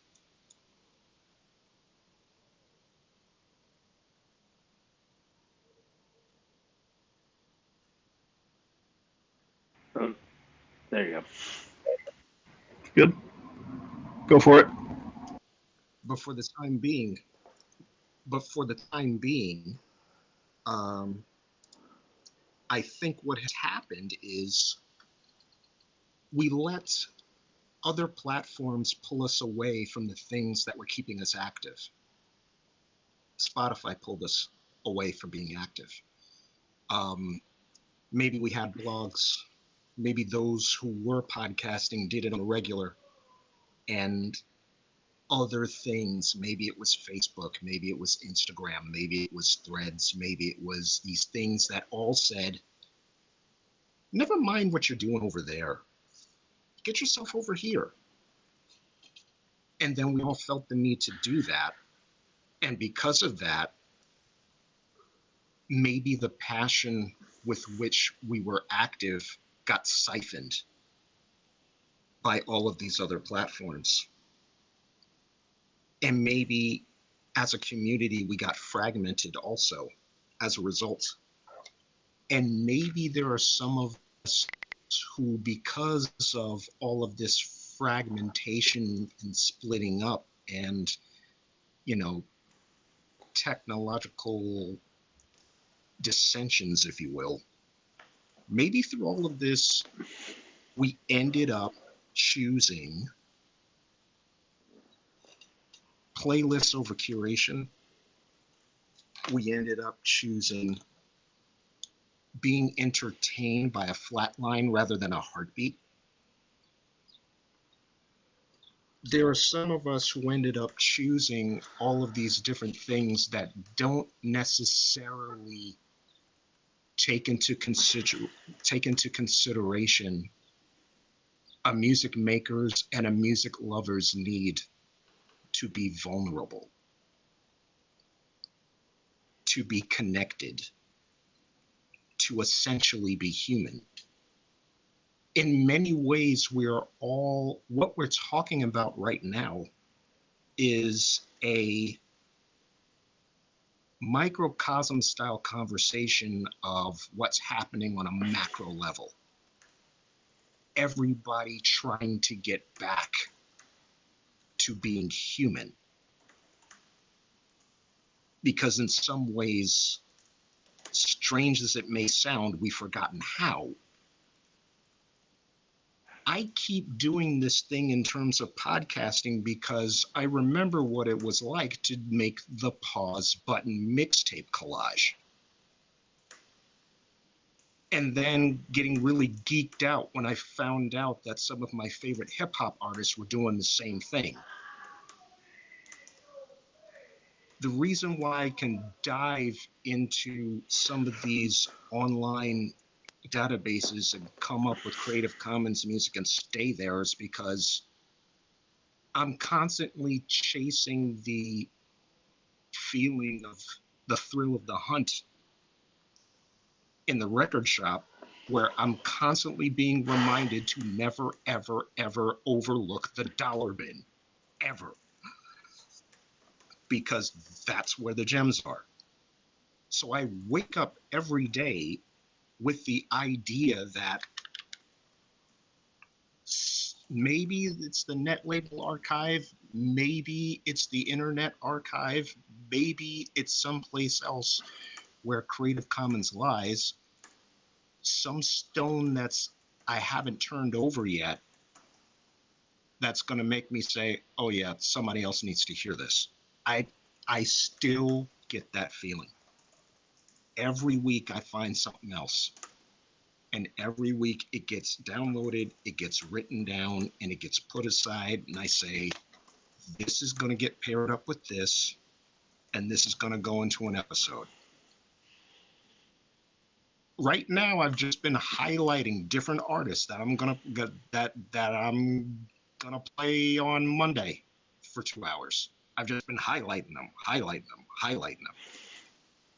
And it's really nice to be able to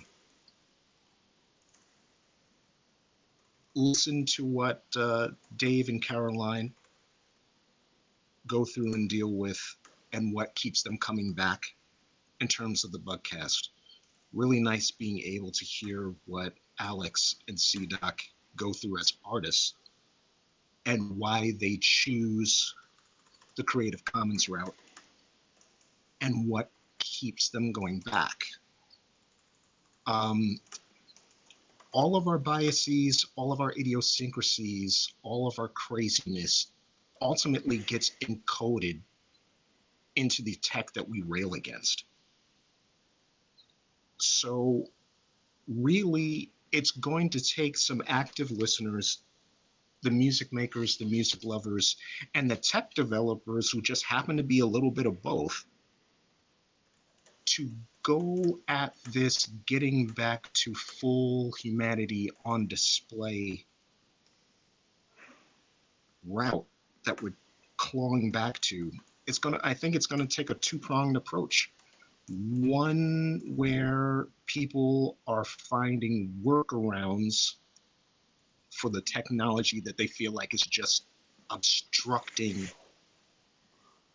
and getting in the way, and others who are going to be embracing it head on and saying, no, there just might be an AI for righteousness sake angle here that a lot of us don't see, because the heads who have needlessly nefarious needs show up first. Or they got the VC money behind them, so of course what they do is going to get a lot more eyeballs online. But it's going to take activity over passivity. We show up and we go to different places online and in real life to show people, no, there's another way. There really is another way. And that other way has been here for a while. We've just gotten away from it. Thankfully, not everyone, which is why we're here. So, honestly, one of the things that I've been thinking about all throughout that last panel in regards to tech is beautiful, but it continuously breeds impatience.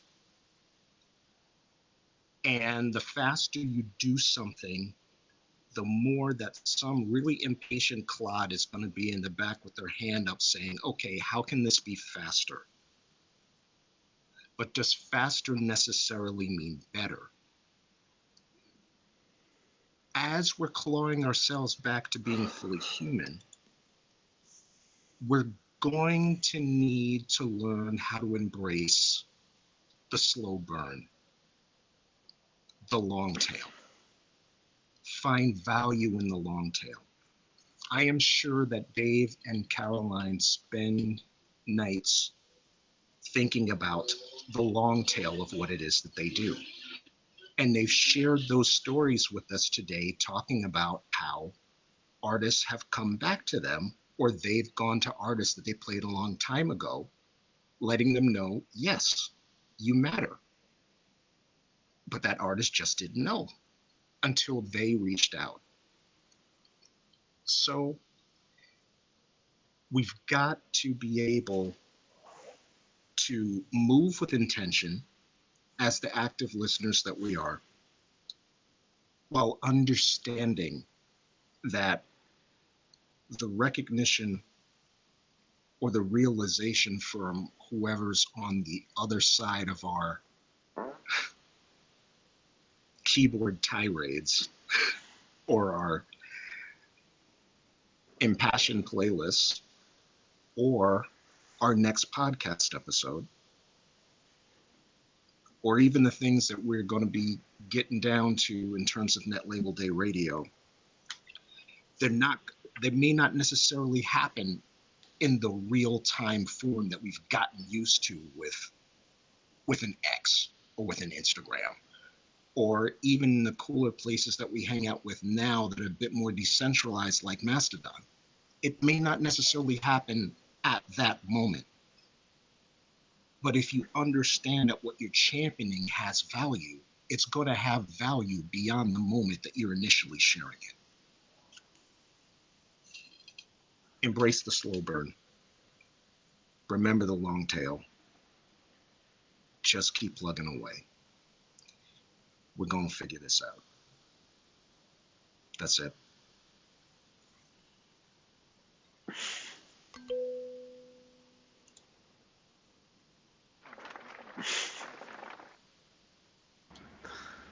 Word.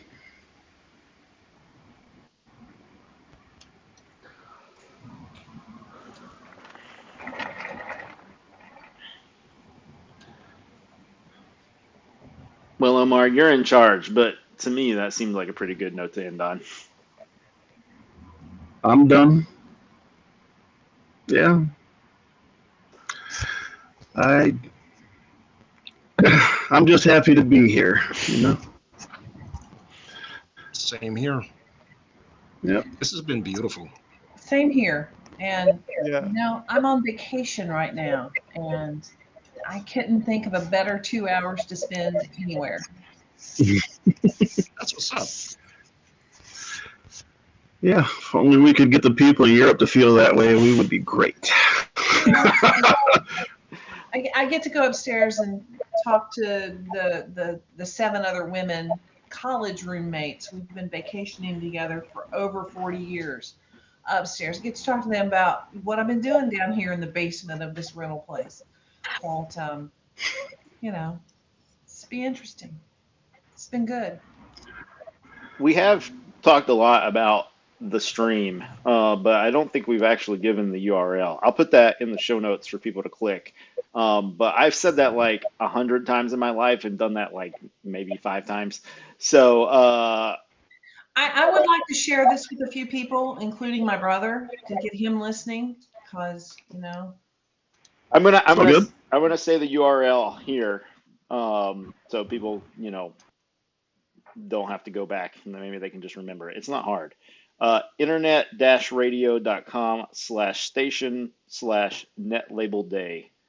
So that is the stream that will begin operating in, what are we looking at, like 12 hours now, Omar? Well, it's operating right now, right? It's 24/7, but the Net Label Day official party begins in 12 hours. Is that right?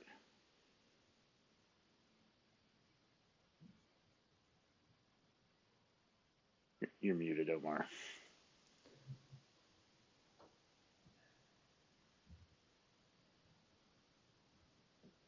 You're muted. You're muted.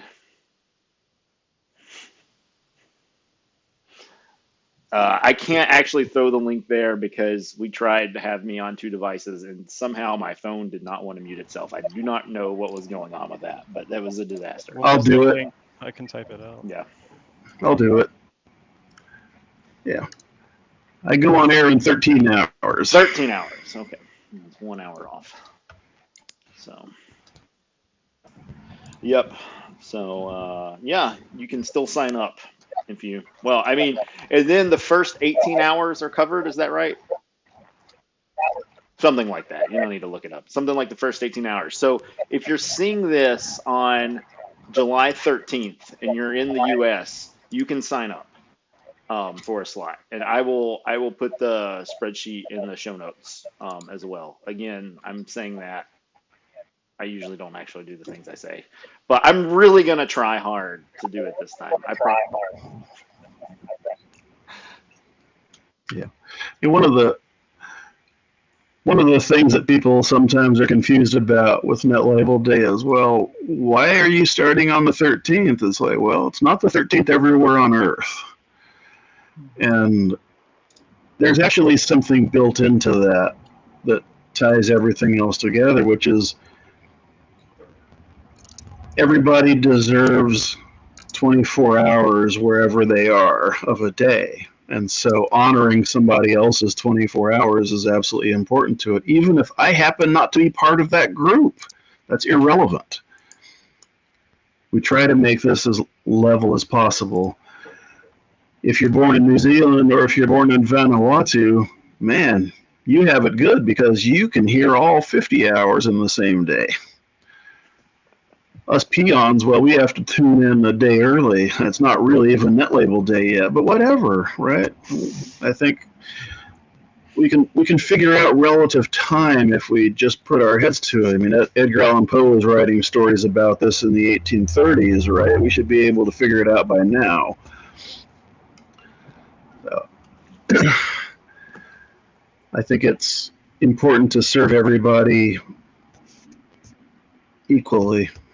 You know, I'm not going to give you the old Soviet Union from each according to their ability, to each according to their need kind of nonsense, but there is something to be said for that also. But at the very least, everybody deserves a full Netlabel Day that's theirs. And so that's why we have the calendar arranged the way that we do.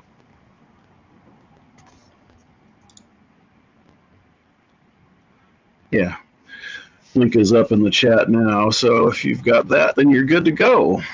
And if not, that's okay. I'll be redoing the Netlabel Day page tonight.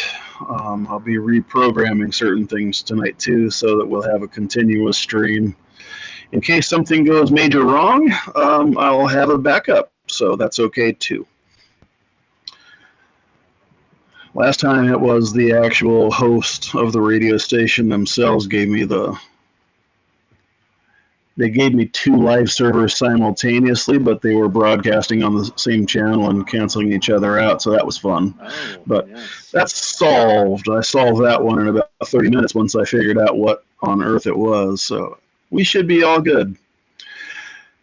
I would really love it if we had a whole 24-hour slot of no repeats. That would be charming. I would really love it if we had 50 hours of no repeats. That would also be charming. But mostly, I just want people to participate in any way they can.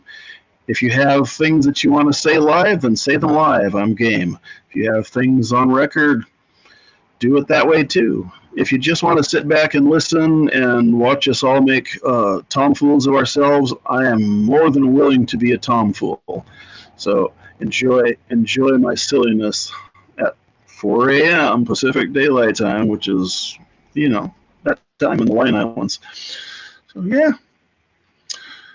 We've got a whole week of other things after this, according to you guys, but I'm leaving that up to you. So it's nice to start Netlabel Day week with people getting together, talking, because I think the solution to most of our problems in life is talking, as it turns out. We haven't solved 100% of the problems of the world, but I think we got pretty close to 95%. Plus or minus one standard dev. So, yeah, not too shabby. Not too shabby.